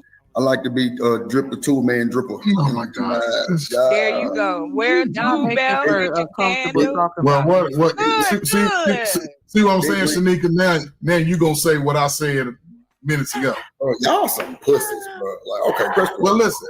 Listen, She make a line, Ferg. Wait. She lying though, Ferg. See what I'm saying? Look at you. You already got Will Swift deal. She ain't Ferg. You know, Shanika mouth is nasty in the gutter. Sucking big dick. Oh, y'all niggas is crazy. No, Shanika, yes, loud. But Ferg, that's what I'm saying though. Like, don't choke. Never you before. know, come on, it ain't all me. It ain't all me. Go to bed, Ferg. Don't be in the bed trying to stick trying to hunch on baby. I can't even touch my I can't Who's even that, touch my Stanley? microphone. Y'all niggas got the microphone. It's crazy. Man, who's that, Sneak? Oh, that's okay. It's Stanley. My bad. Yo, Hey, what's up? Stanley. That's Now, what you we're know trying to figure out. What the fuck on is up, my guy? Oh shit. Okay, well I'm gonna let y'all have it. Y'all go ahead. I'm smoking my blunt. So how low you going? 17? I'm sorry, what? How low are you going? 17? You know what? I date age appropriate, but I'm not What that into mean? treating I'm 60, and I probably wouldn't go. Probably the youngest I would date would be 50. However, number one, you're not going to be treating a 40-year-old like some, boy. What are your intentions and all that? And the other thing is, 20-year-olds are not high school students. And I understand that, if she lives at home or something like that, yeah, I think there are limits to how, treating a 20-year-old like even an 18-year-old. I think it's moral posturing. Okay, you're not going to be treating a 40-year-old like some boy. What are your intentions? What do you think the intentions are? So wait, Shanika, let me ask you this. And this is just me playing devil's advocate, right? But I do need an honest answer. Now we know that 55 or 50 or 20 is outrageous, right? It's 30 years, right? We do know some women have been grown since 14 years old, right?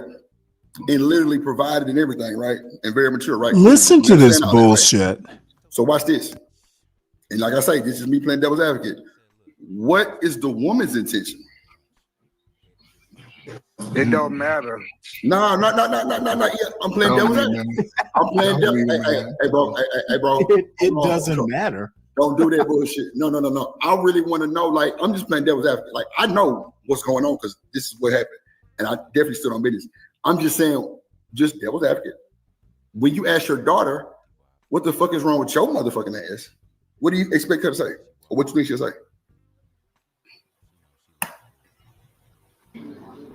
I don't know what I expect her to say, but I feel like when you're that age dating somebody older than you, when you're like high school to 20 and you're dating somebody 40 and up, you're looking for financial stability. You're looking for resources. You're looking for someone that can upgrade your life in some way, form, or fashion because you feel like they already got their shit together, so they finna get your shit together. You're not looking for someone to marry and have children with and live the rest of your life with because you still looking at that nigga that's 17, 18, 19, looking like Dennis Duke up out here and not his granddaddy. I got and they're also looking for a validation to feel like they're grown because they're a child and they're being treated like children because that's what they are. But when they're dating this old ass man, they delusionally convince themselves, now I'm grown because I'm grown adjacent. Shanika, that sounds like a wait. Hold on. Yeah, I got you. Let me have a in the box with Shanika real quick. I got you. Hold your thought. Shanika, you just gave me a bunch of bullshit answers though, and that's what I wanted to prove right there. Ain't no fucking way I'm going to let my daughter tell me she is delusional, convince herself that she's fucking grown. Shanika, I'm sorry, I'm not going for it.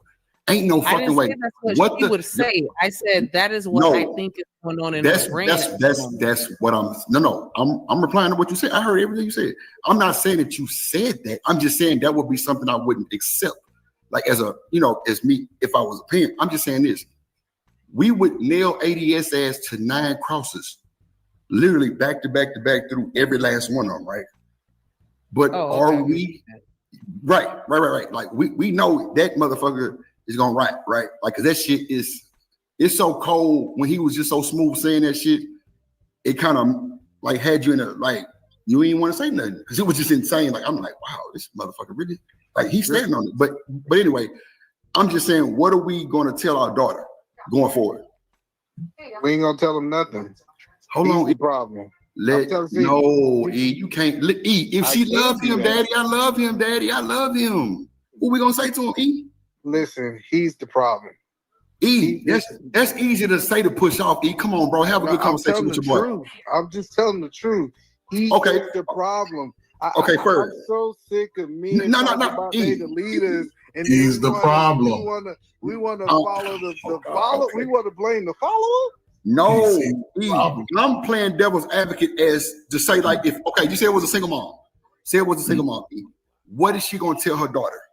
And not he's the problem. It's not talking to a child. I ain't talking to no woman when we got a 45-year-old man. See, like it's no conversations with her. What are we talking about? I know. See, okay, so remember, I am playing devil's advocate. I don't advocate for this shit. I'm just saying, we going to hold our children accountable. I want to talk to 60-year-old man. Okay, well, hold on. I don't need nobody playing hold on. Let Shnika answer me real quick. I swear you got the flow. Go ahead. What you been saying? If that was my daughter, I'm gonna start grilling her with questions to see where she actually sees this going, and really just try to, I don't want to say attack her logic, but challenge her logic and make her stand on that shit. Because I feel like the line of questions that you ask would be more beneficial than just trying to bark out an order or tell her how to think, because that's not going to work. Like we all went through that phase as children when we thought we knew every fucking thing and we ain't listening to nobody. And so you just have to be delicate in those type of situations. Like, okay, so 10 years from now, where do you see yourself? Because when you get pregnant and have this baby and this nigga Okay, this is my problem. And this is what the John Galts and the Solid Snakes, and this is why I'm not motherfucking going up on panels anymore. Motherfucker, I just don't project your personal trauma onto the original hypothetical is a 40-year-old man and a 20-year-old young woman. The ages shift all over the place. It's 55 and then it goes to 16. You will hear where this is going. And finally, I just get tired of these dumbasses. And again, Shanika, Drip, y'all are saints. This is just frustrating. Stop projecting. Assume you parented a 20-year-old girl who is mature enough to make her own decisions. You become parent emeritus. Dude, a 20-year-old is not a girl. Why? It's obvious. 2-0. This is just... you know what? I'm going to have to find a different sector. This is not a good argument, and it's going to get worse. And then you'll hear me get he's already frustrated. 85 fucking years old, and you stuck raising all these goddamn children by your fucking self. Then what? It went from 40 to 85. Really? I want to love you. Yes, I love that answer. That's why I fucking... You my motherfucker. That's why I don't like those fucking relationships. Man. I saw an episode. I'm sorry, but I saw an episode of Hoarders where this then lady they motherfucking go to they go to reality TV. This is like scrambled eggs. The yolk of the argument, the YOLK of the argument is just fucking getting scrambled. I should have goddamn left. I shouldn't have even stayed. And again, it might have been better. Dude, this is just really frustrating to me. Motherfucker. Not understanding how to make a cogent argument is worse than obesity among Black women. No wonder Black women can't figure out, or black men, or just whatever, this John Galt level of blackness. This is John Galt level of blackness, whether we like it or not. And I'm just not going to get drowned in this sea of stupidity. Forget that episode, because I fucking cried watching that shit, because I felt horrible for that girl. That man took that girl before she even graduated high school and had her knocked up with children, and he was gone, and that lady did not even know how to Hoarder's live. episode has she could anything not to do with the argument as an adult, because all she knew was everything that he taught her, and he had done brainwashed her so bad because he trained her. Because he trained her. Any of this her have into to the person he do wanted her to be, to the with point the where once he original was gone, premise? she was done for. Good for nobody, not even her fucking self. Let's talk to Stanley. So Stanley, Can I offer an You observation? sitting there talking about, don't talk about no 45-year-old boy like he a little boy, but he fucking talking like a little boy. Okay, how he going to talk to his off, fucking daddy? Having a she's talking conversation about from man the to role man, and I play ask they you what's did your half intentions an with my hour daughter, and you ago. tell me, well, we just go see how it play out. You talking like a fucking boy. That did sound like some young shit. ADS. That's some jit ass shit to fucking say from grown man to grown man. That's how y'all fucking talk, and you gonna accept that shit for your fucking child that came out your fucking nutsack? hold on, Psych. Stanley. So Stanley, I want to make sure. First off, we keep moving goalposts here. Is it 40 and 20? Is it 85? Nah, y'all are all over. ADS is 43. And Okay, I think the lowest he what said I he heard made it was 20, 23 or what something. I heard was 40 and 20. So let's Okay, that's 40 cool. and That's 20. cool. 40 and 20. That's cool. Yeah. That's cool. Okay, and now there are a lot of things that make a difference. If that 20-year-old girl is living at home, that changes the dynamic a little bit. But what if that 20-year-old is off on her own, as many 20-year-olds can be? Yeah. You're not gonna treat a 20-year-old. Now you can sit her down and you can walk her through all the permutations. I'm not condoning it, but that 20-year-old is an adult. If that 20-year-old decides to walk out of your house and get married tomorrow, there's not a damn thing you can do to stop it. She's an adult. Okay, let's go back. I want to make sure I understand where you stand on the situation, right? So first, you saying that you believe that it's okay for a 40-year-old man to be with a 20-year-old woman. Yes. I think it's unusual, but it's not unheard of. No, yeah, you're using a lot of word salad, sir. Okay, yeah. Well, you know what? Okay. That's what I do. This I is take literally, shit and break it let down me into word let me salad. stop this there. Here, how is this a word salad? And I'm just going to let this develop because I was surprised when they. I'm just going to let it go, dude. Word salad, unusual is a word salad. I am not doing this again. If need be, the 20-year-old is an adult. Treat the 20-year-old like an adult. Okay, so Is a 20-year-old not an adult? Yes or no? Girl. Oh, and the other thing, I treat adults like adults. You fucking need to walk this back to understand what I said. Motherfucker, dude, I didn't have that kind of patience with my 10-year-old. Motherfucker, I will explain shit to you twice, maybe 3 times if you're 10, but motherfucker, you don't sit there with dude. If you don't understand it after 3 times, you're just not going to understand it. I will not do this again. I shouldn't have even gone back and played this shit because now I'm more frustrated. These motherfuckers cannot understand, and it gets worse. Luckily, I was sober, and I just had to control some shit.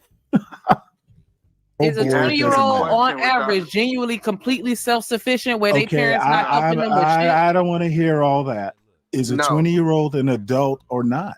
No. I Okay, don't think a well, 20-year-old is an legally she is. And if Legally she they wants not. to walk it, legally. Oh, this she motherfucker- is. Let me This tell you gets why. good. This motherfucker is literally going to say or try to establish that a 20-year-old isn't an adult in every state in the United States, this is so goddamn sad. United States I live in, 18 is considered an adult. I Well, don't no, care 'cause about your feelings. It's The not about facts, feelings. the Hold on, I'm about facts to are going to explain it trump to you, your sir. feelings. I got you. Son, Let's have a back and forth. I don't do all the Well, let's back have and a back forth. and forth. Let's stick to the facts. It's not a 20 is an fact. Listen, adult. I'm about She to can do explain what it she to you. wants to do, whether she No, lives she with you or cannot. not. She cannot. Now, if you say She not in cannot my go to the house, store and buy that's your alcohol. right. Hold on, no. Okay, Let's be clear. No, but I'm it's stone restrictions. cold Hold on. sober. As a matter of fact, I woke up and started listening to the show. So we need to Well, let's have a back understand and where forth. we are. We don't have to talk over each other. Okay, there is no back and You're forth. 60 years 20 old. is an adult. No, see, If you that's what I'm can't, saying. if you You're 60 cannot years start old and with, acting like if a you child. cannot stop adding the permutations. A It's not a 20-year-old is an permutation. I'm just adult. saying, It if is you exactly a permutation. you are literally 20 can have is a a conversation legal as a adult. 60-year-old. Yes or no? Is And what I 20 a wanted legal to adult? what I Is wanted to 20 a show, legal you got to adult? be careful with these I 60-year-old don't men have to because be they can't even careful. have I conversations. am Listen to this 100% sure motherfucker. that 20 All years of a old. sudden, he's talking about 16-year-olds to fucking prove his dumbass point. This is why I get so goddamn frustrated. Motherfucker. Ugh. Now I am a bit drunk. Motherfucker, I'm not doing this again. Is an adult. We need to start with actual facts, and Well, then you you don't can want to have a add on what conversation. happens in your house Motherfucker, later. I don't want to have a Sound that conversation with an imbecile. have Answer a a simple conversation. You question, want sir. Sir, no. I'm not your usual YN that goes back and Oh forth. shit! Let's start with YN. the fact. The fact is, the fact is, a 20-year-old is an Well, the adult, reason I say go and back and that forth because 20-year-old Dirk can said do that he what didn't she want us wants to talking at the do. same Is that time. a fact? Now, I do want to establish the fact is I'm not scared to go up against fucking what? 7 dumbasses. Sometimes it's easier because they will talk to each other and confuse themselves, but I am disappointed. And then you'll see what happens to the coach. Coach is the biggest dumbass of them all. Or not. Let's start. Hey, you're not going to be able to talk over me. All right, You're not going to be able to all right, talk over man. me. Hold on, E. I think we get the gist of what you're saying. 20 years old is an adult. We got it. Correct. All right. And if you can't start with that fact, all how you feel about it and oh my baby and all that stuff, that doesn't make a difference. Shanika, An adult can do. Pull up, Stanley. It's cool. Go ahead, E. So Shanika, pull up the legal age in the state of state of shit. It varies. Some states vary. 20 So is an listen. adult. So even the government says from 18 and 20 to 20. We The Bro, you government don't have to. 20 is an said shut adult. up. Don't tell, I don't dude. even know why You we don't get- think I know this? This idea that, and this is what I'm saying is these are the guys that's going after these women. I He's don't like who care has about the any of mindset. that. Let's The start with mindset, yeah, that. he don't Can care that about all that. 20-year-old do I'm what telling she you, wants these to are the do? ones you gotta watch and say, hey, Oh keep yeah, away from yeah, your yeah. baby. Add all the Because add all that, and he it try doesn't to, change he the try to say, oh, fact. you know what? I The only facts are the date facts, sir. 50-year-olds. The funny The part facts about are it, the y'all facts, think sir. a 50-year-old woman is This dealing is with why. this? Don't come at me with that Listen, I YN know for a argument, fact no dude. 50-year-old woman dealing with no dude This who is so sad. advocated. Listen, You are not ready. You're not ready to you're go not back ready. and I forth learned with that me. your goal is Obviously, just to you are overtalk people as obviously many not as ready to possibly go you back and can. forth with So me. you wasn't Let me trying know. to have a back Take a and forth. deep You breath. just wanted Take to a deep keep breath going and back try and forth. and use I your told brain. y'all, like, he gonna say now he want to have a back and forth because I'm cutting Nope, him off. I don't. I I told don't you want to gotta have a watch back the and forth dudes over like whether him. a 20-year-old is an adult. I do Learned a not long want time to ago have that that back and forth. even the government says that I'm a limit what 18 to 20-year-olds Okay, can the do. government If says that's no the such case, thing, no, son. if that was the case, The they gonna government let says no 20-year-olds such smoke weed. thing. They gonna 18 let is an adult. 21-year-old. They gonna let At 20-year-olds 18, be they can able to walk do out of it. your house and then do the what the crazy hell they part want. about it is these widows Weirdo. At 20, and she this can walk out of your house and and Coach never come Bird, back. He the man. I can see. I can see. He the man. I can see. Let me tell you something. Not all of us. Nigga, you got your own people up here arguing. And then it goddamn devolves. He conceded The right to date a child. Listen, I can see it Because they grown. And you gonna tell me that shit wasn't prevalent. I would say if listen, long as I'm glad I. Oh, this Ferg dude. I father get was his around. dumb I ass didn't really see it at some point. going up too much. This new age of type and finding out that niggas was moving like that. Yeah, I would. I don't know, man. You didn't see a lot of insecurity, didn't you say that too? Like you Yeah, didn't I know didn't. that niggas was insecure. That shit was happening all around you. I didn't. Happening all around. Y'all just wasn't looking for it. But it's damn near I hate the majority, but the majority of y'all are Stanley Crosses. Let's just keep it a stack.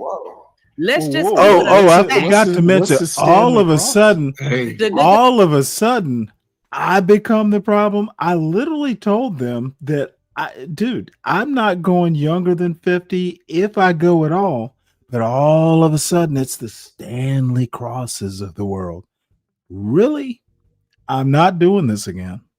And Shanika, I think she's a wonderful young lady, but goddamn, really? So suddenly the problem is Stanley Crosses? Dude, I'm about to pack up this YouTube bag and fuck all of you.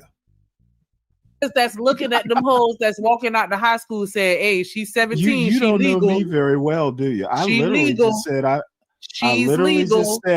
I literally just said I wouldn't even look at a woman less than 50. You literally just said that So I'm she's not legal talking. and she's grown and she can do whatever the fuck Like she wanna do. this is the weird thing. I literally told you what my preference is. So all of a sudden we're gonna stretch that stupidity. If I say a 20-year-old is legal, all of a sudden I want a 20-year-old. Oh my God! And fuck you know what? Stop that. Fuck you, Sunrise.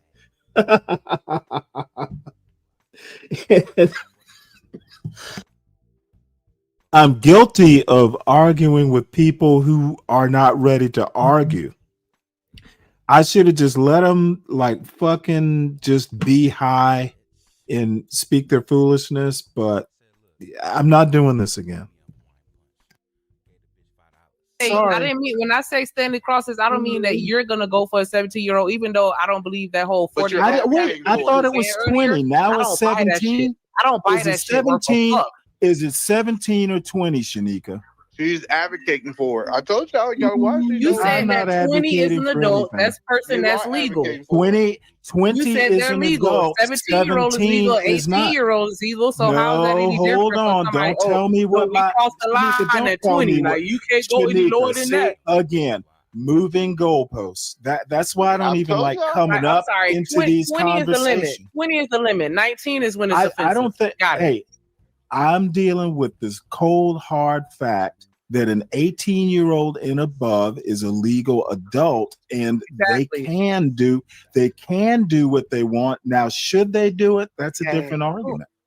I'm sorry, Mike. Exactly what the white folks said about slaves. May These I? are legal. Yeah. Bring in. Now all of a sudden we're talking about slavery. What the Thank you. fuck? I appreciate you. Can I ask? Can we just, since we're doing facts, right? Is that my understanding? We're playing with facts. Here's what I wanted to add. You know what? Never mind. Okay. Are we having are we confusing? I wanted to shout out to James Moore with the $5 super chat. He said, Mr. Cross, it sounds like you defending a 20-year age gap. Are you? He already said he down. Well, with hold it. I responded. Read the response. He already said that. He said that 40 and 20, you know. That's fine. He said that's cool. Okay, I don't. I'm not defending it, but I don't need to defend it. It's legal. It's okay, no. so it's legal. Don't tell me what I need to defend. It's legal. Legal is my response. It's legal. It's legal is my response. Now you know your child. If you want to individualize it, that's a different argument. They're 20-year-olds in the army. And this is why daddy is the 20-year-olds in the army. Hey, I'm with you, brother.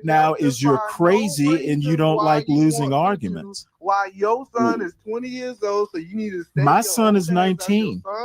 My son is 19. My son is 19, and I know that I might be able to convince him that this is not right for you, but I'm not going to be able to stop it. Any other dumb questions? Jesus. Yep, I'm brutal. You step up to the plate and go back and forth with me. You better be able to handle the back argument. and forth because you're an immature old man. Nope, there is no back and forth. I'm mature. Hey, call me immature, but I'm right. You did not say I'm wrong. Call me immature, but I'm right.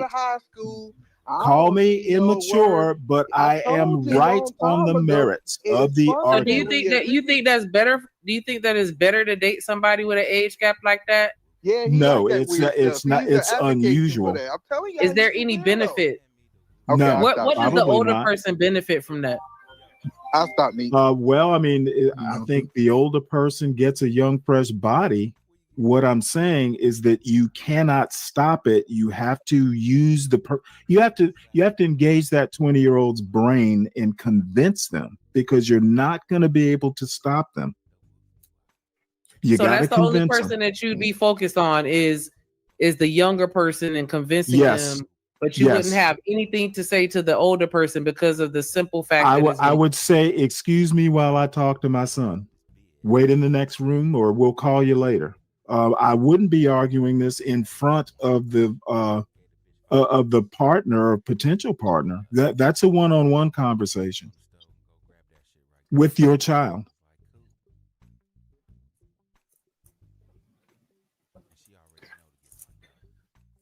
And if you raise that child right, they will listen to you. Well, yeah, like I just said, in that my opinion's still not going. 22-year-old son. Well, I'm not seeking to convince you. I'm just No, telling I you ain't saying that.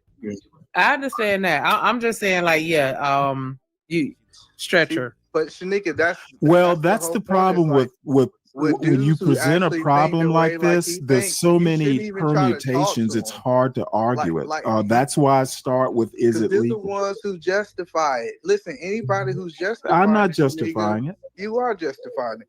Anybody who's No, trying I to don't make think a I am. legal, anybody I'm who's just trying to telling make you what you a can't do. legal right to something that's immoral, right? Legal Anytime right? somebody makes, Oh, no. listen, Son, hold on, you sir, do sir, not want I'm to not argue talking to moral you. versus I legal with am me, not. because I you am will not lose every talking to time. you. I know So, the Shanika, arguments. You the do point not. that I'm saying, Shanika, You is that cannot Because I legislate do want to hear the morality. difference between the moral stand ground and the legal fact, because You don't legislate morality. Laws are often immoral depending on where they're applied and what the situation is, but the law is the law. So that's the whole point. What I'm telling you, Shanika, it's a group of guys that really want to be with these young girls. Wait, And I they don't go, want to be with hold on. anyone.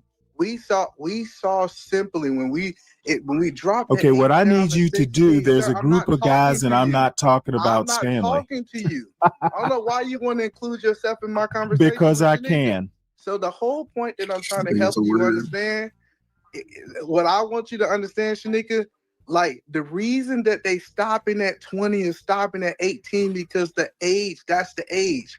We heard if they drop the age down to 16, those same guys are willing to go. Changing, So moving the goalpost. I'm telling you what No, it it was a is. conversation outside of you, Stanley. We need Okay. to draw Well, too a line. bad. See, this is the problem, is that a lot of black folks don't want to draw a line. Draw a line in the sand and separate yourself from these weirdos. That's what need to happen. Yeah, we don't need to be mixed up with people. Oh my Lord. I said we don't need to be mixed up with people who think that way. We need to say, hey, those are other people. That's the trash of our community. That's what we I'm need the to start trash doing. of the community, huh? Those dudes, the drug dealers, the dudes that move like that, you know what I'm saying? Yeah, they the trash dudes. I'll say this because I got a 22-year-old son, right? And I think one thing that I learned from my parents that I had to, what I didn't learn from my parents, but I had to sort of embrace it on my own. Having those tough conversations about growing up and when it comes to relationships, the type of, you know, an acceptable relationship based off age. I look at it as peer groups.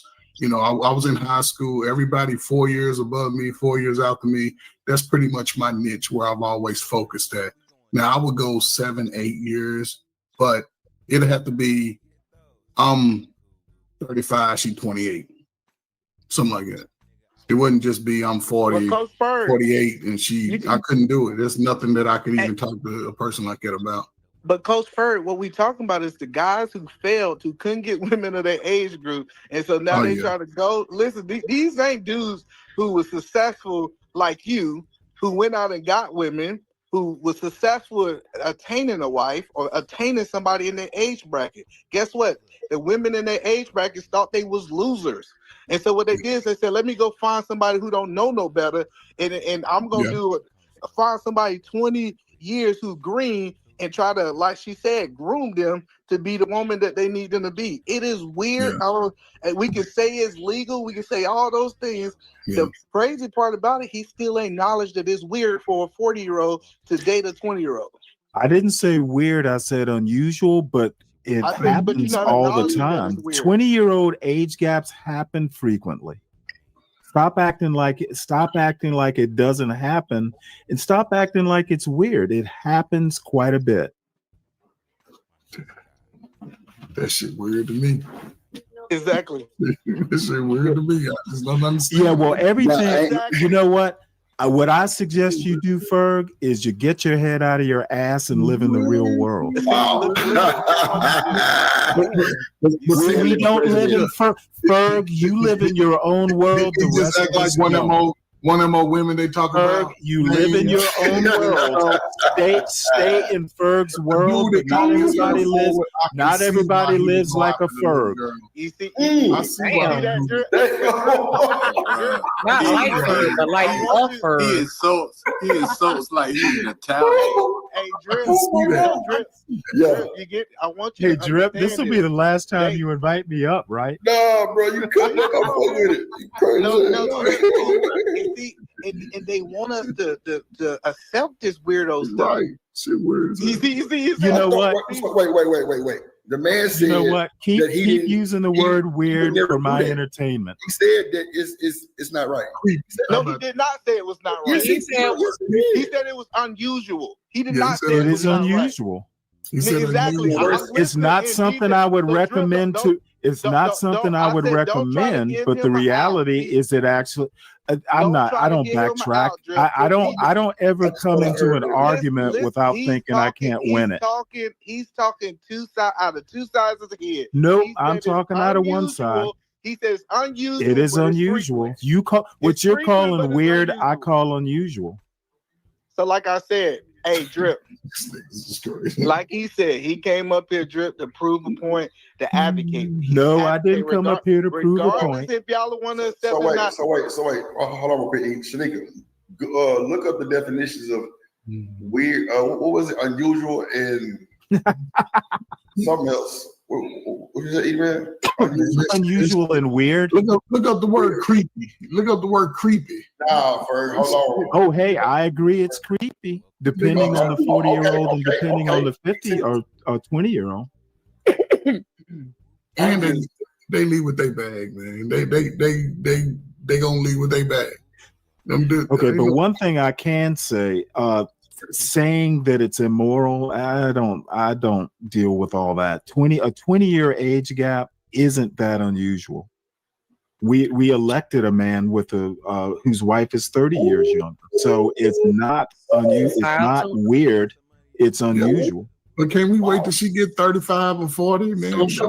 Hey, you know what? That would actually be something I recommend.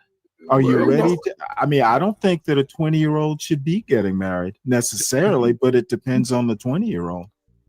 But I know they can get married, and there's nothing a parent can do to stop it unless there's some medical issue or mental issue.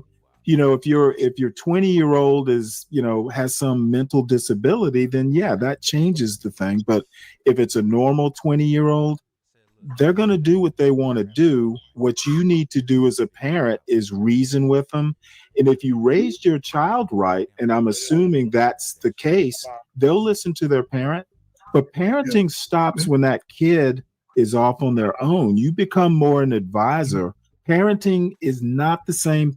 Parenting changes throughout the phase of a child's life.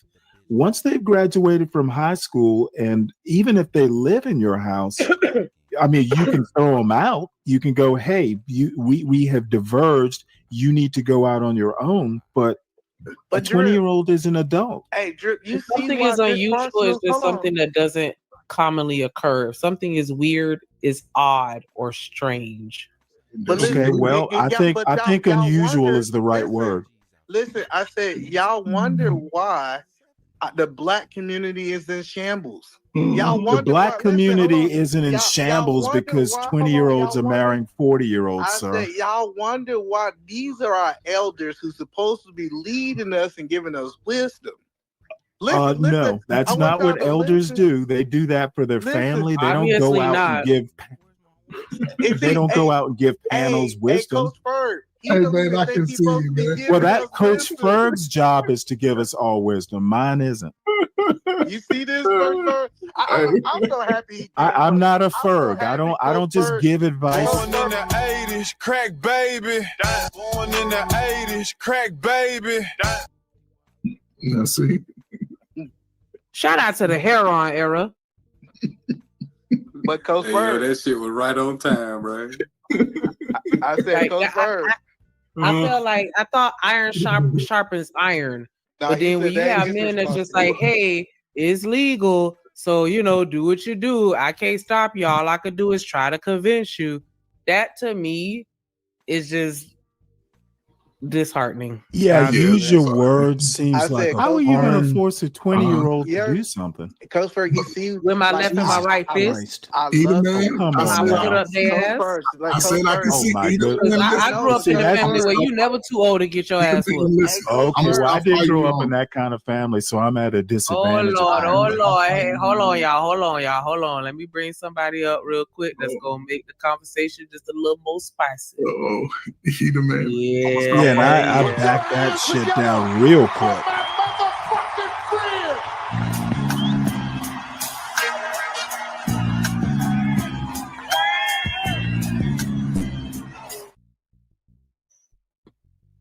Oh, that's happy.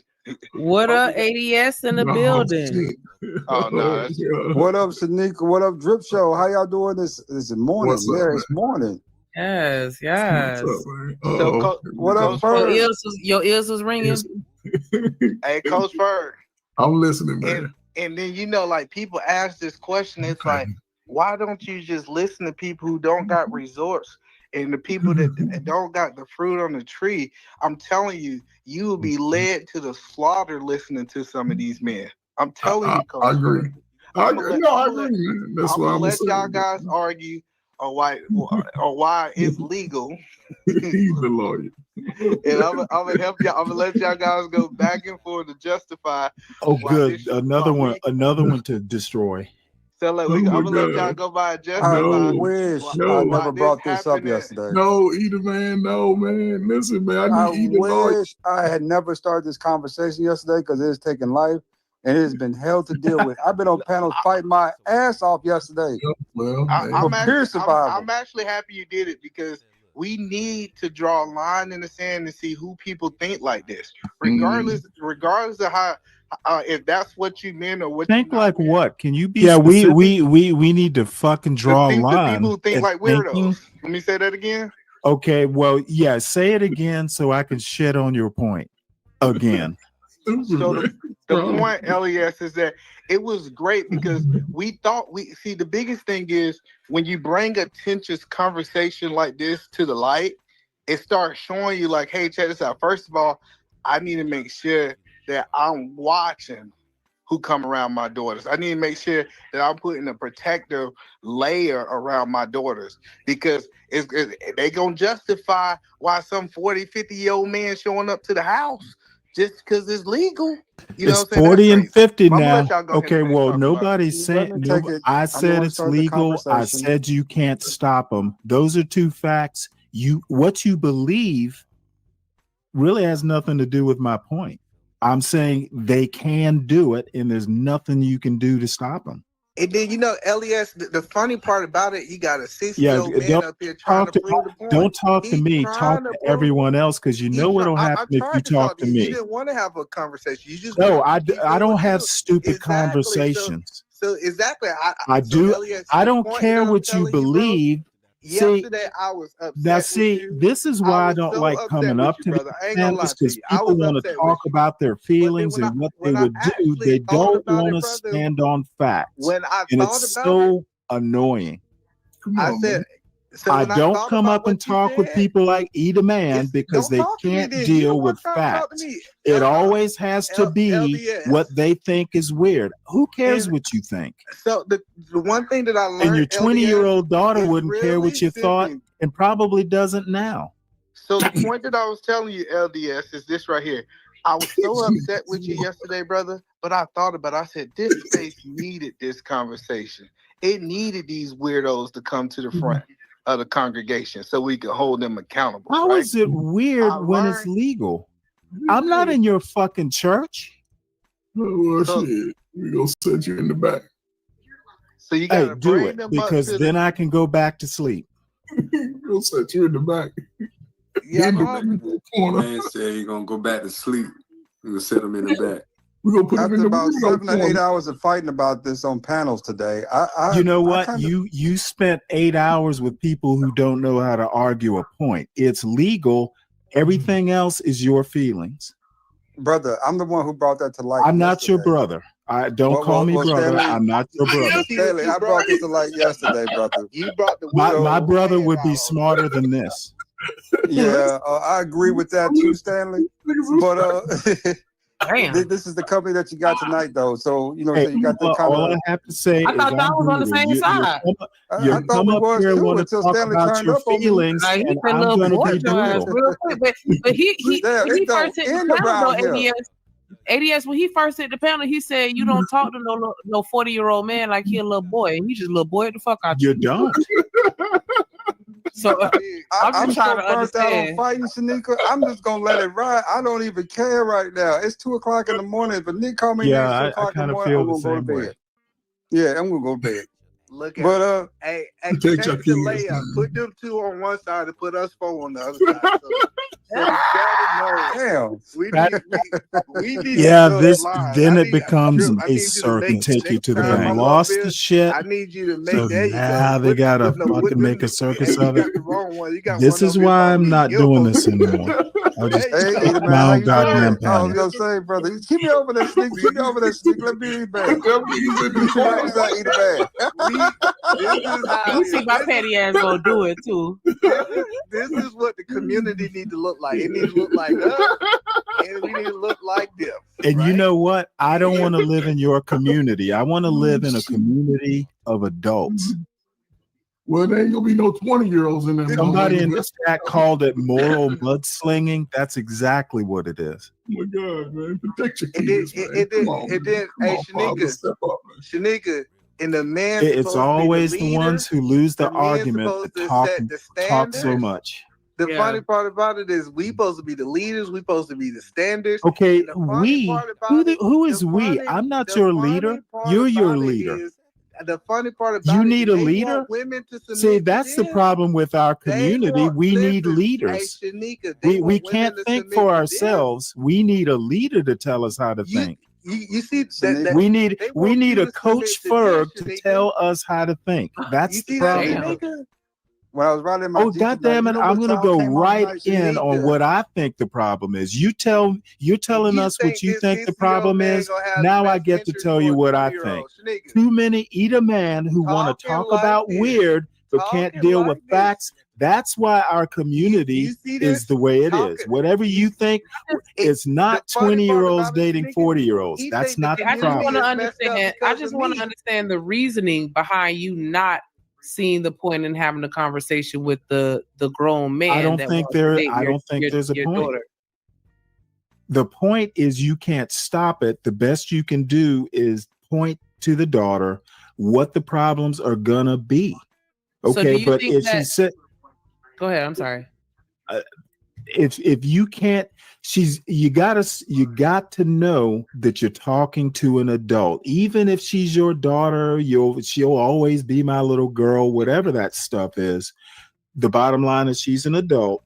What you need to do is use because obviously if you're her parent, you're her father, she's going to trust you.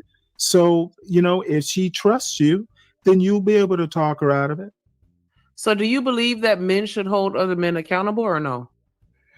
I think men should hold other men accountable, but if a 40-year-old wants to date a 20-year-old, how is that? That's not necessarily a bad thing. It depends on the circumstance.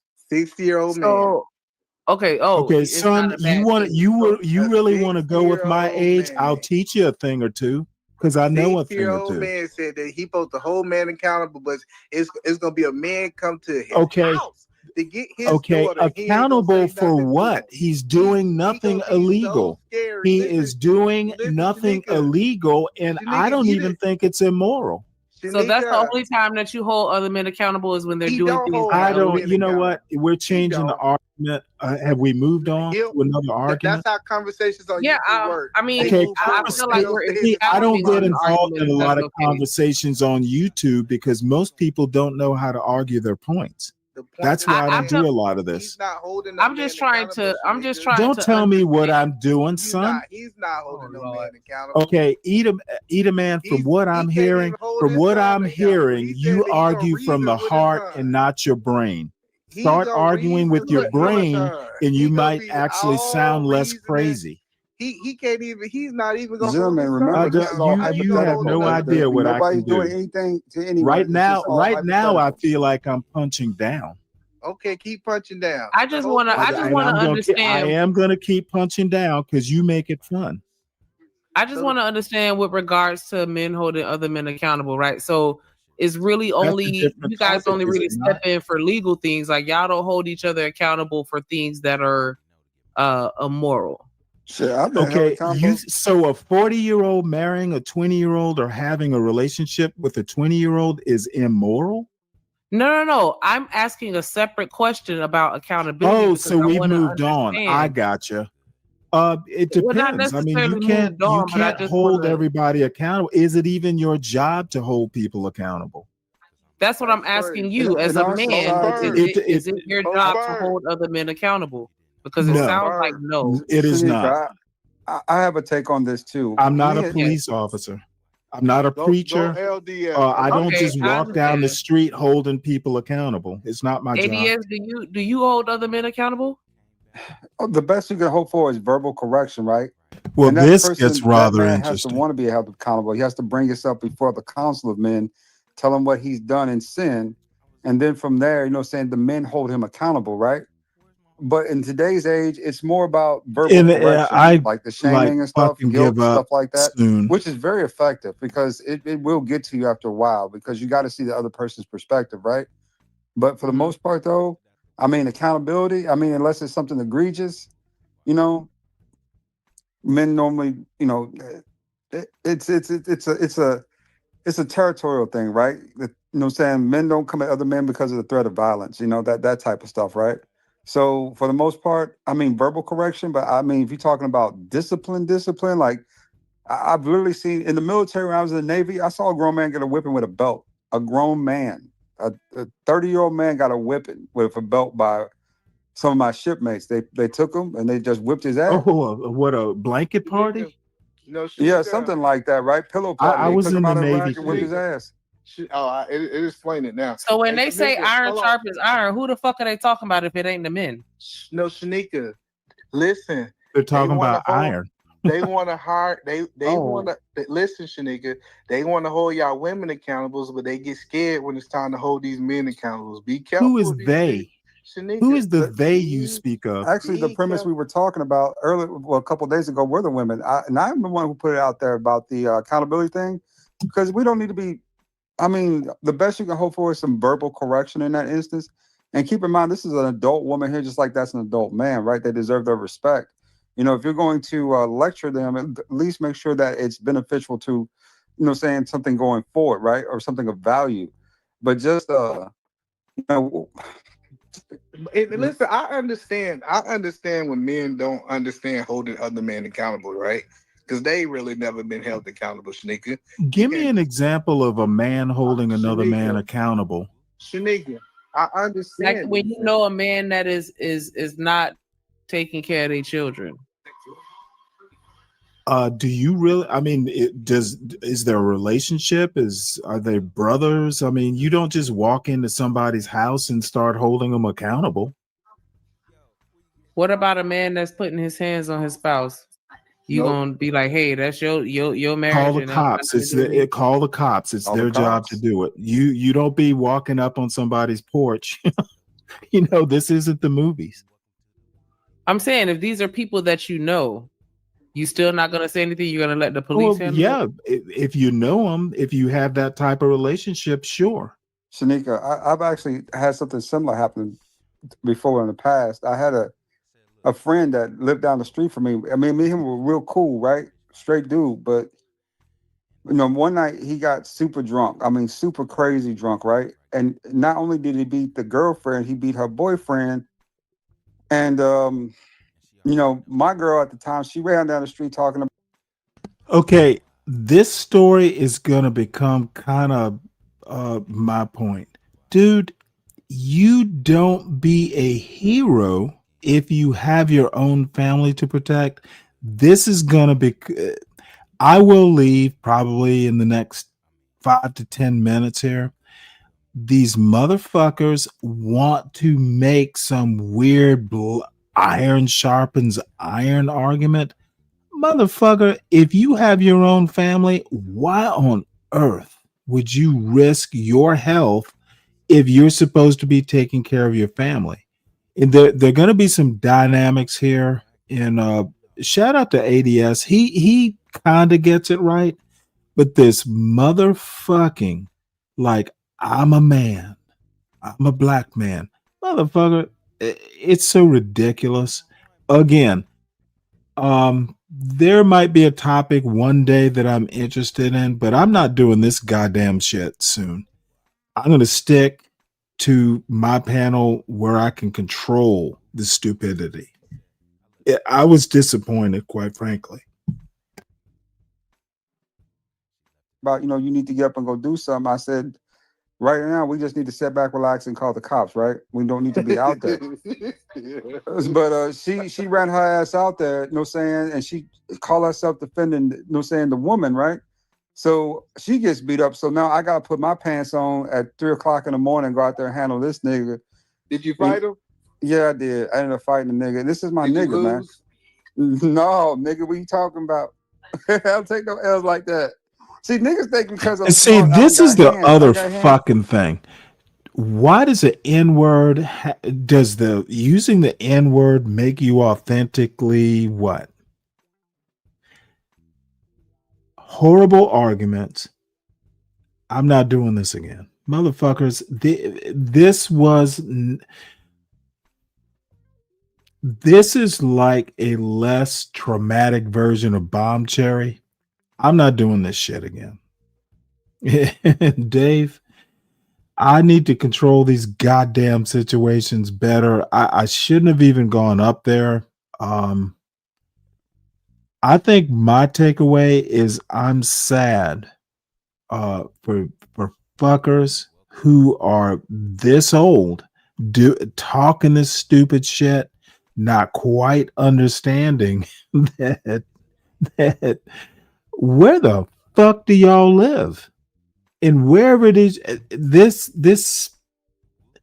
is John Galt, just a little bit less toxic, but it's John Galt. These are John Galt's children. No. I'm trying to understand. Fought your boy. Hold on. Let's make sure I understand. So he beat up the girl. He beat up the boy. He beat up your girl, and then you went out there and fought, right? Yeah. And then you won. You beat him up.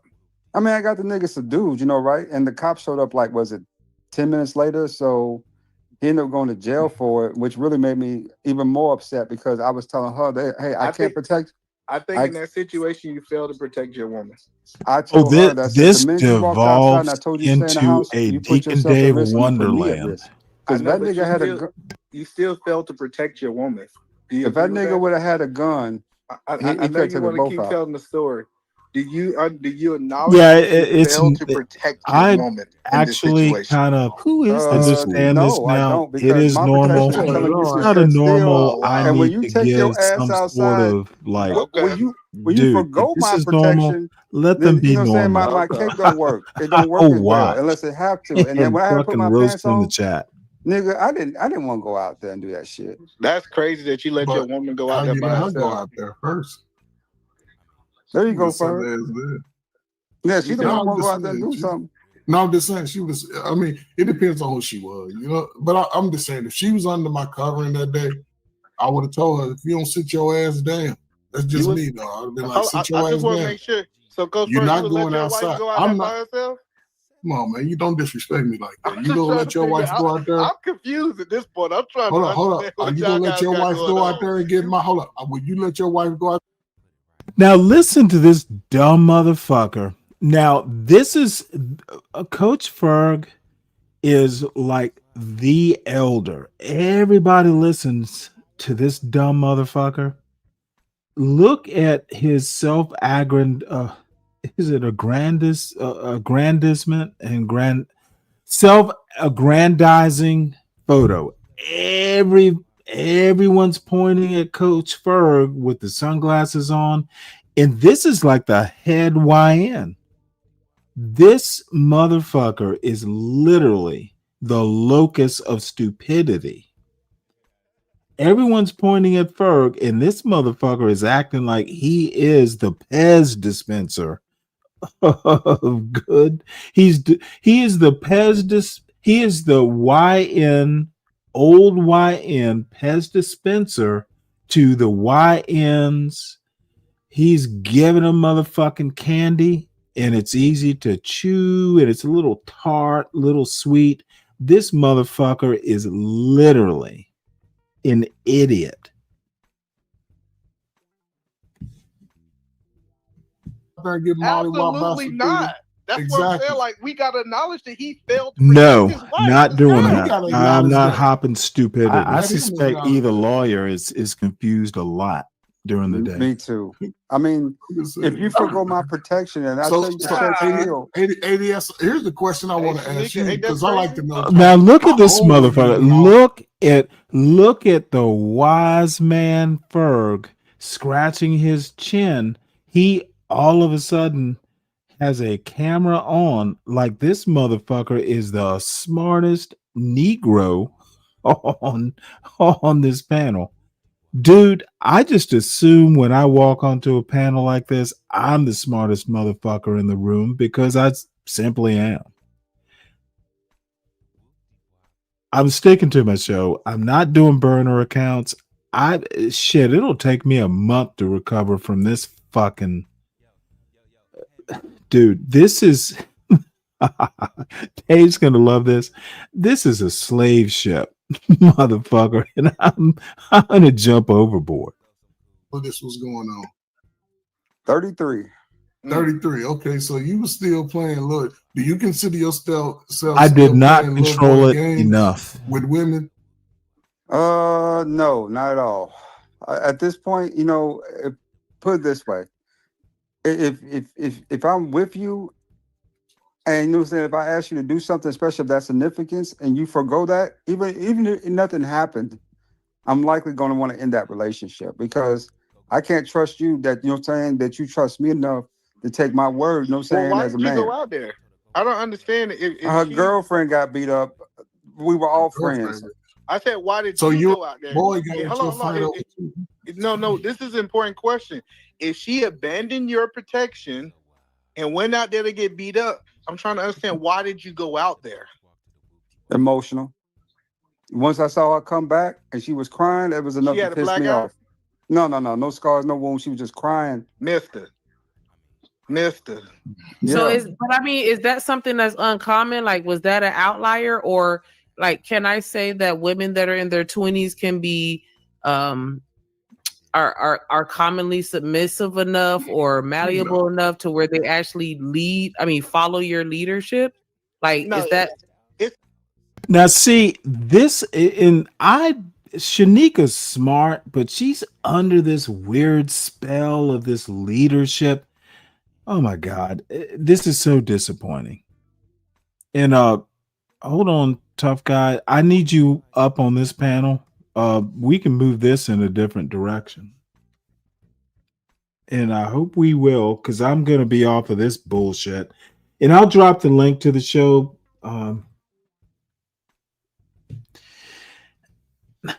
It's gonna take me a motherfucking month and just like contemplation to I'm never and again Shanika and Drip, I will continue to listen in the chat. it will have to be a very different. It's so weird. I woke up, started listening to this silliness, and thought, well, I have some ideas. And I think a reality. And I was wrong. I fucking failed.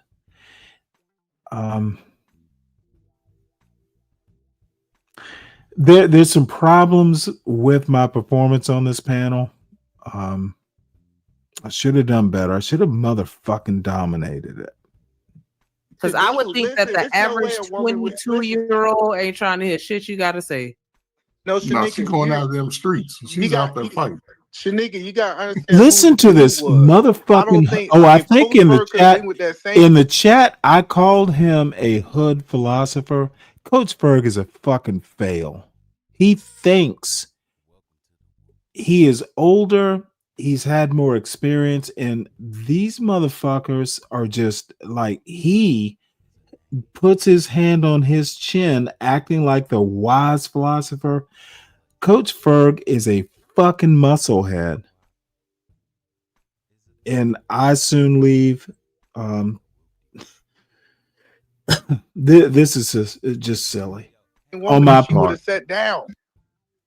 Listen, I'm telling you, it's this idea that she just would have did that with every man is crazy. I get it. She went outside. I hate when y'all do this type of kind of, how do you say it? Kind of tape. That's what it really comes down to. Gosh, E, what are you talking about? These people live on Sugar Hill, apparently. Yeah, of course. But Coach Ferg, let me get back in with Edaman right quick. Edaman, I don't understand what the logic is behind what you're saying, because what you're saying is I'm a lesser man because she went outside, not because I went outside. No. I'm saying there's certain women that listen so to you think men that, like me, and there's certain women that same woman won't listen to a man like you. That's what I'm saying. Okay. If you would have been there, it would have been different. Okay, that's awesome. I know, but you weren't there, were you? And to speak on a situation that you weren't involved with is kind of stupid. It's not the brightest thing. So let's use it as a learning tool for those who may not experience that situation. Teacher, and I'll say this, fellas. Listen. If you encounter listen to this motherfucker. Everybody's listening to this moron. Think beyond your ego. If this is your woman, y'all buying groceries together and all that, y'all putting your little sour clothes together, washing. That means you gotta talk and say, listen, we got. This is where I start getting frustrated. And if she's your woman, she go out there and get into a street fight trying to protect her friend. The best thing you can do as an adult is say, you call the police on her. The wisest. And as long as they, you I'm know what I'm the saying? oldest one in I'm not here. gonna fight my buddy over a girl for one. And I tell y'all a bad story and I shut up. I knew a young lady, young 20-something. He is going to tell us about his fucking. She went out.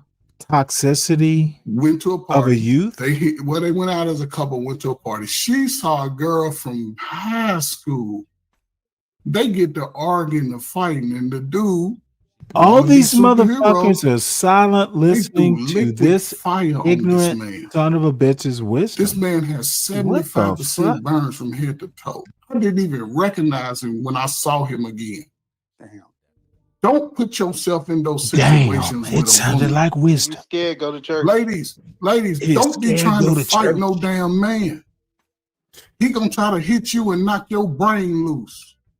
Don't put your hand on. Why is this motherfucker wearing sunglasses? I'll be dropping down. I don't need this hood philosophy lesson. It ain't no hood philosophy when your son get beat up. That's exactly what it is, hood. Sad. You know what? Don't be sad. I hate to be rude, but listening to you natter on about shit that doesn't really matter bores me. It don't matter until your son get. So let me drop on down. I appreciate being up, dripping. Stanley, you so crass. Damn. Yeah, somebody needs to tell your daughters away from dudes. Somebody needs to tell Ferg that he is a boring old coot. Boring old dude. They don't really apply. Give me 5 push-ups. Drop and give me 5 push-ups. Give me 5 push-ups before you go. Hey, you know what? You give me 5 push-ups after you call me sir. You know what you would have called me in the Army? It would have been sir. And I'll let you go ahead and have it, Top. Oh, you know what I'm saying? Even Frederick Douglass combed his hair backwards. You comb your hair forwards. Be quiet. Wait a minute. What did that last part mean? That's crazy word. Top means it's a first sergeant. No, that's the military saying. It wasn't disrespect. It wasn't disrespect. But nah, that's all I'm saying is that. But hey, Drip. Yeah, motherfucker, you better goddamn salute. Dude, let me drop the link to this debacle. I'm not doing this shit again. In a Tough Guy, if you are there, I need you to email me. I have taken those songs you gave me and turned them into an intro and an outro, and I need to understand how you want me to credit you. Dude, you inspired me. So you got me my email address. You can come up now. I am not going to be on this bitch much longer. 6 people in the chat. I'm alone on this, and you know what? It's dinner time. God damn it! Your headphones are dying. So am I inside listening to the reasoning. This isn't even motherfucking mid. This is like this makes me sad. This truly makes me sad. I'm just not doing this shit anymore.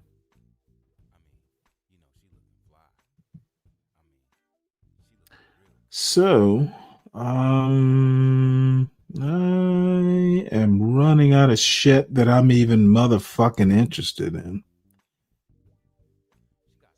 The Wildest Wake Up Show. You know what? Some of these motherfuckers are on Sean's show. Sharon. Why do I keep calling him Sean? There's no implication. Hold on. My pew pew is undefeated. Let me just put it like I'm just that. saying you might as well let me whoop your ass, because you ain't want to whoop my ass. You know what I mean? That's why I have multiple brothers. They jumping. I come from a long. Put it this way: is way more fellas, way more dudes in my family than women. Like when I say my cousin, them, my brothers and shit, is way more of us. I'm just one man. I'm just the warning shot. You know what I'm saying?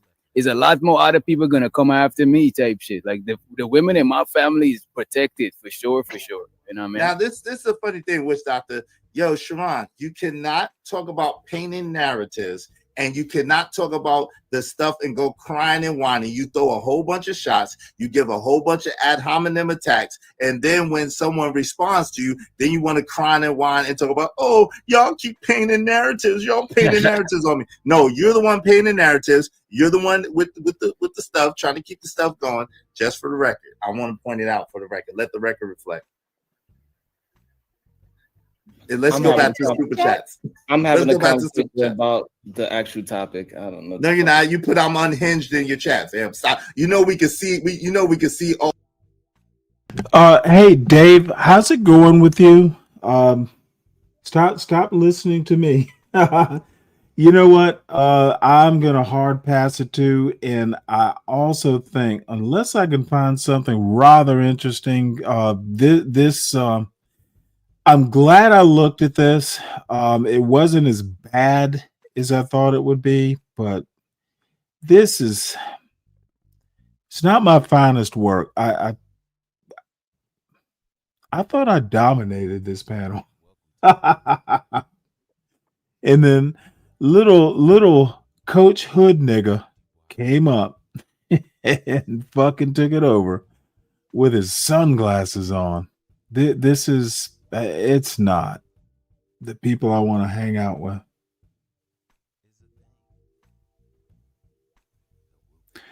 Watching people be fucking misled. Uh-oh. Are they reviewing this shit? Your house, your rules. Don't bring that nigga around me. If I'm lying, I'm dying, nigga. I put this on Agon Soul, cuz. Oh my God. I rest my case, sir. David Richardson, who you talking to, brother? Or talking about? God damn.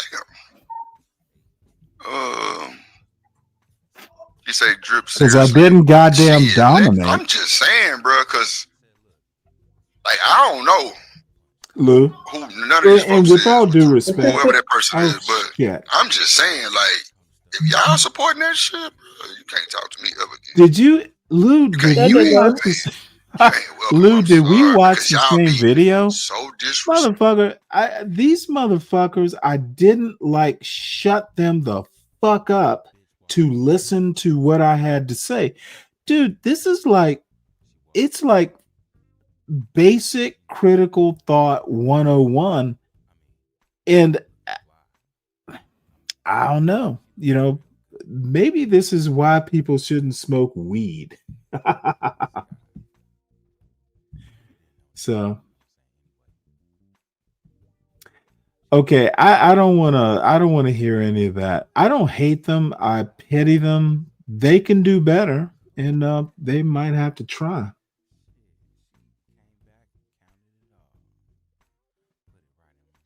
Yeah, that's what I do, but success is they shut the fuck up and like, well, what is the next lesson? Dude, this was you know what? I'm not going to say it on the show, but I have thoughts about my performance. It was. I like being on my own panel. I fuck it if people don't want to come up. You know, I'll shoot your dumbasses down and be happy. Going up on other people's panels, they want to fucking ignore that they got shot down. That's what's so annoying. How about motherfucker just go, hey, the shit. You know what? And actually, I see this super chat up here. That's the point. You know, you got to get your super chat. So,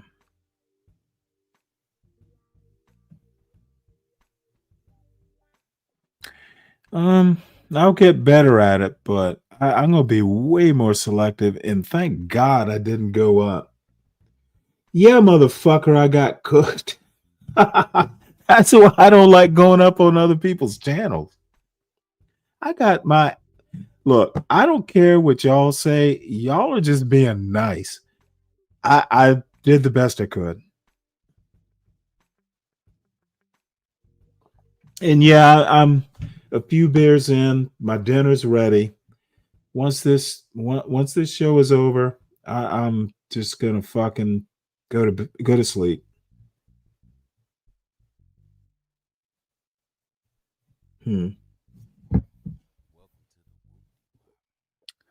So I know we'll listen to a little bit of this, but he was older, I actually have a boring had the history little thing shit, I'd rather listen to. he had guns and shit, whatever. So I guess the shit came back that I said that he was like that, right? Which I didn't. Them niggas was just scared to say that they said it, right? They just threw me in there. So nigga, my daddy come in the room and was like, man, you got a brick to your windshield. I'm like, oh, what? A brick in my windshield? The fuck I got a brick in my windshield for? What the fuck? So of course the streets talk, it came back, it was that nigga. I'm like, bet. So my little brother had this little BB gun, right? He used to always go shoot squirrels. So I get in the car, and this was the next day I ride around the corner and shoot every fucking window out that motherfucker. I ain't lie, every window. They don't threaten me with a good time. I've always been the one who gonna whoop the bullet. Nigga, that boy, and nigga, I'm 17. This nigga had to be 30. No bullshit. Probably older than that, like 32. This nigga come around the corner, because of course they told him I did it. You fucking right. I'm waiting outside. Nigga, my mama putting goddamn flowers in the yard. Nigga, my daddy cutting the yard. He pull up, hop out the car, and think he finna. Well, let's see what Daddy Galt's doing.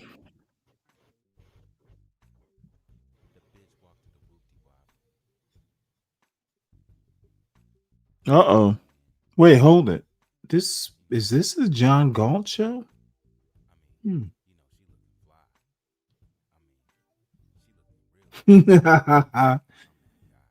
Wait, hold it. This can't be right. Let me refresh this.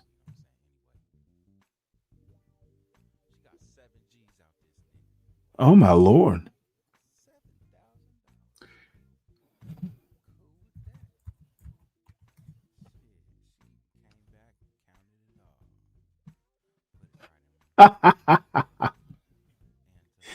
This is awesome. Well, let's see here. This is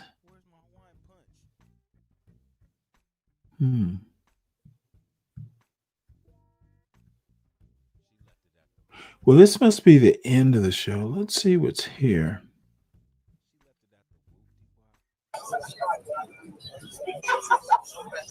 Hey, New York's not all bad, man. You know, it's good. Pluses and minuses, like anywhere, really. To be honest with you, pluses and minuses. So the motherfucker left his camera going? That's a nice dress, my lady.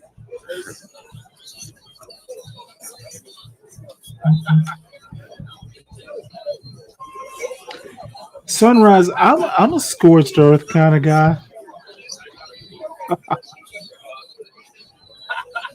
But I appreciate the compliment. So let's see what else is going on. Interview. Thank you. We should not be doing this. The admiral will be bad.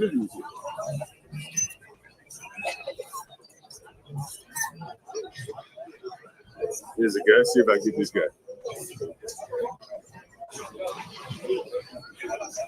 Excuse me. You have time for a quick interview? Oh, this is awesome. Let's see if he's ended it.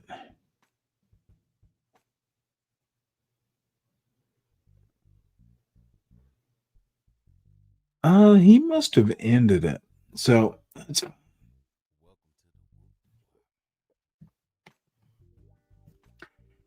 it is good to see that Je suis John Galt is still around. All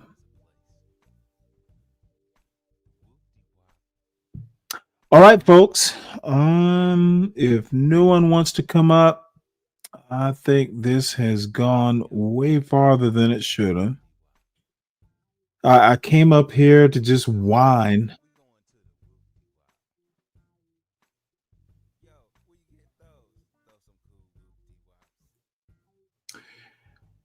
What is up, Mind of an Angel? Good to see you. How about hit the link, Angel? I haven't talked to you in a while. Hit the link. We can chop it up for a little bit. Tropes. Just sweet that. That is funny. All right. Well, Lou, I'm always open to counsel. I just don't see it. I did not dominate. I did not shut every motherfucker up.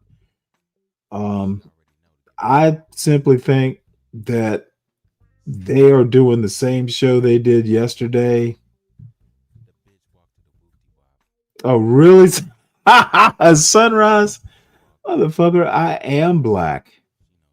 So who else am I going to argue with?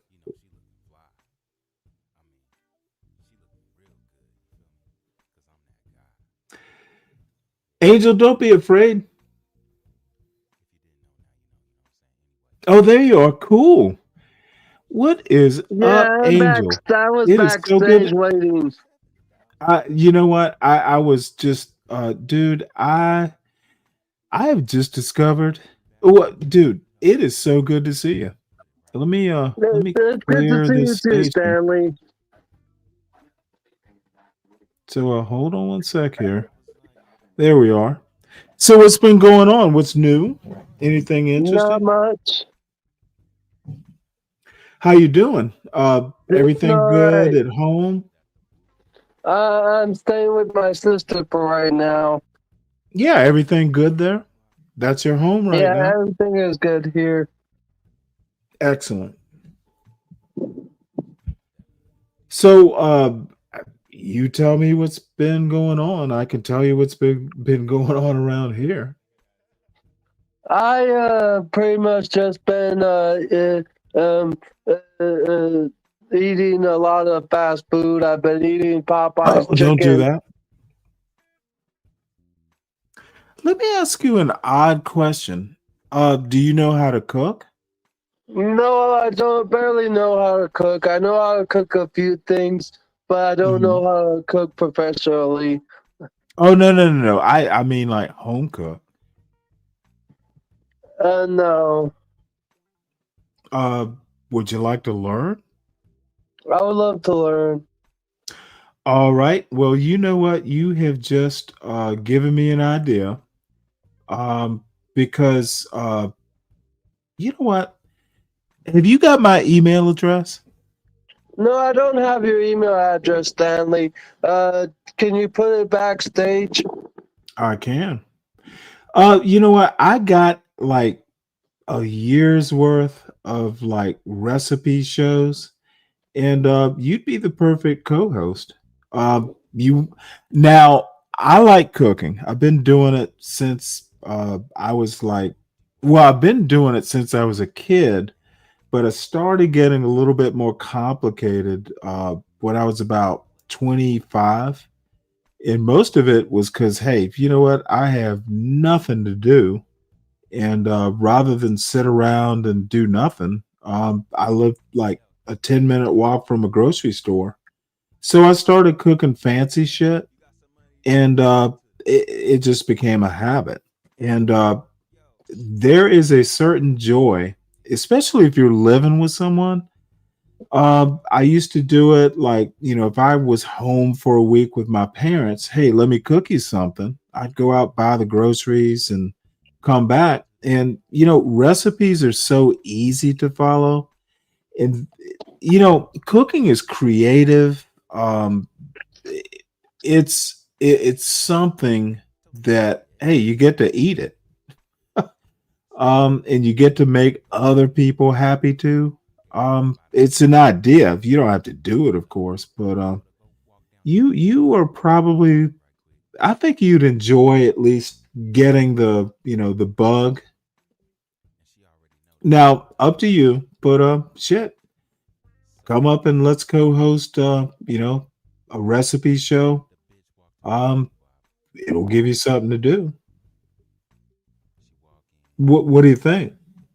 I actually love the idea. Okay. So let me put my email address in back. And as a matter of fact, fuck it, we can look at a recipe or two now. I got the bug back when I was 25. Like, there's some things you can't do at home, because home stoves don't tend to have the same equipment, and those ranges don't get as hot. There's a ton of stuff you can do at home. And if you get bored, you get to like make bread, or you get to make. Now, I'm not into desserts that much, though I can do it. But the cool thing is, like my son, and part of it, when I got older, it was something my son and I could do. And my pride is my son can literally make like a berry pie or an apple pie literally from scratch, including the crust. And I was kind of impressed. It's a good use of time. So anyway, let me put it. It's so what else has been going on? Been reading or? I've been watching Shark Tank on my Xbox. Oh, really? Yeah. I have a lot of episodes downloaded onto an external hard drive, and I've been watching, been binge watching the series. Mm-hmm. Well, what do you think? Any business ideas, or I just love the show because of the entrepreneurship that the show entails. Really, what does it entail? Just the different businesses that come through the door and the different people that come to the show looking for an investment. Well, have you thought about starting a business? No, I wouldn't know where to begin. To be honest. Mm-hmm. Well, do you have an idea? You wouldn't know where to begin, but do you have an idea that might sell? No, I don't. I see. Well, you know what? It will come to you. I love you, Stanley. Oh, come on now. I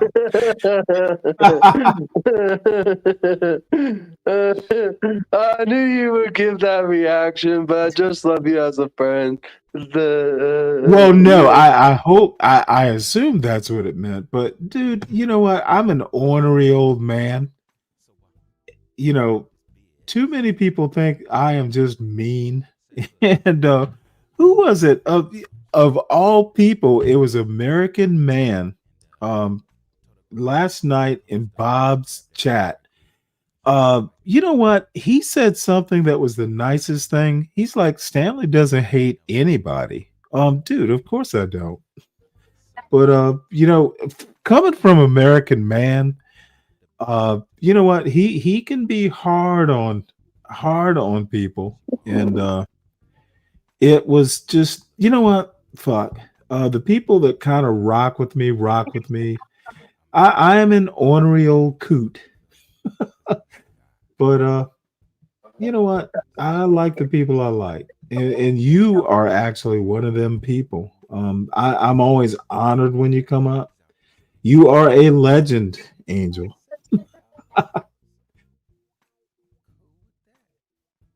And always honored when you come up.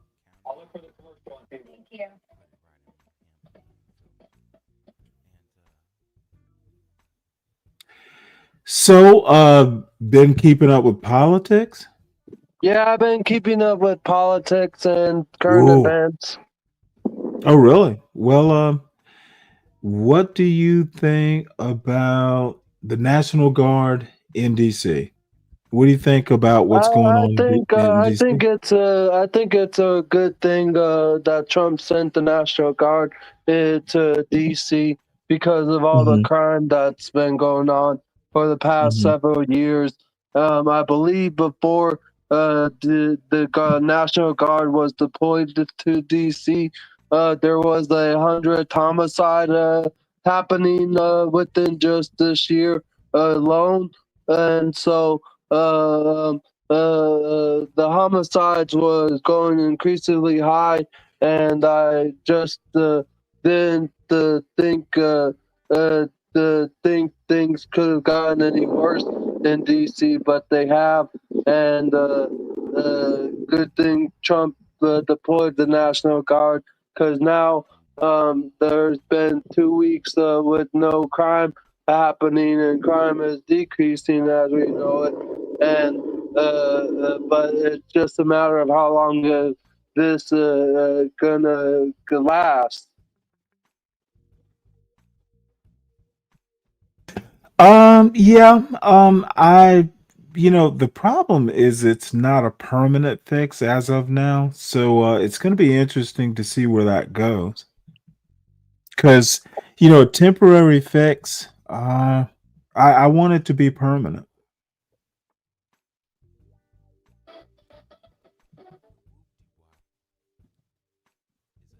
You know what? This is interesting.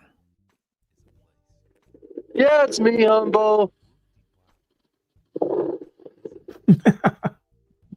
Humble was in the chat line. All right.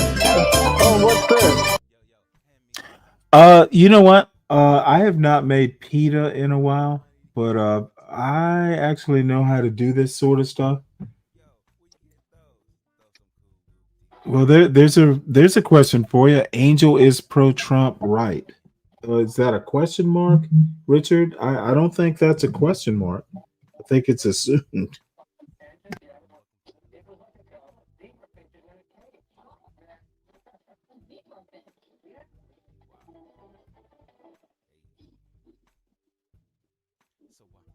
Where we will go, let's see what you think of this. And I just picked it at random.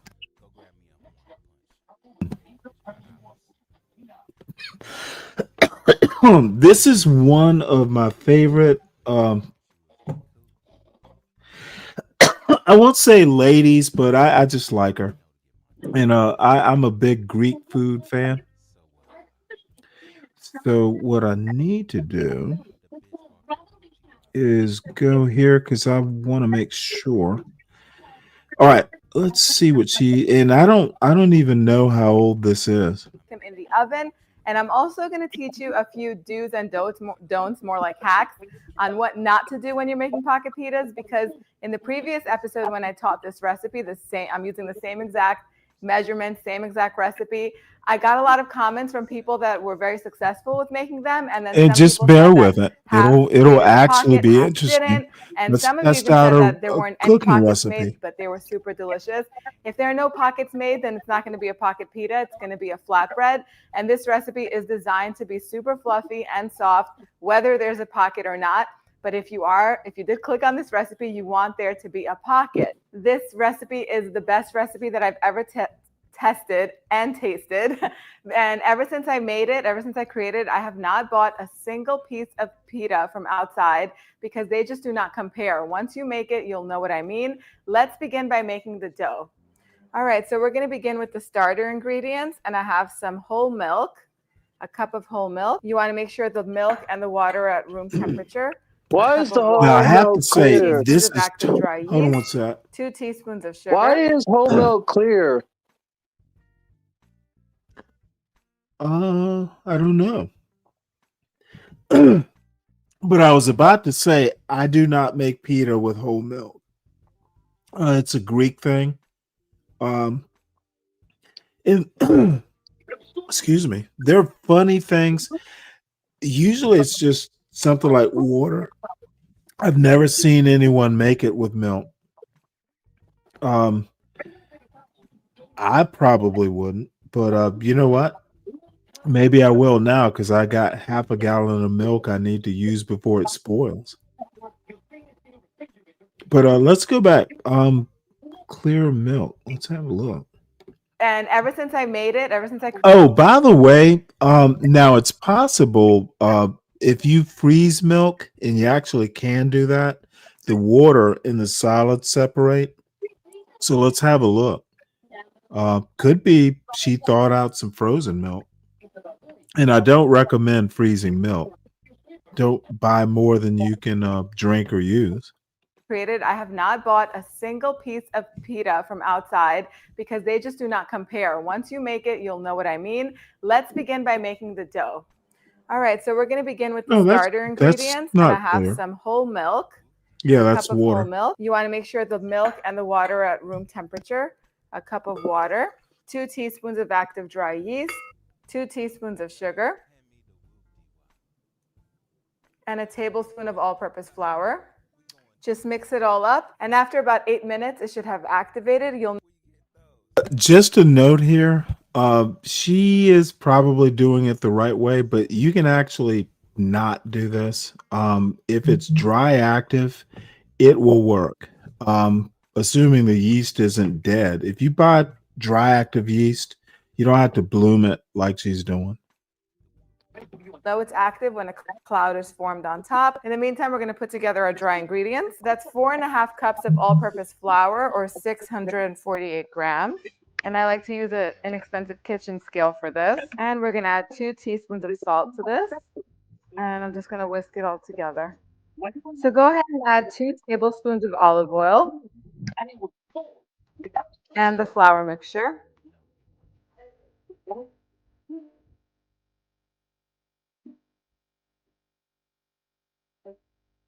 And knead it on low speed for about 13 minutes.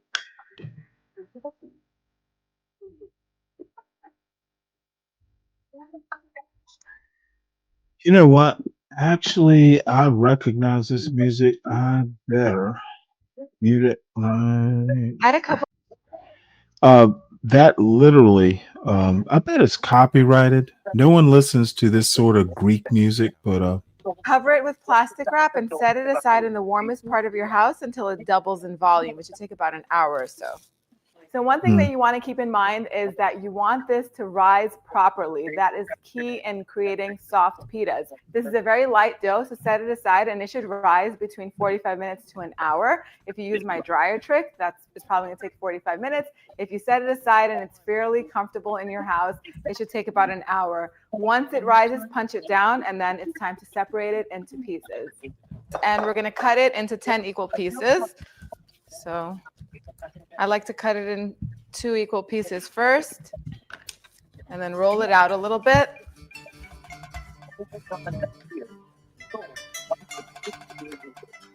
And the only way they're going to be perfectly equal is if you weigh it. I'm just going to cut it into 5 pieces and cut the other one to 5 I pieces. said no one listens Doesn't to have it, to be perfect.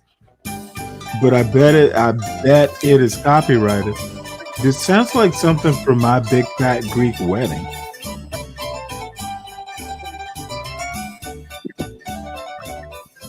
There we go. And then I'm just going to roll each one into a ball. And if it's a little bit sticky, you can go ahead and add some flour.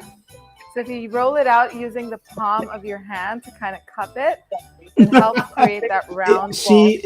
This is a Greek cooking So channel. we're just going to continue doing that. And until by they're the all way, shaped. I There love we go. Greek Now they're food, done. by the Now way. it's time to roll Dude. them out. Fucking, So to roll them like- out, you're going to need plenty of flour. You're going to need some flour I because if like you don't do food, this and you Kelvin. don't have enough flour, they're going are to you stick now? to the board and then What- they're not what going the to fuck create are that you pocket. drinking? Now I got a lot of messages about people Hopefully it's making this for dark the first beer. time and Is not it getting some that sort of pocket, bitters? that you're making these for. Why You're are trying you to make doing these that gin pockets. and tonic They still bullshit? taste These delicious and pitas are soft and looking fluffy. delicious. But if they don't create Yeah, that pocket, let me it's tell you because something. you didn't roll them out I with enough can flour. So fucking. it's I know in this, this. I need to be a manly man world, but dude, um, I got married when I was 39 or so. Knowing how to cook, it is manly. And you got to know how to take care of yourself. So I'm glad that you enjoy this. This is not as hard as it looks. So I'm glad you're enjoying it, Angel.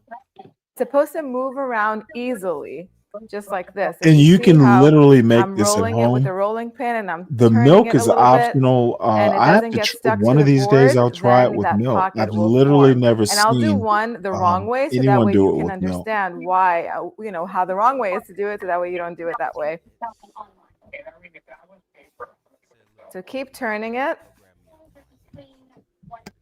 and rolling out.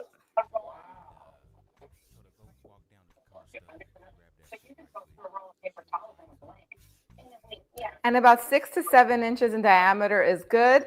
And you want to get rid of some of that excess flour. Now, True. if you have some semolina flour, you could put it on your work No, surface or on no. your Don't board. bother with that. I have some baking trays that are lined with parchment paper, and I'm just going to transfer the pita rounds onto the baking tray so that way they can rest on there. So I like to take a ball of dough and dip it into some flour. I like to have some all-purpose flour ready to go in a bowl, and then I just spread it out a little bit with my fingers. You could also do this with a rolling pin. But once you make this a few times, you're going to get the hang of it actually. And then I put it onto my board. Let me make one point here. It looks all fancy. One of the things you want to do if you're just like a dude cooking and you want some pita, and I actually I make tortillas too. You want minimum or minimal cleanup. Having a whole bowl of flour, you're gonna have to either store that. I could literally do this, just sprinkling a little bit. There are a ton of shortcuts. she's being fancy and elaborate, and she has a cooking show, but you know, I don't know whether it's just a man thing, but you can do this way more efficiently. However, she is the master, and her name's Demetria, by the way. See, I you know what? I one of these days I'll meet her. Make sure there's plenty of all-purpose flour on there, and keep rolling, and make sure that the dough is not sticking to the board, like we said. If you feel like it's sticking, then you're going to want to put a little bit more all-purpose flour on there. And you want to roll this out to about 6 to 7 inches in diameter. If you make it too thin, then they're going to be more dry instead of fluffy. That looks good. Now I'm going to transfer them to my baking tray. And I'm going to continue forming these until they're all formed. I'm going to save 2 for the end, and I'm going to show you how to do it the wrong way.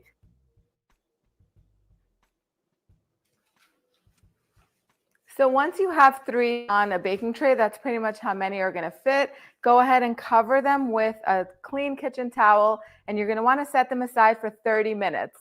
In the meantime, you can preheat your oven to as hot as it gets. Mine goes up to 520. I see what the difference is. I don't do pita in the oven. I have a Kamal or something like that. I usually do mine on the stovetop. So that's the main difference. I've still never seen it done with milk though. 25 degrees Fahrenheit. All right, so I already formed 8 the proper way. Now these last 2, I'm going to show you how to do it the wrong way. So that way, once you know what the wrong way looks like, it'll prevent you from doing that. So I'll just very lightly flour my board this time, here. not too much. And What's up, Lou? Hey, Lou. Dude, y'all have a good one. What up, Stanley? What up, Angel? Are we boring you with this pita recipe? Dude, I fucking love this shit. You know, like good Greek food is, at least from where I'm at, right? It's just hard to come by because a lot of it's not like, if you could find like an authentic Greek spot, which there's only one around the corner from me. The rest of them are kind of. Dude, you know what? Somebody said, "Can you make a sandwich?" Well, Kelvin says he's a little tipsy, but you're quite the trad wife. Well, motherfucker, dude, there's nothing wrong with knowing how to make good food. Yeah, I don't think there's anything wrong with it. We got loads of Greeks. I seen a video the other day where some dude was interviewing, not interviewing, you know those food review channels where they'll buy but not like the American ones, like where they go to Papa John's may come out with a new shakaroni pizza, and so they'll review it and all that stuff, right? Mm-hmm. I think they were reviewing, I forgot what they were reviewing. It's some new thing from Taco Bell or whatever. And I lost interest in the video, but I scrolled down to the comments, and I see a lot of comments that say something to the extent of, fast food has gotten so bad that I've actually recently learned how to cook my own food, and it's not as hard as I thought it was. Tons of these comments, and I just didn't realize that there were so many people that don't know how to cook anything. And I do not understand that. Literally, I told a story on this show a while ago. This is fucking 20 years ago, maybe even more. My father and I were we went to McDonald's for breakfast, I think it was, in Greer, South Carolina. Now, I lived in Greer, from where I lived, you could actually walk to the McDonald's. So anyway, I don't go to McDonald's or stop going mainly because the window service, dude, it's a coin flip whether they even get your order right. And that's where I started like, I can't do this. I should not have to check my bag on the way out to make sure you got the order right. And then, here I am 20 years later. Dude, I can make it, and I don't even want my hamburger to taste like McDonald's. There is a certain, in a way, my fascination with making pita kind of aligns with prepping. You're gonna have to know how to, even if you believe in that prepare, you have to know how to do this shit anyway. Why not just do it, when you can at home? It's not that hard. So I don't know. I just have a thing for cooking. Nah, I feel it. I wanted to come up real quick, man. Look, man, you killed it over there at Drips, man. You did great. I know you wanted to go scorched earth, but them niggas think they right. You're not finna convince them of nothing. Yeah, man. They tried to fit you in a frame, and you did not give in at all. Why would I? They're wrong. And see, that's the problem. Dude, I don't give a fuck if I fit in with your panel. I'll roast all of you. And I should have roasted Ferg more. Ferg is like the senior. He is the head ninja in charge. And dude, I went after him like fucking immediately. That motherfucker's a moron. And it's not the first time I've encountered him on other channels. I started roasting his ass a while ago. And you know what really makes me happy? Dude, telling a motherfucker, you can tell me you were in the army for 20 years, and guess what you would have called me had we met? It would have been sir. Oh, dude, and did you hear that motherfucker push back? Because of course he couldn't. I've done that shit with a Varan C. Dude, I love doing it. Who knew? It would be a happy, and yeah, it's elitist as a motherfucker. And you know what? I am a bit of an elitist. Y'all don't know shit. Ferg, you can tell me about your time in the high school molding young lives, and I guess he's trying to still mold young lives. The problem is none of these motherfuckers are in their 20s. None of those people in that chat was under 30. These are people I'll be honest with you, Ferg.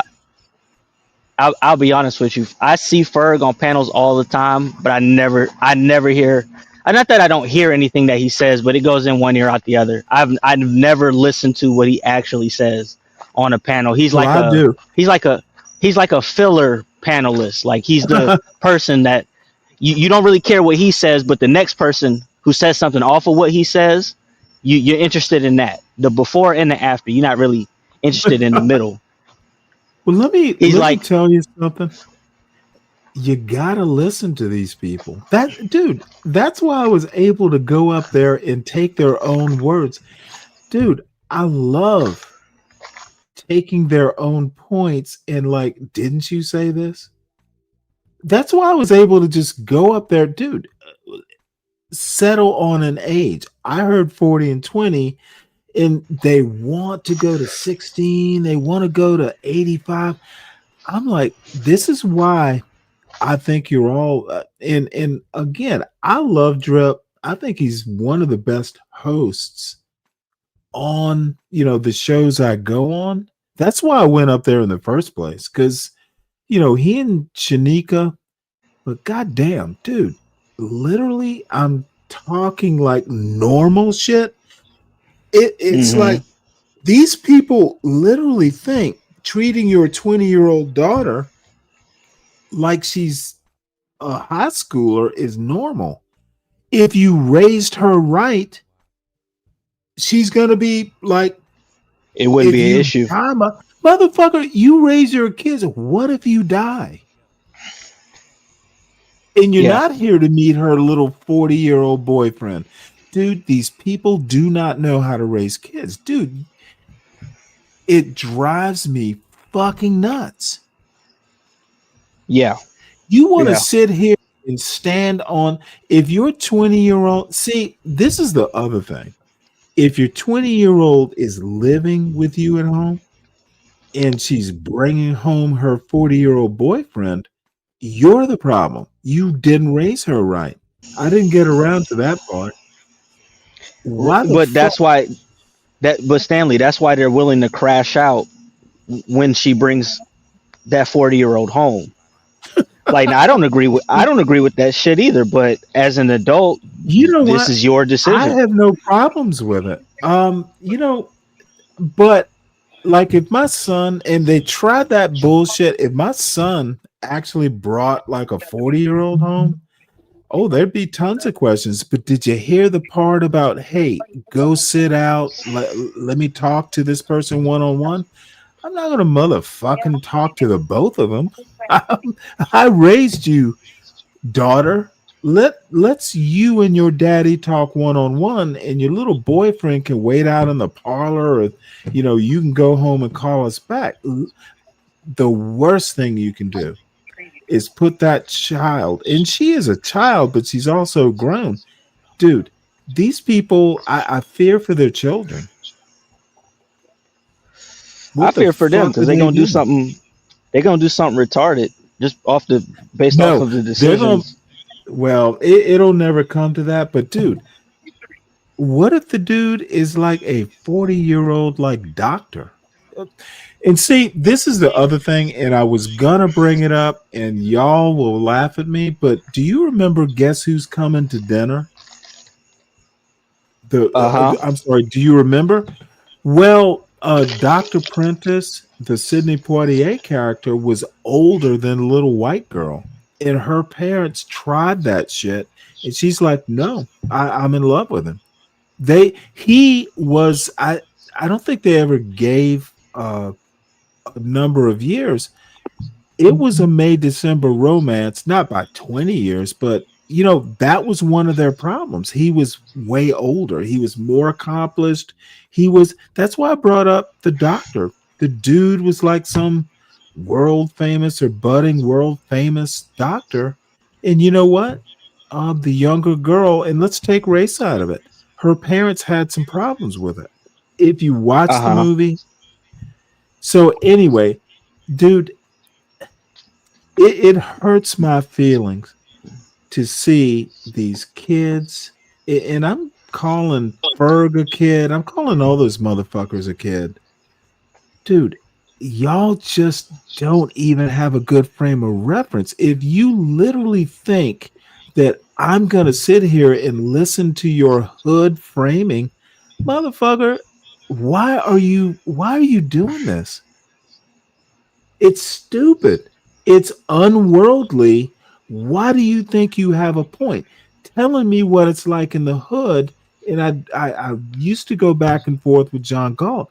Motherfucker, there is life outside of the hood. What the fuck? Why do I care about what happened in the hood? It honestly, Lou, it just fucking I'm sad. Yeah. And I think you did I well, want to keep Stanley. my kid. I want to keep my kids in the hood. There's nothing Mm-hmm. wrong with living in the hood, but there are plenty of people. I've met people in the hood who fucking were better thinkers. These people aren't thinkers. So anyway, I'm That's glad what, you came and up that's to. why that's why it didn't matter what you said, Stanley. Like, at the end of the day, because of your original position, their mind is already made up. So Right. once you know that, I think you responded accordingly. You didn't need another intellectual point. You needed to let them know how stupid they were for coming to the conclusions that they came to, and I think you did that successfully. Yeah, As far the as going brother, scorched dude. earth, I like, they're not asked gonna they're them. not gonna change their mind. You know what I mean? So Right, you that's did the true. best that you could do. The most that you can do is not give in to their frame, which is what Lord ADS did Oh fuck when he no! went up there. You see what I'm saying? Like you see the difference. You see the difference because he kind of had similar, not the same, but similar Yeah, and positions then he that you had. started telling that stupid story. Dude, that Yeah. was like that didn't help. You're absolutely right. But here's the deal. Dude, the part about it's legal and you can't do shit about it, that is the bare bones of the argument. No But one yes, gives I a can. fuck. He said, "Yes, I can do Really? something about it." Then your 20-year-old is look. The other thing I didn't mention is, you know what? That 20-year-old wants to get the fuck away from you, and that 40-year-old is her ticket out of that kind of my daddy's a hood rat.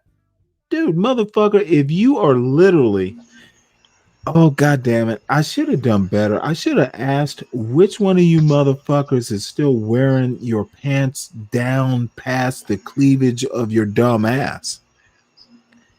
So many shots I could have taken. You threw in a good amount of jokes. You threw in a good amount of jokes. Even they were like, "Oh shit!" Like even Edith Man was like, "God damn." Oh, they didn't, dude. Well, I don't think I know yeah. Drip has been in this chat before. He knows what the fuck I'll do. Dude, if I think you're stupid, I'm gonna mock your dumb ass. And I'm just gonna do it and see what happens. And unfortunately, I didn't see when you're so stupid, I can't land a joke and shame your ass. That's why I gave up. I get it. I get it. It's and like, motherfucker, I'm calling you an idiot without using them.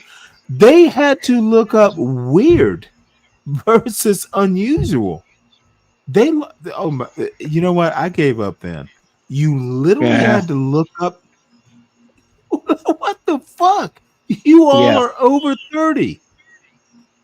Yeah, it was bad, bro. It was bad. It was that's I'm telling you, you should do more of them, man. You should do more of them. I think you're ready, man. I'm gonna it's not. No. It wasn't as. I mean, it's probably because it was 2 a.m. I think that's what I heard. It was like 2 o'clock in the morning. Well, the so problem is, you know what? I should have. Shit, dude, I woke up literally because I went to bed early. So I usually listen to Drip if he's on that late. So I'm literally like, well, what the fuck they're talking about? And I started mocking from the chat, dude. I'm gonna be honest with you, Lou. It was disappointing.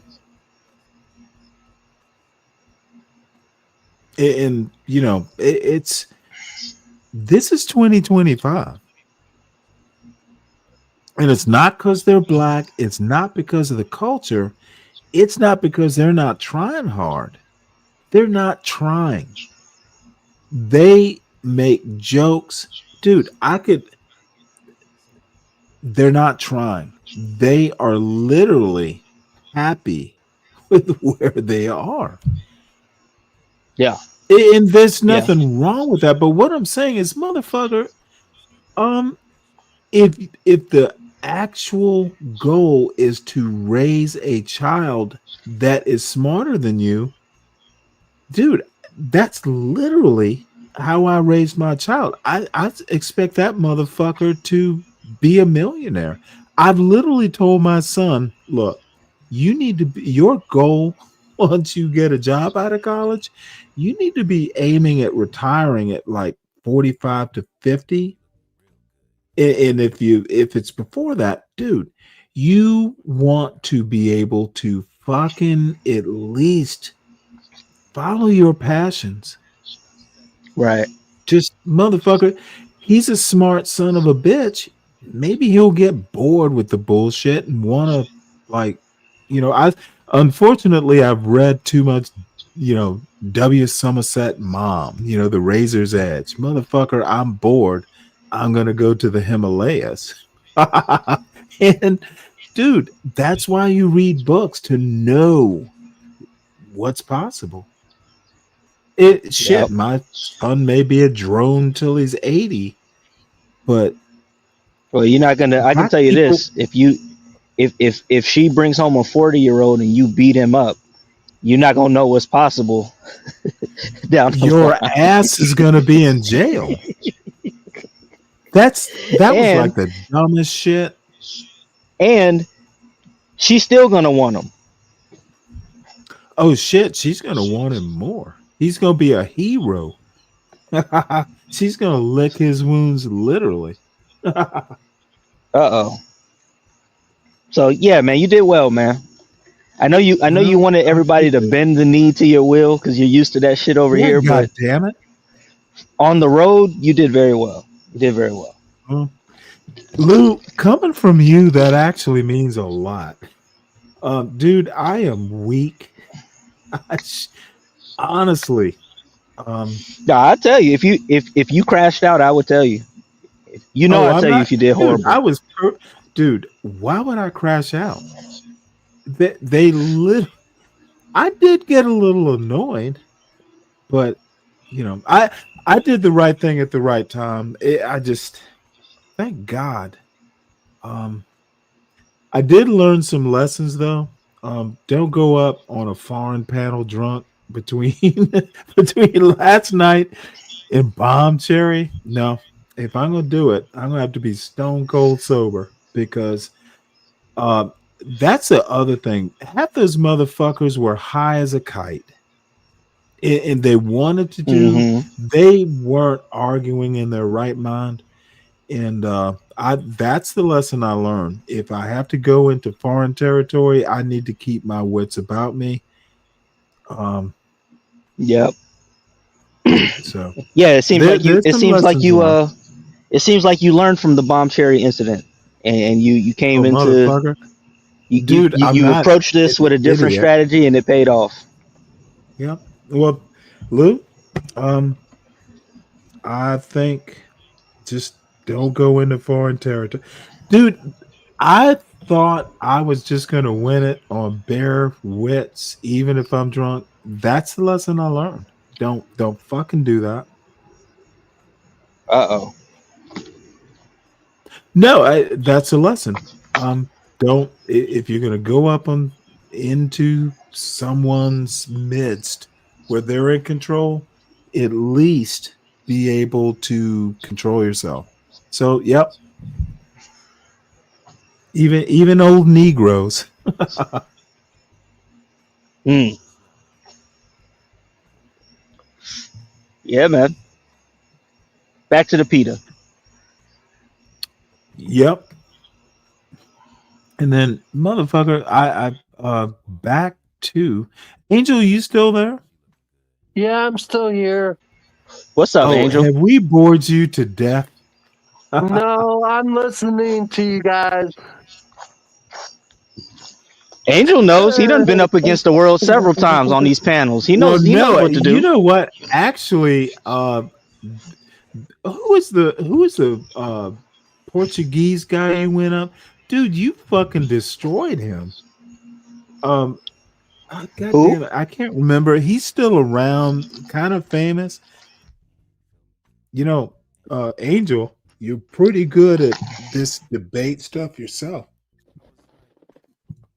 So we tend to learn. Have you thought about doing political debate, like going up against anyone or me? Yeah. No, I never thought about doing debate with anyone. Well, I've seen you win at least one. But let's finish this PETA stuff. You know what? I'm having all kinds of ideas. Is there anything you want to watch? To see you again, Lou. Oh, well, Lou's a friend of the show. Nah, me and Angel go way back, man. Oh, I've seen him kill it on CTs a couple times. Oh yeah. Yeah, man.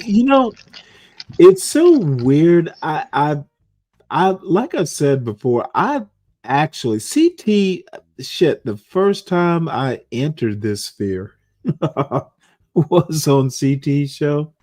There would literally be no Stanley Cross without me.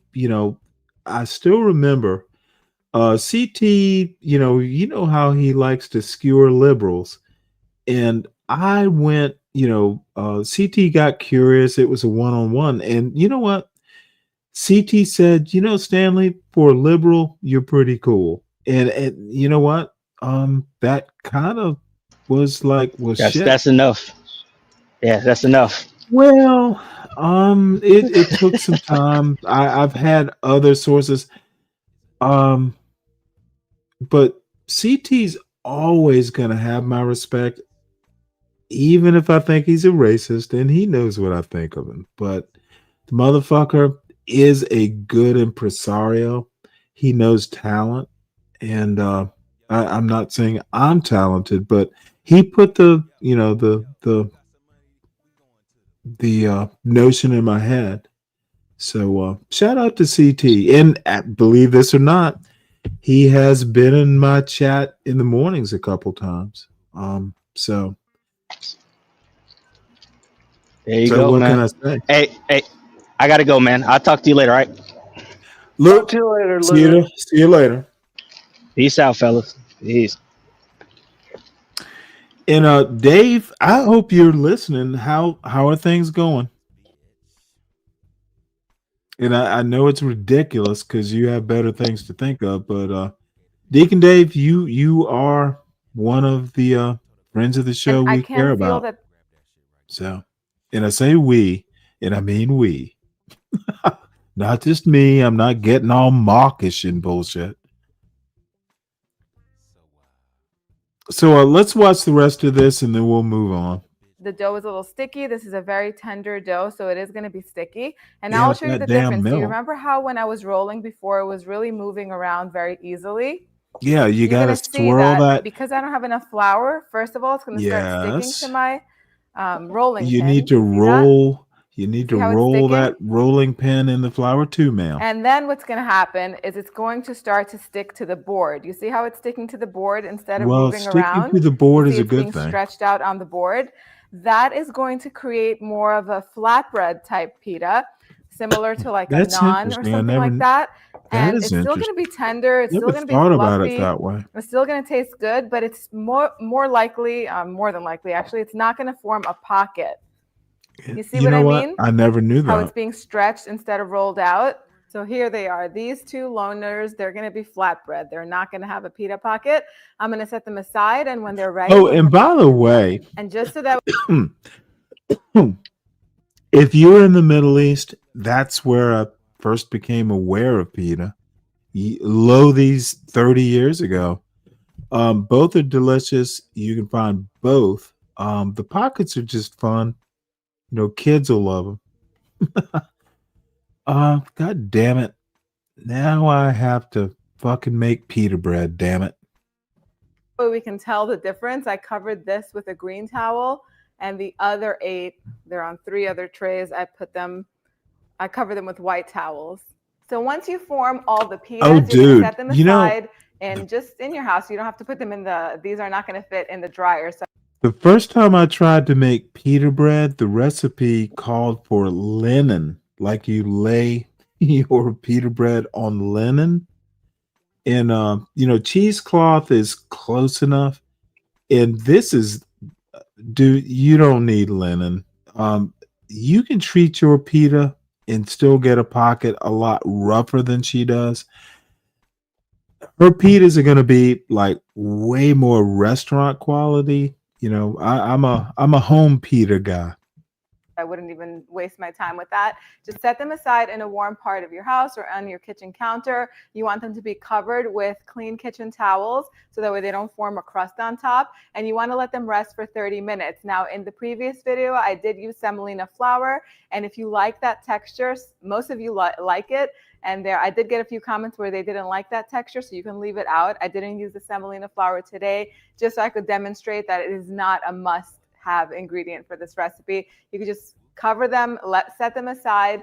And what was I saying? I was thinking about the semolina flour before I went off on a tangent. But you can just sprinkle a little bit of semolina flour onto your baking tray that's lined with parchment paper, and then put the pita breads on top. Cover them with the kitchen towels and set them aside for 30 minutes. You don't want them to double in size or anything like that. You just want them to get nice and puffy. This is also going to make sure that they bake up to be really nice and soft. You want to make sure that you preheat your oven to as high as it goes.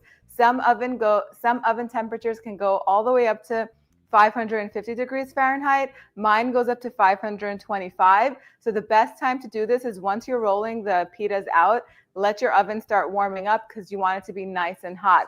If you do have oven tiles or pizza stones, make sure that they're warming in the oven while it is warming up. You never want to put a cold pizza stone into a hot oven because that is what causes them to crack. So you don't want to do that. I don't have a pizza stone. I have a tile, just a big tile that I cut to fit into my oven. That will work. If you can put one on each level, that's fine too, but one will do the trick. Let the oven warm up. And once the 30 minutes pass, you're going to put the trays in.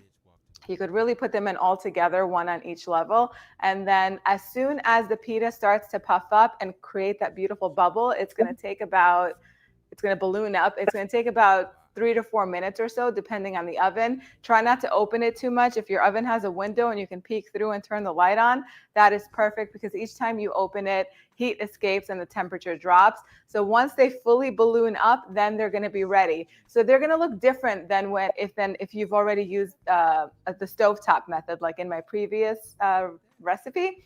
So the stovetop method creates a beautiful golden color on the pita bread because it's directly on the pan, which is directly on the heat, and it causes them to become nice and golden. This method is going to keep them a little bit pale. They're still going to be delicious, so don't you worry about that. Let them balloon up completely. You don't have to flip them or anything like that. Take them out, let them cool completely, and then they will be ready to serve. A word of warning, because it has happened to me. If you have an oven that is not situated higher up in your kitchen and you have to open it up and your head is right in the line of fire, I will warn you to keep your face away from the heat once that oven opens up because it comes at you and you might even lose your eyelashes, especially if you wear mascara like me. Be careful. That is really the only word of caution that I have for you for today. So all of the pita bread is ready and all of them did create the pocket except for the last two that we made, which even those pretty much almost created the pocket, which goes to show you that the more you make them, the better they're going to turn out. But another thing that causes the pocket to not form is if there are little tears on the pita, like when you're making it, or if they're unevenly rolled out. So keep that in mind. But this is the thing. The more you make them, the better they're going to turn out. It's like anything else you do in life. Practice does make perfect. They all puffed up. They look amazing. They took 4 minutes in the oven to bake, pretty much exactly to the T. Like 4 minutes, that's how long they were ready in 4 minutes. Don't overcook them because you're probably not going to be able to finish all of these in one day. So you want them to keep fresh and nice and soft. So it is better that once they puff up, take them out, and you could always reheat them in a toaster oven. You could reheat them in the oven. If you have like a panini grill, like a George Foreman grill that warms them up perfectly. They smell amazing. They're super soft, like we said. And if they have lots of flour on them, just lightly brush it off with a brush. Any kind of a brush will do. Let me break into one and show you just how good they look. Look at that. They form the pocket. They're super soft. These are going to be perfect for stuff. That is very, I assume, Greek. Those look rather bready. There are different ways to make pita, but I will have to try it her way. But I don't know. I'm having a pocket in a more tortilla is the way I'm used to seeing it. I've never been to Greece, but I have been to the Middle East. It's a lot more lean and less bready. Stuffing with your favorite things, use them to stuff them with falafel, my gyro meat, which I'll put up in the card section. You do not want to miss that. It's absolutely delicious. Some veggies, even tuna fish. use them, put them on the charcuterie board with your favorite veggies and dips, and enjoy it. Now, these store best in the refrigerator if you're going to use them throughout the week, but if you want them to last longer, once they're cooled completely, put them in freezer safe bags and store them in the freezer. They'll keep fresh for a month or two. They probably won't make it to the month mark because you're just going to want to eat these as often as possible. I like to eat these even with some butter and honey and a cup of tea, but that's me. I hope you guys enjoyed this recipe. If you want to learn how to make them on the stovetop, then you're going to want to click on this card right here, and I'll see you right over there. Bye, everyone.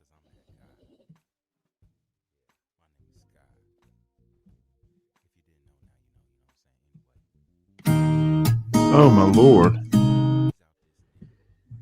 Well, I think that video definitely was inspiring. Really? Well, hold on one sec. Let me put that in the back for you. I'm kind of glad that you liked it. No one else likes to cook. I haven't talked with Virgo in a while, but that woman, I love talking, cooking with her. She was passionate about it, and I'm gonna have to give her an email. So that video's in the back, but what I want you to do is we can create something. Won't be fancy or anything like that, but I would love to see you, just cooking is just, a joy. You can give people, joy in their lives. It's stuff you can do in the house. And you start small and then get fancier. Shit, it can. I started cooking breakfast for my sister, who's a little bit younger, and my brother, who's quite a bit younger. You know what? I was the oldest. Wake up, scramble some eggs, make some grits. It was as simple as that.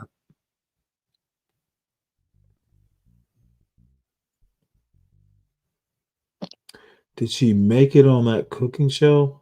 I have no idea. Was Demetria on a cooking show? No idea. Golden Gully. He's a food YouTuber that has some good videos. I'll check it out. Thank you, Clarence. I'll check it out. Golden Gully or Golden Gullet? Oh, I haven't talked with Virgo. Virgo was kind of, had, she wasn't feeling well. So I actually haven't talked to her in a while. Portia talks to her. So I'll catch up with Virgo. Oh, no. Virgo, dude, I love fucking talking to Virgo about food. It was honestly just, there are people who are just into food, and she would tell me, we had we had a discussion about about jerk chicken. She made a wet jerk. I did a dry jerk. She knows how to do it. So I'm like, well, wet jerk. It's better for obvious reasons. Just no, dude, talking to someone who literally knows how to cook but does it a different way or has a different take, that's just fucking sheer joy. So I miss Virgo. I'll have to catch up with her.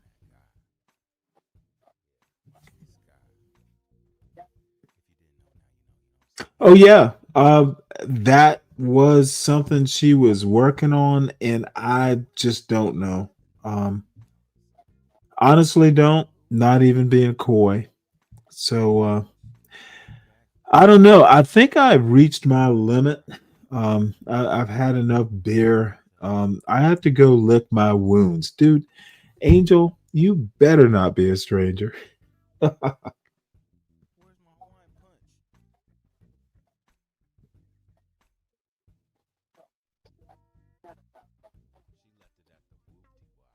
You still there, Angel? Yeah, I'm Well, still here. Yeah, I'm still here. yeah, I had a started the show late. I'm already up to 6:41, and I'm just tired. I've been up.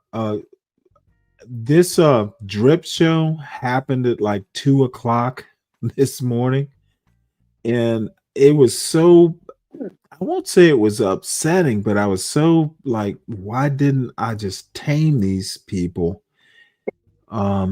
So I've been up for quite some time now. Then I had chores to do this morning. I had some business to attend to. So I will be on 8:47. I'll be lucky to be up at 6:45. It's Friday. Might be a little loose, but all the news stories I did not get to today, I will deal with in the morning. So I have to sign off, Angel. I All am right, you have a good tired and night, sore. Stanley. You You take too. care. So, folks, um, it is what it is. Um, I will probably listen to Bob's show and troll from the from the chat or not. Oh, Mela, God damn it, Mela, why didn't you come up? But anyway, maybe I'll see you in Bob's, but I'm not. Where did I see you just the other day, Mela?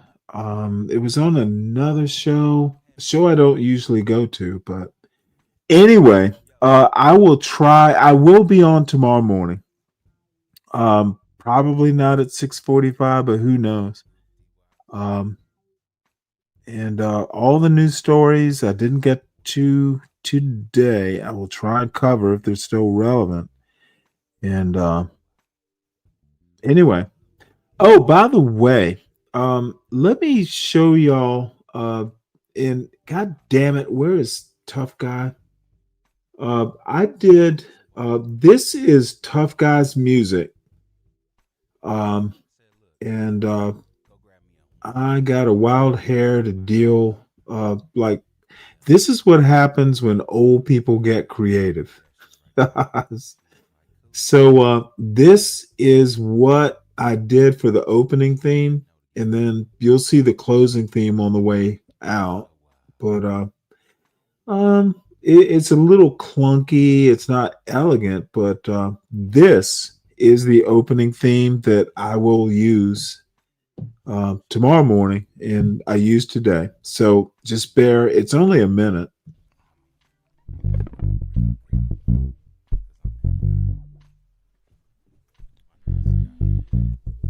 Welcome to the Whoop-De-Wop.